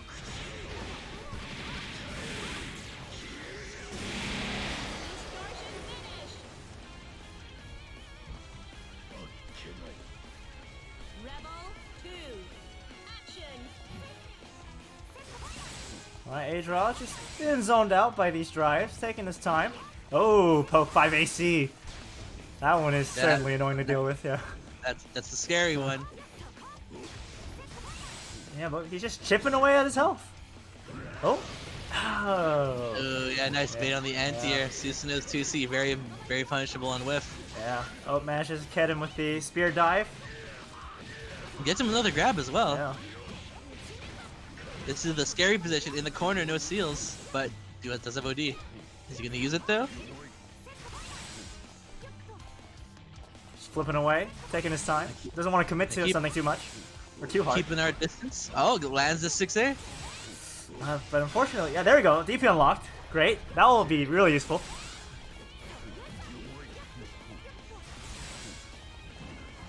But here we go. ValkyrieKoji's just chipping away at his health with these spear drives.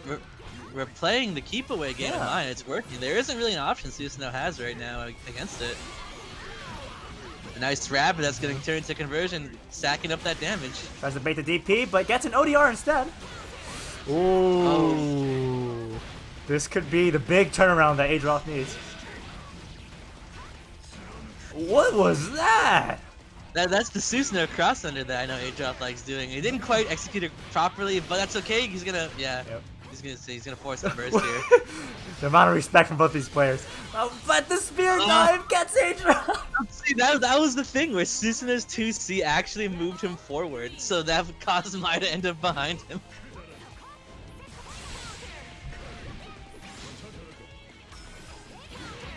Yeah, more poking. Coming from Koji. Adroth actually has to uses his burst. So we're in a pretty rough situation. No seals unlocked. But that's a fatal 6B. Here we go. He's got the inevitable calamity. Hunter's Fang goes for the mid-screen route. Unlock sword. That's Thunder Hands and Hedgehog, yeah. Look at that. Oh. That was a We're still playing the Koji, keep away game though. Despite having these seals, Adroth still doesn't necessarily have what he needs to contest this. Sword helps kind of, but it's pretty much the same thing as doing 6A, which Mai can just kind of hover in the air for. Actually, I wonder why Koji isn't going for more, fully charged spears. Considering how... Because that'll actually allow Adroth to kind of run in. And we don't want that. Ooh, nice call out on the jump, but drops the combo. Turns it into a reset. Koji bursts. Oh, great reversal! But wait, no. That's not it though. He's still in there. Oh yeah, that was a super good counter soul fade, but he didn't get on anything out of it. 2C on whiff. Very, very bad for Susanoo. That's gonna tie it up for Koji 1-1.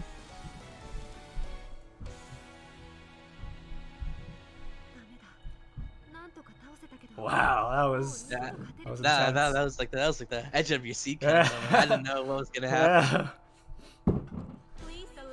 So Koji manages to tie it 1-1, but he has to be locked on to Mai. But honestly, it seems as though he sort of found his footing in this matchup now.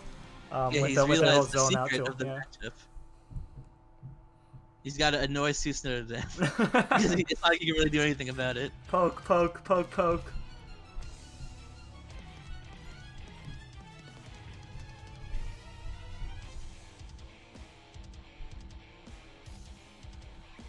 Alright, last game of the set. Winner of this will be moving on to loser semis. Ooh, we're getting close to the end here. That's right. Ooh, what was Adro trying to push there? I'm not sure. Got the EA here, getting our active flow as well. Yep. Once again, Adroth in the corner, no seals. Yep. Oh no! The Blazblue air grab! What an air grab reset! That was gross. That was like a kill level reset. Oh, nice. Oh. Met him in the air, unlocks Inevitable Calamity. Yeah. But But that's Koji does a quick tech wake up into 2A, catches Adroth off guard and snatches the round right there.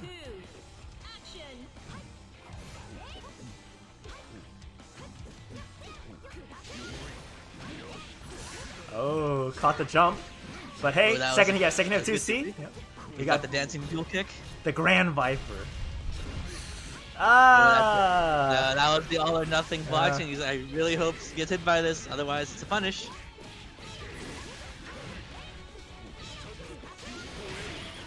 Counter assaults out, doesn't want to take the extra plus frames from the dive. Oh, flew right there. Adroth definitely is like he's slightly out of range to punish these spear dive whiffs, which is really unfortunate. It also looks like he's getting very impatient. Sorry to like run in there, and it's not paying off right now. Oh, and the TRM, that's. Oh, that's unversatile, and that's gonna be it. Koji eliminating Adroth here. That was certainly a lot different than the last two games. That's true. Yeah. Koji had the adjustments he needed, and that unfortunately that kind of adjustment that he decided to settle on is very difficult for Susano to get around.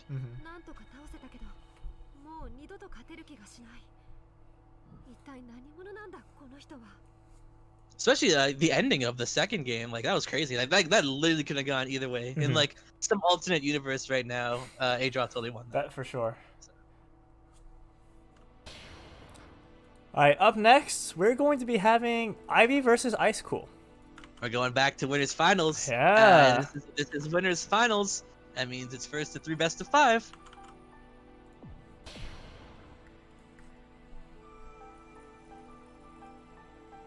I get to see some pretty fancy schmancy Tsubaki play, so I'm excited. And once again, we'll have another Susano here. Oh yeah, huh? Yeah. Huh. Aren't you so know, happy? No, but I'm happy for these players. But in some weird universe as well, there could have been a Susano mirror in top 8. God, that sounds extremely cursed. You're starting up winners finals. You know, actually, I'm pretty sure Ivy has experienced this matchup because actually Ivy who put Adroth into losers. Oh, that's right. Wait, really? Yeah. Oh. Oh yeah, you're right. Yeah, looking at it. And we got the song of our people. When you die, where's your god?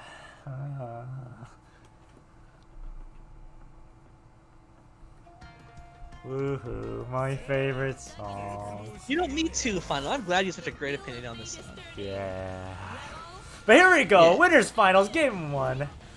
Icecool starting on with round start 5B. Ooh, 6A. Just 6A just gotta keep doing it. Yeah. Goes for the DP Ivy- unlock. Yeah, Ivy's putting themselves in a position where 6A is just gonna work and catches the bounce on that, so that's gonna be a punish. Yep. Get some inevitable calamity. Can't really punish that, unfortunately, when she has her stock. Yeah. Yep. The double DP though really been working out a lot. No one's ready for it, and that is mid-invol as well.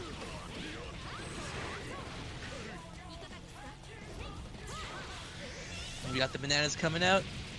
Oh, catching Icecool at the top of the map, not quite blocking. Yep. He's going for an Watch EA? out. No, Yeah, wait, what? It's Was that 100% gonna be a DP, I knew it. 6A? Yeah, 6A again? Oh, I would have worked there. It's alright. We're getting some seals. Got some Megalith. So many DP whiff cancels. Yeah. Crush trigger. He can turn this into a kill. Will he be able to? Oh, tries to go for the purple grip reset. Purple throw, and it doesn't pay off. Ivy was waiting for it. Why? He should have had to go. He just had the Yeah, super, right? He had to go for the super. He had lightning hands or inevitable calamity, so that would have definitely killed. What in the world? We caught the backdash. Susanoo not the best backdash in the game. So. Blocks the hammer. Ooh, what a great ODR! And it was a punish too. What are we doing here? Ending in EA perhaps? Yeah, there we go. For God and Press. that active flow going. Yeah. And we have Splintering Thrust on the board. Yes, that one. Godfrest. Yeah, no. I'm sorry, I want to use the normal names, okay? Yeah, This Godfrest. is official. There you go. Bananas coming. Manages to find a way, find some hits in. Wow. Bananas 100% hit rate Yeah. in this match right now.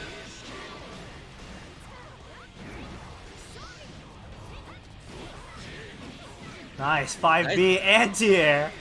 We got the Megalith as well. Yeah. But again, not really having any mid-screen combo tools. That's pretty dangerous for a Susanoo. Unless he can get like a good Splintering Thrust, and it's going to be rough to get something going. Yeah. Instead, he seems to offer a counter assault. Oh, but hey, 2C. The double 5A does not respect the OD whatsoever. It is a very interesting choice because Ivy's shown that they're not afraid to just mash DP like crazy. But I guess Icecool just won that mental game in that situation, so props to him. And he's got the Towering Flame now. Yeah, DP. Ooh, there you go. Yeah. There's the DP. Yeah, that's what we were waiting for. Alright, we got a stock available for Ivy. What you gonna use it on? Oh, here we go. We got open up with an overhead. That's 6A, right? Or overhead? Yeah, 6A. Potential reset. Hey, grab counter hit, or counter hit grab. You got the Hunter's Fang, the Dancing Dual Kick. Yeah, that one. Yeah, that one. Level 2 Hunter's Level Fang. 2 hedgehog. Yeah. Ooh. Nice DP. We got Sword of Judgment as well.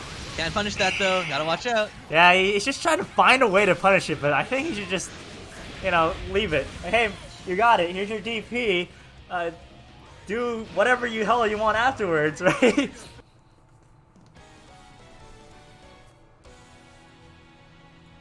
But with that, actually, Icecool takes game 1 in this first of 3 set.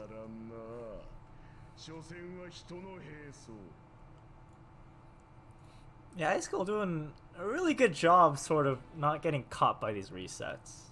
I mean, yeah, he's been hit by a few, right? But overall, he's been doing a really, really good job just circumnavigating it. Yeah, I mean, sometimes you don't want to tech like as soon as possible because I know like with like the cross under special that Ivy's been doing, she went for it earlier on in the second round of that game, but Icecool didn't tech, and so it turned into a purple combo. So yeah, if you tech immediately, you open up possible set play for your opponent. So you want to always think before you tech instead of holding in the button. Right. And that was good on Icecool to recognize that.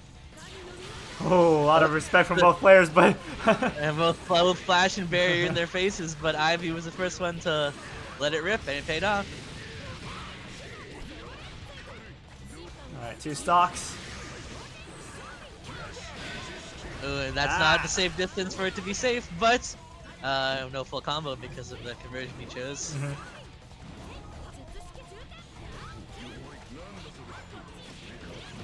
Not ready for the 6A. Right? Not using a stock to extend a combo, instead just opts for a normal hammer. And Ooh, opts for inevitable calamity. Interesting choice.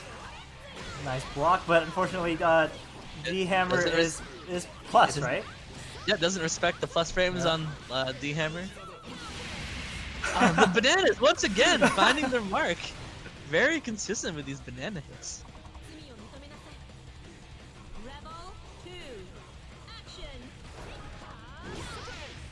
Oh, I thought that was a 6. Yeah, I thought that was 6B counter hit. I'm like, uh-oh. Yeah, I thought for sure that was new 6B as well, so caught us both. Nice IAD over the 6A. That's gonna be a full punish. And not gonna let Susanoo get anything done with his OD. Yep. Really rough situation for Icecool. Oh, and a counter hit hammer as well. Quick tech, wake up 2A. That was smart. That was smart, because especially since how Ivy has always been going for, you know, that slight charge. Oh, the DP was so active. Where are we going? We got Megalith. Catches the roll, but no full conversion. Uh-oh. Spending the meter to unlock Splintering Thrust. Interesting choice. He could have just converted that into a Crush Trigger. The hammer, the banana magic. We got Solar Judgment. Goes over the DP. Oh, another DP. More bananas. Finally. Oh, there we go. First time we've seen all the bananas. Yep. That was a very good OD once again by Icecool. He's been very on point with ODing for the hammer and punishing. Getting some stock charges. Here we go. Ooh, that's and another one. So many and another one. And another one. Yeah, that's level 3 Sundering Claws. Susanoo's got a mid-screen combo tool, a DP, and an overhead now, and a pressure reset tool now. He's in a very good position. Unlocks level 4 shoulder tackle, my favorite. DP's out, but not ready to be DP'd in return. With Icecool putting another point for himself on the board. 2-0.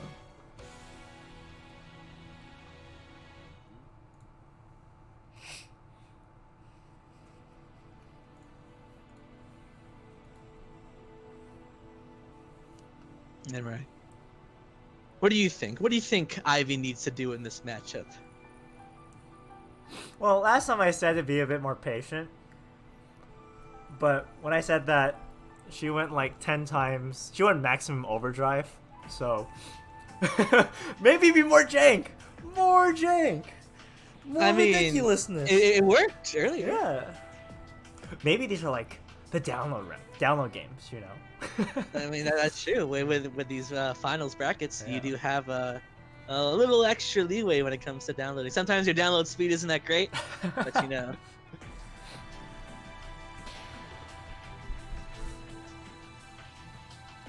But in general, Icecool has been been making really great decisions in counteracting these potential resets and such. In fact, his defense in general has been pretty on point, except for the bananas. You know, it's funny though. I feel like if Icecool had like just fought Ivy, like this is like the first time seeing each other and they fought, I think Ivy have more advantage. But because this tournament's going on for a while and maybe Icecool's been watching, he's seen that Ivy just loves to go for resets. And so DPs, lots of DPs. Yeah. Like, so he's been ready for it, like from the get-go. Yeah, we've seen DP into make it safe with Fireball into another DP, right? Yeah, it's just crazy. But here we go. Ivy uses the burst, wants to keep Icecool locked down.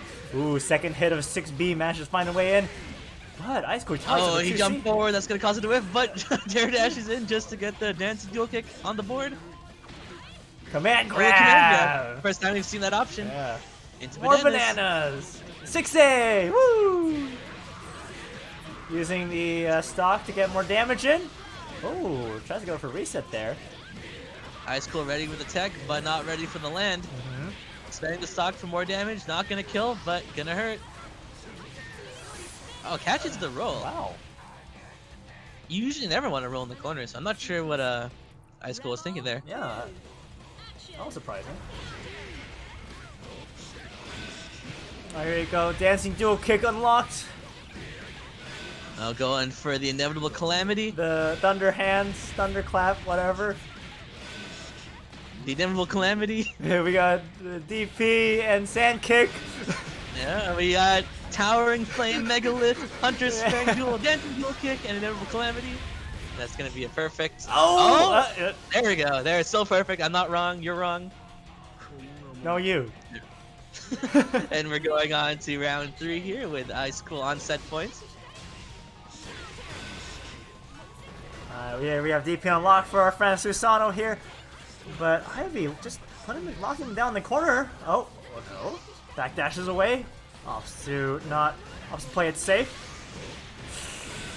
Oh dear. That was a standing hit too, so that's gonna be a charged crush trigger. It's gonna be well over 4K. This level 200's Fang. DP on Tsubaki's wake. Does he know the And DP it coming? worked. No. He could have converted that into a kill as well, but he's in such a good position right now, it's fine. More bananas coming in.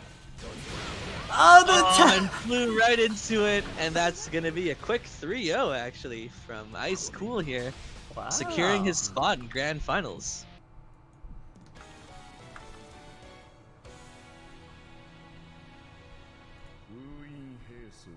Yeah, the pillar just, that was a great placement. Yeah. I mean, doing it in that position that he did it in, it was just like he just either says, "I'm gonna zone you out with this pillar," or you're gonna fly into it, and you're gonna either get hit by me falling on you or the pillar itself. And like there was nothing wrong with doing that. The only way it would have been bad is if Tsubaki was right directly underneath him. She's like, "Oh, I can just 2C this," Right. but that was not the case. So there's no harm in doing it there. And it definitely paid off with Icecool now in Grand Finals. Yeah. So now we're going to be having Ryukasen versus Koji in loser semis.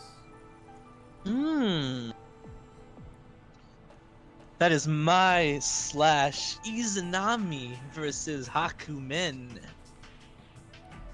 Hakuman.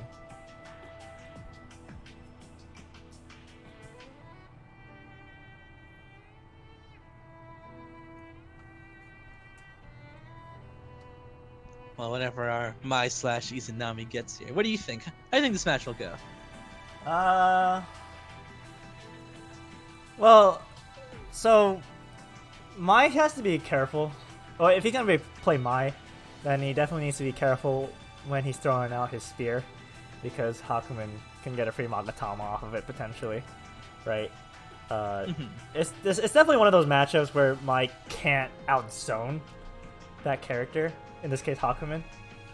So it's more a matter of like who can catch the other making a mistake, mostly, in my opinion. Okay. I do know like one thing that Hakumen has over, like, let's say Izanami for instance, though, is that his drives actually go through her ribcage, which is interesting. Oh, for Izanami, yeah. Oh, really? Yeah. Hakumen, if he successfully catches at least a non-projectile move with his drive, he'll grab you to the ribcage. Oh, that's kind of funny. And of course, Ryukasen is going Hakumen. There's no way he wouldn't. But Koji, it looks like he's leaning towards Mai. I don't know yet. I mean, in general, I think he leans towards Mai. He only picks Izanami in matchups he doesn't like. I don't imagine he wouldn't dislike the Hakumen matchup, because I think Mai does alright in it. Yeah, I think so too. Definitely a solid pick into Hakumen. Has the reach to contest, so.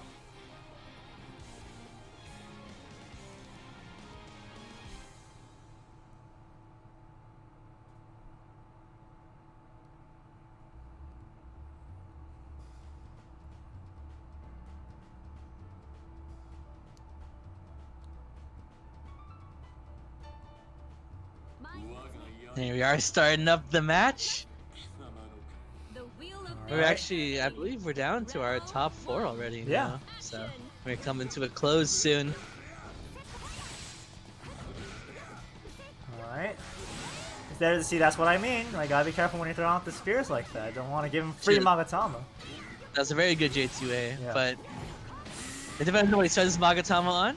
He spent it all right there. He's gonna be well, it goes for the full combo this time, not a reset. Oh. Trying to find a way to get some free Magatama from these JDs. Oh. Double overhead here. Catches the roll of the. I don't think you can really convert out that without spending Magatama. Was that 60? No, or that was 5D. Well, I couldn't say if it was 5D or 2D. I wasn't actually paying attention. I'm a bad commentator. But it was not 60. Okay. 6D pushes them back. Ah, yeah, okay. Nice J2A again, allowing him to get Magatama. Yep. Another one. Oh, a 5C counter hit. Yeah, okay, Koji decides to burst there. Again, He's giving him all his meter. Yeah, not a good idea. Catches Koji again with the JD.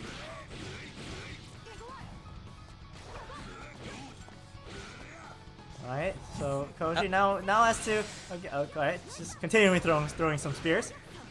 I was just gonna say, I like how Riken isn't afraid to spend meter. Like after landing that JD, he immediately went to Tsubaki. Like usually most people just go for an air combo and get like 2k, but he's like, I'm watching all the damage. Give it to me.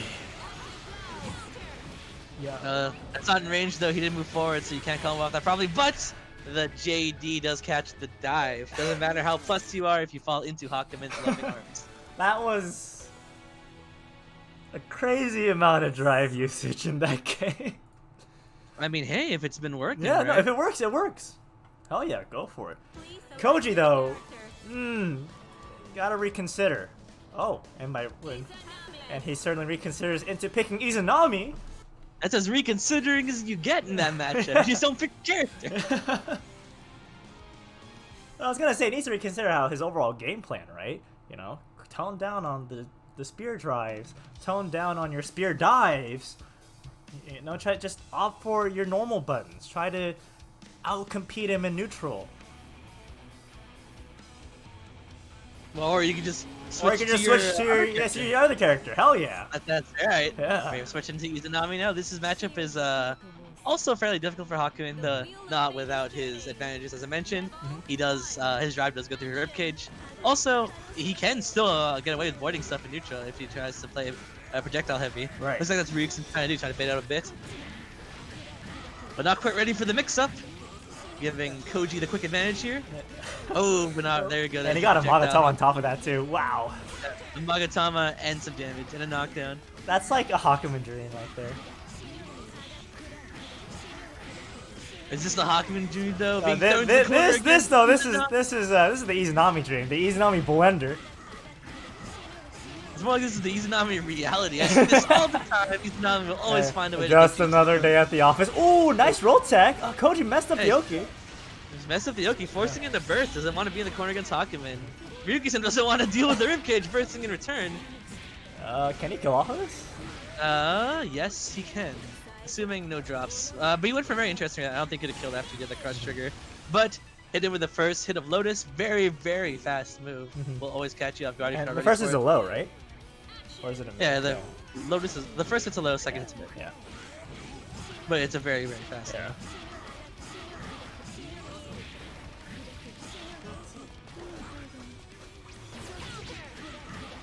move. Got caught mashing. Yep, here we go. We'll see the Izanami blender. Here it is. Oh, doesn't offer the ribcage though, which is because had he gone for the ribcage, he wouldn't be in the scenario. Oh, Ryuki-san tried to go for the 5A into the 5C reset. Maybe he was just so sure that that mix-up was gonna work, but it was not the case. Ah, J2A doesn't quite reach. Not quite that right height. That 5C reaches though, my goodness. He's gonna have to burst Koji on his last legs here. Drops the combo because of the bits, bursts the shield early. Koji cannot get hit in Exodus. He cannot block. Oh, that's a punish! This could be it. He just needs to enter with a super. 3C super, there we go. Not dead yet, Koji says. I speak like Yoda. And here we are going into round 3. Koji staying alive. Both players won't have access to their burst for a while either. So, he ran into the void, but it's alright. It looks like he managed to regain control of the neutral here. Drops the combo though.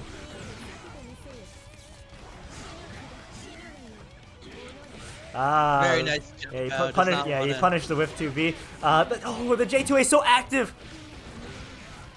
Yeah, I actually did not think J2A would beat the slide there. Yeah. Tried to go for a reset of some sort. Hit by the overhead. Count himself out. Ribcage. That's the ribcage. I'm coming for you. Nice air to air. One thing Koji definitely needs to be careful of is the JC from Hakumen. I like that. Speaking of JC. That's like one fear factor that he should have in his back of his head. But here we go. We're in a great spot for Koji. Oh, command grab. That's gonna give him his meter back. Will he be able to kill? No, not with that meter, but he can EA. Never mind. The bits messed it up. Both players don't have access to their burst. Oh no, he was an Exodus, he couldn't block. He went for the full screen Hail Mary Shifu and it worked! Oh. That's the feel. That is the feel. I've never seen that happen before. Wow. That hurts. Koji almost had it, but yeah, the bits messed up his EA, which actually potentially could have killed because he wasn't EA. But yeah, the little puddle from Shifu, the fatal puddle. The fatal puddle. It was enough. Oh man. All right, so wow, that was intense. But it's not over yet. Ryukism staying, but Ivy coming in. We're in losers finals. This is in fact losers finals. Tsubaki versus Hakumen. We're just going right into it. Oh, I need a break. No breaks allowed. You're working through Christmas, Timmy. Oh no.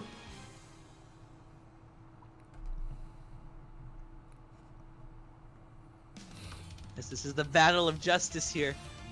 Who will go to fight the evil Susanoo in winners or grand finals? Yeah, wouldn't it be cool if it was Hakumen versus Susanoo grand finals in an EVO? Which doesn't even appear in canon. Because I'm not ready for the cancels once again. You know, I think a lot of things that are working for Ivy are actually working because not too many people are actually familiar with what Tsubaki can do. I know I don't know much about Tsubaki, or like the intricate Tsubaki stuff. Oh! You're just getting free meter. You know what? Yeah. Ryukism's like, alright, I'll just sit here, get free Magatama, whatever. You can get free stomps. They're both getting stopped, that's the thing. I just realized these are two players who just love to reset like crazy. Oh, is it reset galore? Ryukism sitting at a comfortable 4 Magatama.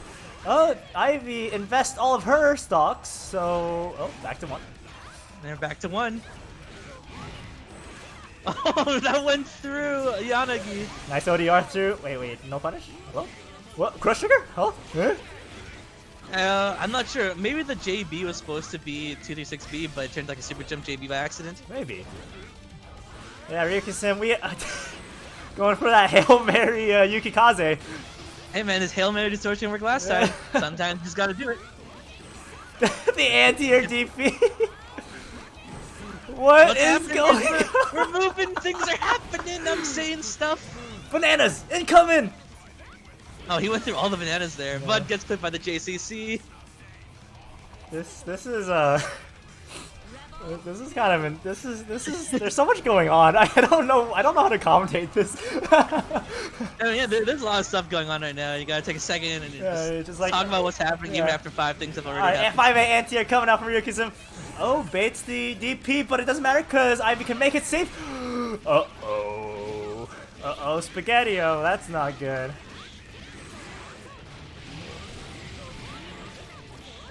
There we go, getting that 60 extension combo down, but we're back to neutral somehow, so yeah, that's cool. Yeah, I guess I didn't really want to go for a proper Oki on Hakumen, just fearing the drive. Though Ryukism hasn't really shown his drive as an option right now. Right. Especially after Hammer, like when you block a move that's plus as Hakumen, you can get away with trying to do a cheesy Hammer. Sorry, a cheesy 5D or something 2D. Yeah, simply because they're gonna continue pressure because it's plus, right? Ivy's been killing it with these anti-air DPs. But you know, Ryukism manages to find a way in. Ooh.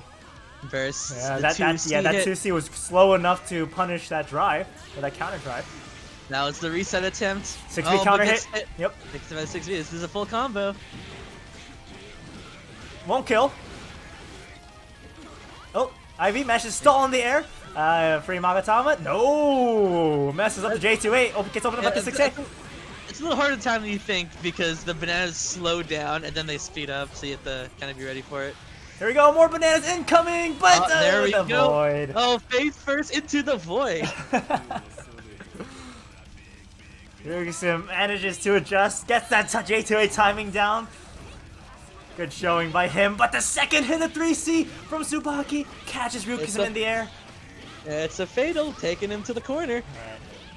Ooh, this the is combo's still still going. Oh yeah, I was surprised too. Yeah, that's still a red beat. I guess that's the power of Fatal for you. Ah.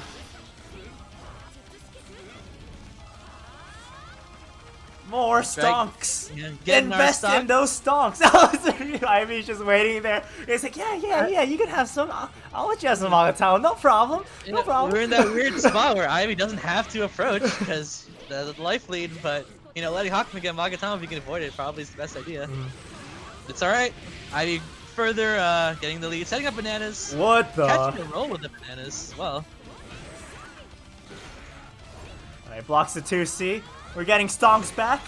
But Hakumen, lots of Magatama to work with. Uh-oh. 3C not exactly the best punish though.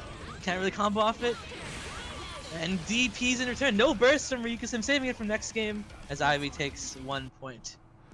I can't. It's too much. It's way too much. I think Ivy DP'd how many times has Ivy DP'd there, do you think? She's definitely DP'd more than I have like this past month, maybe even year. Well, I could say Ivy's DP'd more than I have in my entire life as Yeah. well. Character switch. With the bang? For Ryuka-sim. Yeah, it's a bang. Very interesting. I would never have expected Ryuka-sim to switch characters. This is gonna become even more jank than any game we've seen before. I'm gonna call it right now. I've never seen Ryuka-sim play Bang. Whenever I play him, he always goes Hakumen, so I can't really say. Yeah. But Bang in general, it's just he's a wacky character, dude. That is true. Speaking of Bang, I forgot Fist was in top 8 yesterday too. Another person we forgot. Sorry, Fist. They already have 3 steals on the board. Yep, Ivy going for OD, wants to invest in more stonks. Ryuka-sim, Furikan-san all ready, reared up, good to go. That's right, we got 4 seals. 3C fatal. Tsubaki's 3C isn't the only one that goes half screen. Make that DP safe. Classic. Oh. 3C once again. You know, both these characters are very similar to 3C. Oh! And then into the purple grab throw for 5k. Oh my god, we're gonna see purple grab retaliation. I'm gonna call it right now. Give me the purple grab. Give me the purple grabs.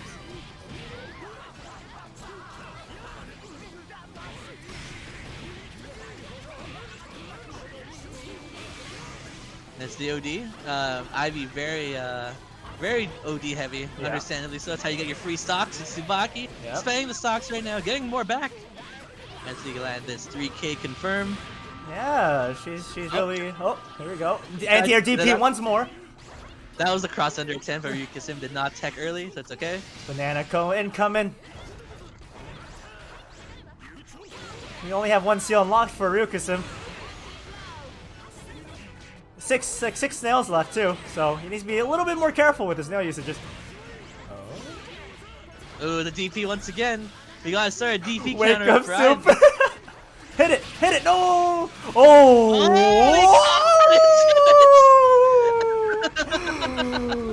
What the? That's incredibly rare. You never see Bang's combo into their Astro. There's a very few select times you can do it, and that is definitely one of them. With Ryuka-sim getting Bang's Astral. Wow! Oh my god! That was just... Whew! Yeah, I was actually discussing this with our tournament organizer, Kasha, like how Bang can combo into his Astral. And I know 2D counter hit can, and I think if you cancel his grab at the right time you can, but it's very difficult to do, and only works on wider characters. And I guess that's another way. That's another way, You put the umbrella in the air, and then you just get Astral. That's insane. Holy cow. I've never seen that before. So, certainly was a treat. But here we go, going in, moving on to game 3. It's not over yet. That's right. This is also a finals bracket, so it's going to be first 2-3. That's correct. Ooh, nice call on the teleport. Ivy, a little mash heavy there, but you know it's working out for her now. Now we got the grab as well.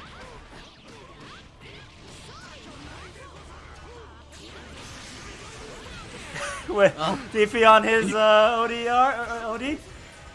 You cannot escape. And then there's the 2C anti-air coming in hot. Ivy has one stock to work with, but it doesn't matter. That 2C catches Ryukism. We got the ground hit 2C, which the second hit does launch. Yep. It's actually pretty rare to have like a 2C like that launch. Yeah. Ooh, way to stall in the air with that fireball. But...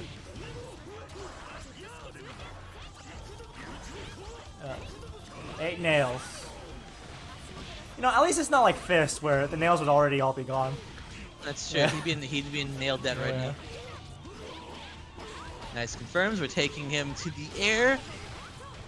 We're not spending the. I was gonna say Makata. We're not spending the stock there. Yeah, nice ODR. That's going to be a punish. Yep. We got. Go 4 steals. Yeah, there it is. All 4 steals unlocked. He has his command grab super available to him for the use. I think he's gonna use it. He's gonna go for some hard read. Yeah, we didn't see it yesterday from Fist, so maybe we'll see it now. Well, we did see it from Fist yesterday, but Kill mashes the ODR through it. Oh, that's true. I mean, we didn't see it land, I guess. Yeah. Ah, that's not it. What? Yeah, that happened. And Ryukism won that round, so Yeah. we won on round 3. Let's keep it between us, you and me and the viewers. You know. Yeah. No one else has to see What that. stays in this? What happens in the stream stays in the stream. Alright, Ivy backdashing. She's in the corner. Not a good spot, but gets that air grab catch. Yep. Activate a burst again, but not happening. Doesn't get that too. Oh, but that's a 5cc fit. I think that's Tsubaki's best starter. She needs stocks though, right? Yeah, she's not gonna get much damage off it. I'm just saying like 5cc at least for most damage, I'm pretty sure. Yep, there's the 6A coming out. Ooh, nice hit out of the hammer there. Oh, she didn't have stocks to make that safe either, so free punish coming in for Ryukism. We got the Rin Kazan versus the Fu. What? Oh no, not the correct time to burst. Ivy taking the second game. Or Ivy taking her second game. 2-1. Wee you lad. Yeah, this has been a very high energy set. No, I guess I feel like a lot of the matches with Ivy that's been in have been very, very high energy, for lack of a better term. Yeah. It like compared to the West Coast tournament, this one has been a lot more. How would I put it? Gorilla. Yeah. Gorilla. Okay. Ooh, ah. I mean, I don't agree with that because Kyo is like the most gorilla person I've seen since like Bacon, but. I'm like, what? And Kyo was in grand finals, but yeah, I do understand what you mean. Like everybody else, like the amount of Unga Bunga just wafting around in top 8, definitely a higher average. That's all right. All right, I'll give you that. Maybe I'd call it like intellectual gorilla. How about that? There we go. On to game 4. Ryukism versus Ivy. Getting those stonks. Gets caught by that JC. We're just, we're just taking our time. Ooh, another counter JC. That's a good time when the character changed back to Hakumen. Yeah. Gets the throw reject miss, forcing the burst off Ivy. We actually don't really see Ivy burst that much. She's usually saving it for deep. There's the counter! We found the counter! We got it! Just 2C! Oh, nice catch on the jump. That's very similar to actually Hakumen, just Kishu Enma in, except hers goes a lot further. Right. It seems as though Ivy tends to go in when she has about like 2 to 3 stocks to work with. Because she likes to go for those cross-ups a lot, and wants to make sure she has at least one to make her DP safe. But unfortunately, no DP will be used here.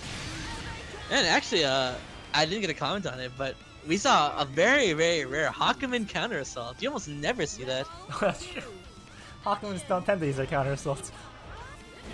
They want to save those Magatamas, go for an ODR, big boy damage, Oh, that was a free board. Yeah. The free Magatama Yeah. coming at you. You're like, He could no, I don't have want he this. could have just forced that. Actually, one thing though, Ryukisim always tends to go for J2A to go for these voids. I mean, it's definitely the reason why it's the most active and it's really big. And you can technically move while you're doing it because of the dash. Yeah. Carries your momentum with you.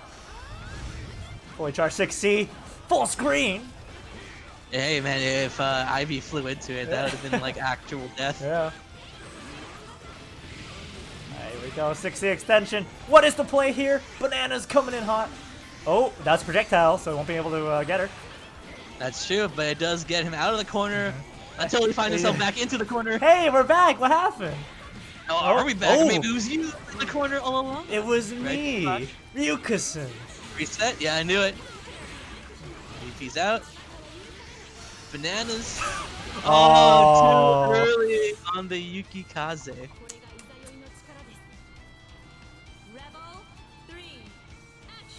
Alright. Ivy gets caught out with the, trying to 3C in there. But hey, this 3C works. Yeah, the 3C half screen. Full conversion as well. There are very few characters that let you combo off 3C raw with like any meter or counter hits, but Tsubaki is one of them. Yep. That's 3K. ID J2C counter hit. Ivy uses the burst. Here we go. 4 Magatama. Oh, there we go. 3 all gone. Oh, all 4 gone. You know. Don't worry, we got 2 more. This reminds me a lot of Fist. Yeah, when I say we had 2 more, we actually had 0 more. Watch out for the dash. Ooh, nice ban the DP. This should be done. Yeah, that should be it. Ending Agito. No, don't even need Agito. Just end 2-8 JC. Not necessary. And we're tying up 1-1. 2-2. Last game of the set. My goodness, this is insane. That's true. And then we still have 1 more set, potentially 2 after this. That's right. Winner of this will go to meet Icecool in grand finals for a potential bracket reset, or perhaps Icecool will take it all. I don't know. We'll see.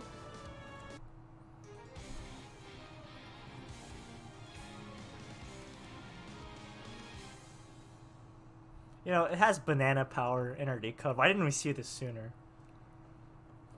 I mean, you know, gorillas eat bananas. That's right. That's right. They also throw them too, apparently. There you go. Alright, we got 1 stonk. Ha ha ha. 2 stonks. Ha ha ha. 3. 3 stuck. No, 2 stuck. Go back to 2. Okay. There's just both people both these guys trying to find a way in. Ivy with the 3C, opening up. Ryukisim. Here we go into a nice 3.2K. It's a full 3.2K off of 3C. Very, very strong. Oh, his JCs have been doing work. My goodness. Oh. We're trading. There it is. Run up overhead. Wait, trying to bait a burst. Was that supposed to be a reset? Yeah, I think that's supposed to be Bananas. 2B opens up Ryukisim.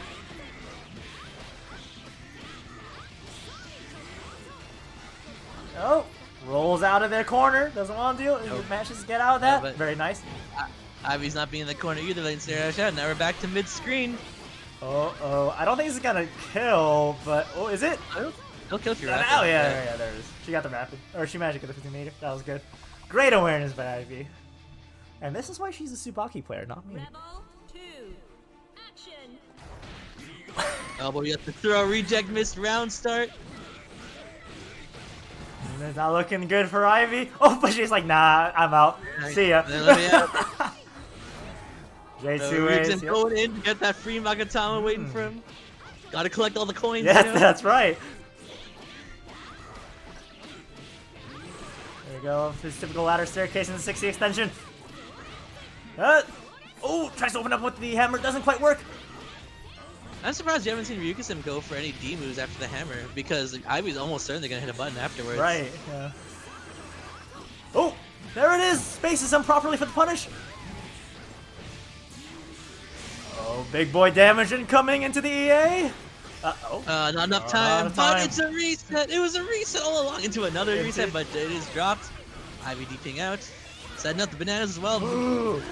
No. Is that gonna be it? Was that the fatal mistake? It was the fatal mistake.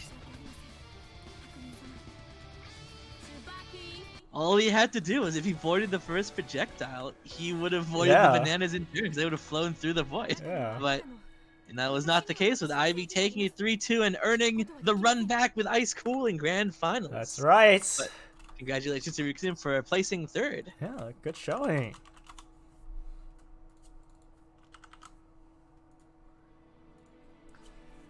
Why don't we just take a breather and take a look at the top 8 bracket. So, Ivy proceeding on to grand finals against Icecool, which shall be next match coming up. But wow, this has been a really exciting top 8, wouldn't you say? Yeah, actually, this reminds me of the previous top 8 where it was actually the person in winner side grand finals who put the 2 people who fought losers finals into losers. Oh my god, you're right. Wait, doesn't that mean, you know, if we're going off of this pattern here, that Icecool is gonna win 3-0? I mean, if history repeats itself, then yes. Yeah, it repeats itself with different characters, different people. That's true. East Coast, West Coast, what's actually the difference? We're all part of the same region, technically speaking. Yeah, we're all in COVID land. Yeah. Except for me, I'm in Canada. Which, heck you. Which is only somewhat COVID. Heck you. Sorry, we're starting out grand finals here. Icecool, 1999. Going with Susanoo. Ivy most likely going Tsubaki. 1999 plus shipping and handling.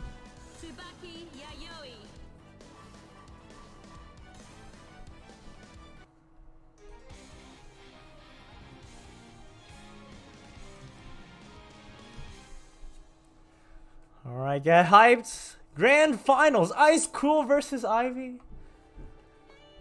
This set and potentially the next one. We'll have we'll crown a to see winner. if Ivy has what it takes to reset the brackets. That's right.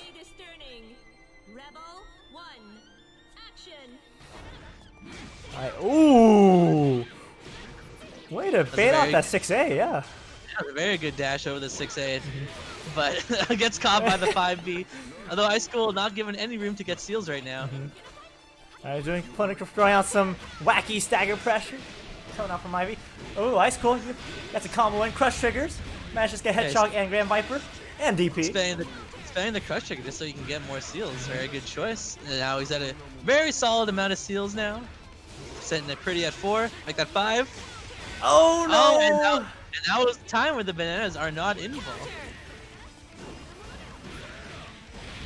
Yeah, I actually mentioned this when I was talking to Ereth, where if you do like 6B into 3C, that'll definitely catch anybody matching DP. And I'm pretty sure Ivy might have matching DP there. Either that or, you know, just got caught low. Susan doesn't have lows, but that 3C is technically a low, I guess. I mean, he has lows, they're just not safe. We got Towering Flame and Splintering Thrust on the board. Oh, spaces himself out so he doesn't get caught by the DP. That's a 6B fatal. He's gonna do a lot of damage. He should close out the game. You spend the meter to finish off game 1 very quickly with Icecool up a game now.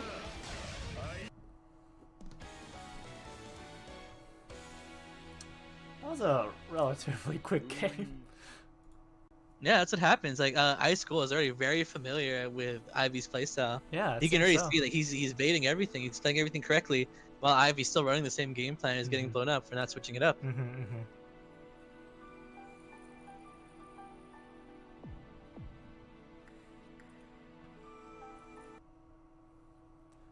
Ivy definitely needs to reconsider a game plan here.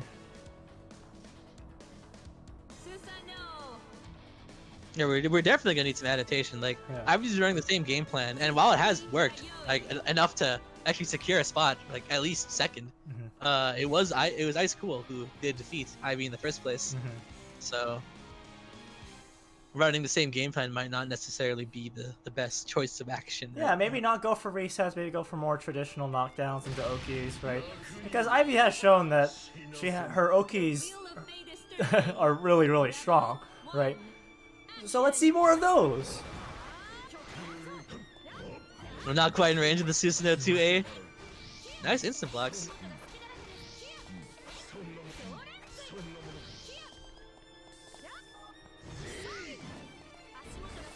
Oh, 3C not quite in range.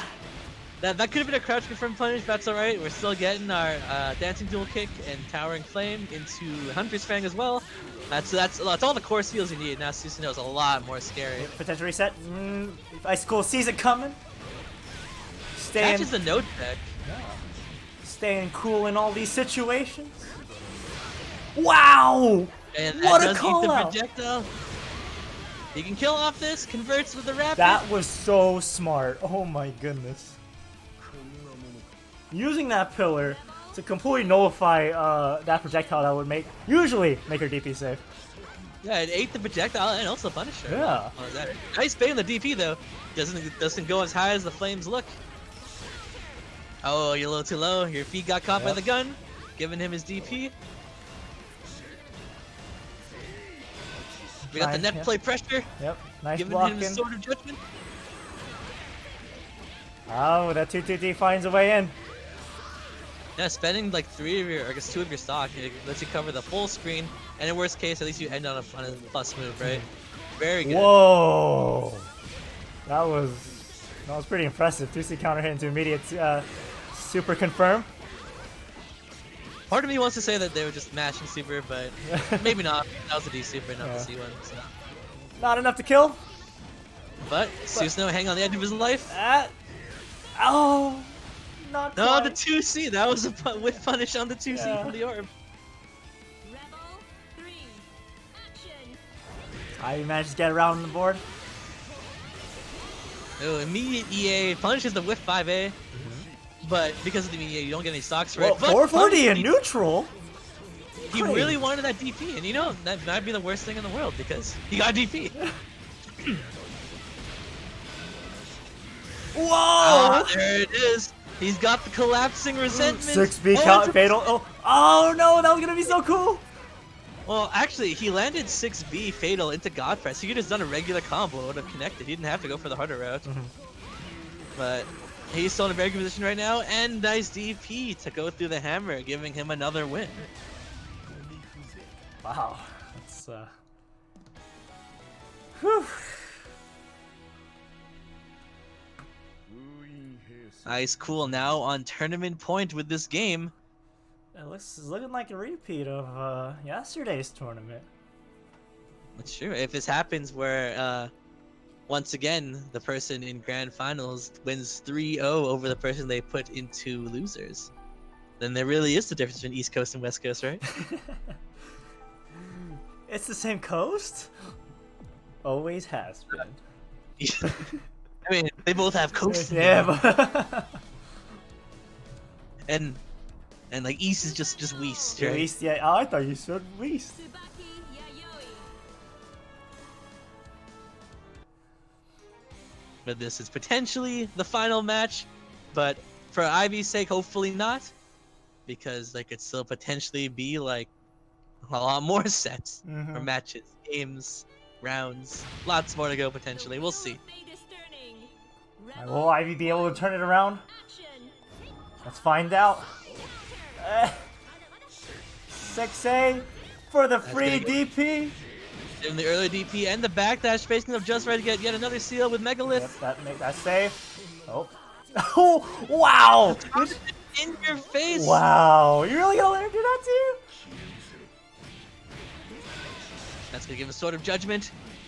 He's gonna go for, looks like, there it is, the inevitable calamity. There should be And death.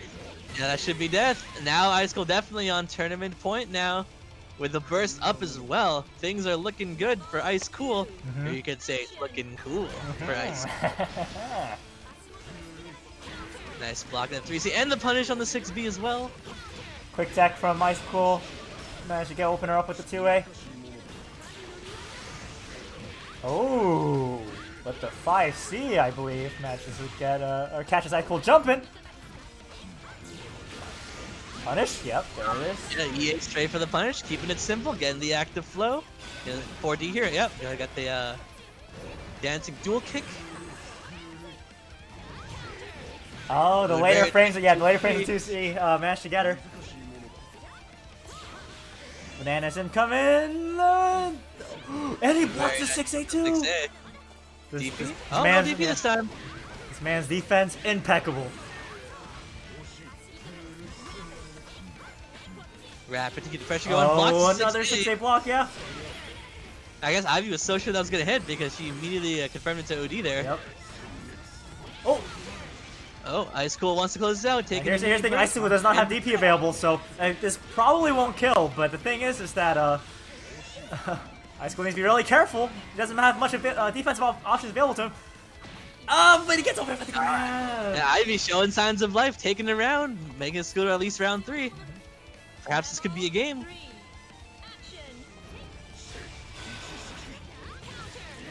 Oh, the 5cc. Yep. But into the reset, but Icecool is ready for the grab. Oh, a little too high for that 2C to connect, but it's okay. Okay, we got the DP. Yep.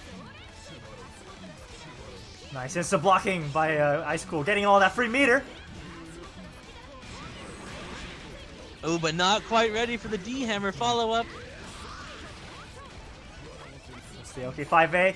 Yeah, see, she's definitely being a little bit more, more traditional, right? Hard knockdowns into just the traditional Oki. Yeah, but this time, Icecool does have his DP. That's something he didn't have the round he lost, so is that going to be the game-changing factor here? Ivy bursting, setting up the bananas. Not soon enough, or sorry, too late to do the 6A punish on the bananas. Oh, this might be bad. Wait, no, she rapid. Yeah. It's not going to kill him, but it's going to burn out the rest of his OD. Now, the thing is, Icecool has 50 meter and DP available. Almost 100. 97, 99, 100. 100. Woo! Happy birthday! Oh, that fireball literally didn't kill. no HP. This is the power of having the second most HP in the cast. Oh, Wow. but gets hit by the anti-air DP with the ball as BM. And looks like we're not having a washout here. Ivy, put yourself on the board. 2-1. It seems the two coasts are different after all. It's true.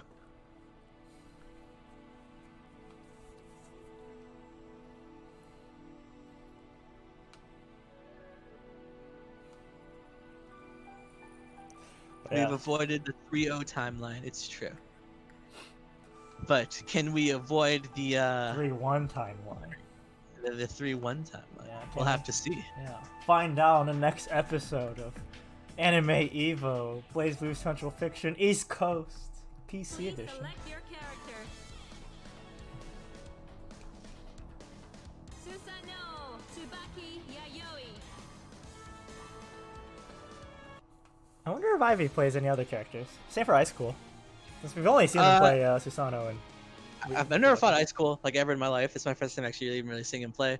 I fought Ivy very long time ago, and as far as I know, they only played Tsubaki. So. The wheel of fate is turning. Rebel 1, action.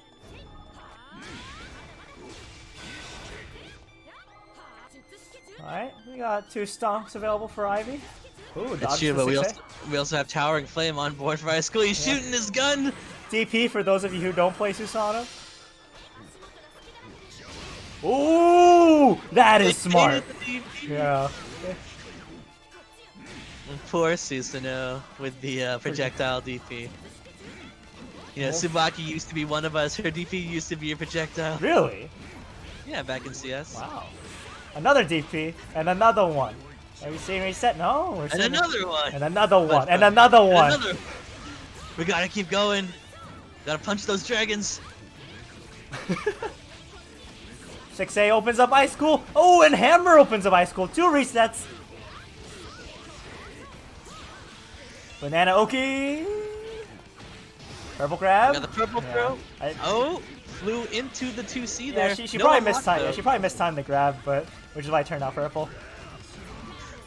Ooh, out! The fraudulence! Yes, the fraudulence!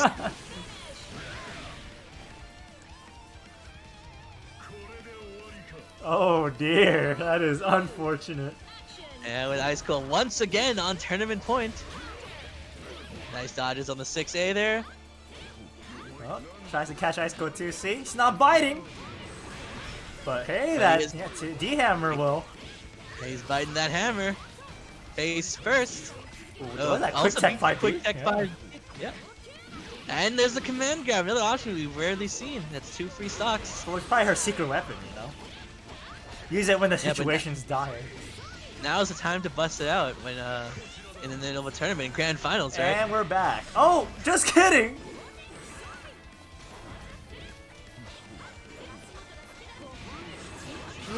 Oh no. Well, it was a 2A starter, so... Yeah, he could go for collapsing resentment here. Yeah, there it is. Gets all his steals.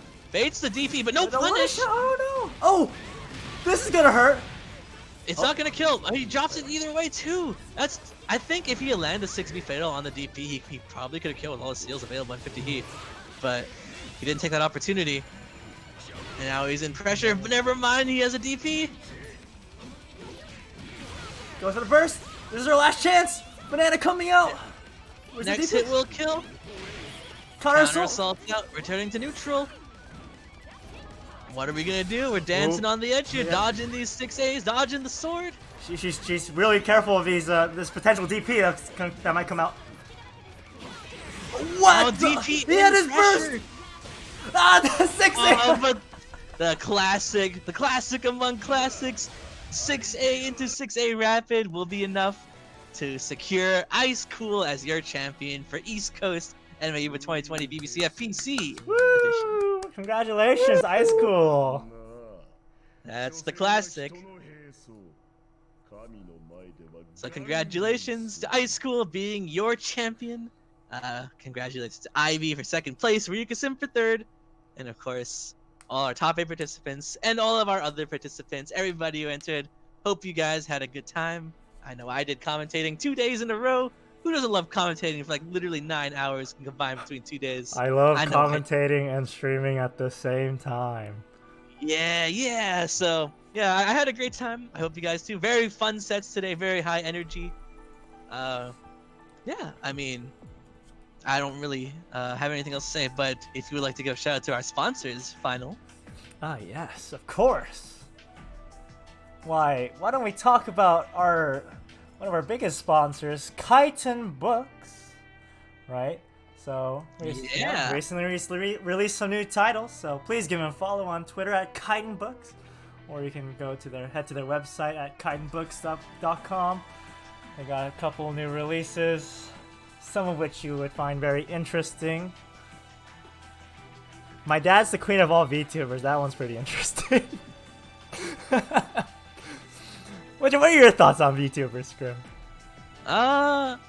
I feel like if I gave my full uncensored opinion, I would be removed from my job, so I cannot say that. But let's just say I do not like them. Okay. All right. Yeah, that's fair.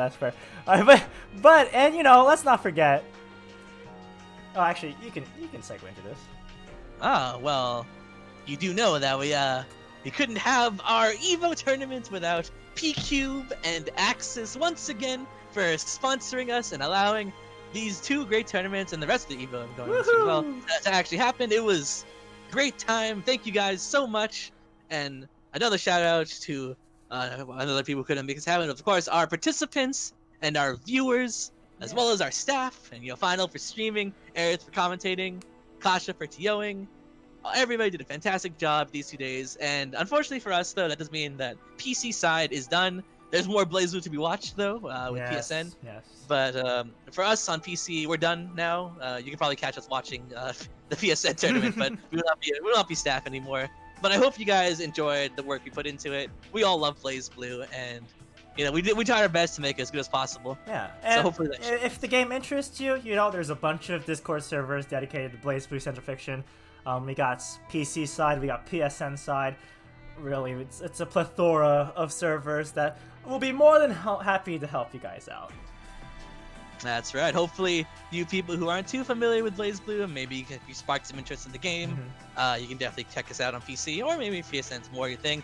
It seems very active there as well. We'll be seeing some PSN players show their stuff soon enough, as it is. That's right. But any last words from our TO? Our TO's in the call with us. Hey, TO. What's up, guys?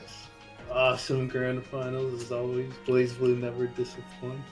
Yeah, you guys said it all. I want to thank our commentators once again for 5 hours for 2 days of work. My legs hurt.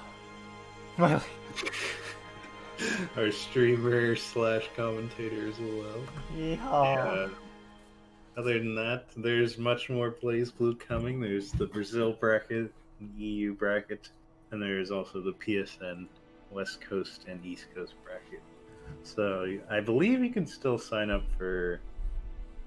Ooh, I can't remember about the EU and Brazil ones, but I know the PSN ones are still open, so if you want to enter, check that out. Chixama can help you out since she will be TOing that. But yeah, other than that, I think that's it. We've done our stuff. BBCF for PC is now over. I hope you guys enjoyed it. I had a lot of fun. I had Hopefully a lot of fun, yeah. There we go. Yeah. So hopefully the staff enjoyed themselves.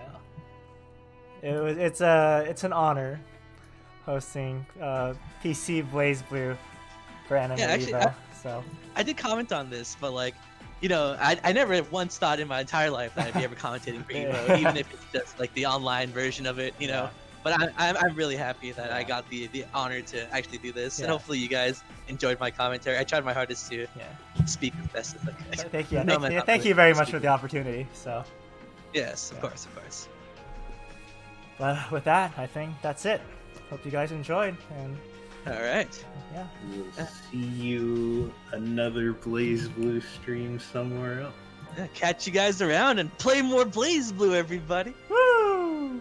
Woo! See you guys.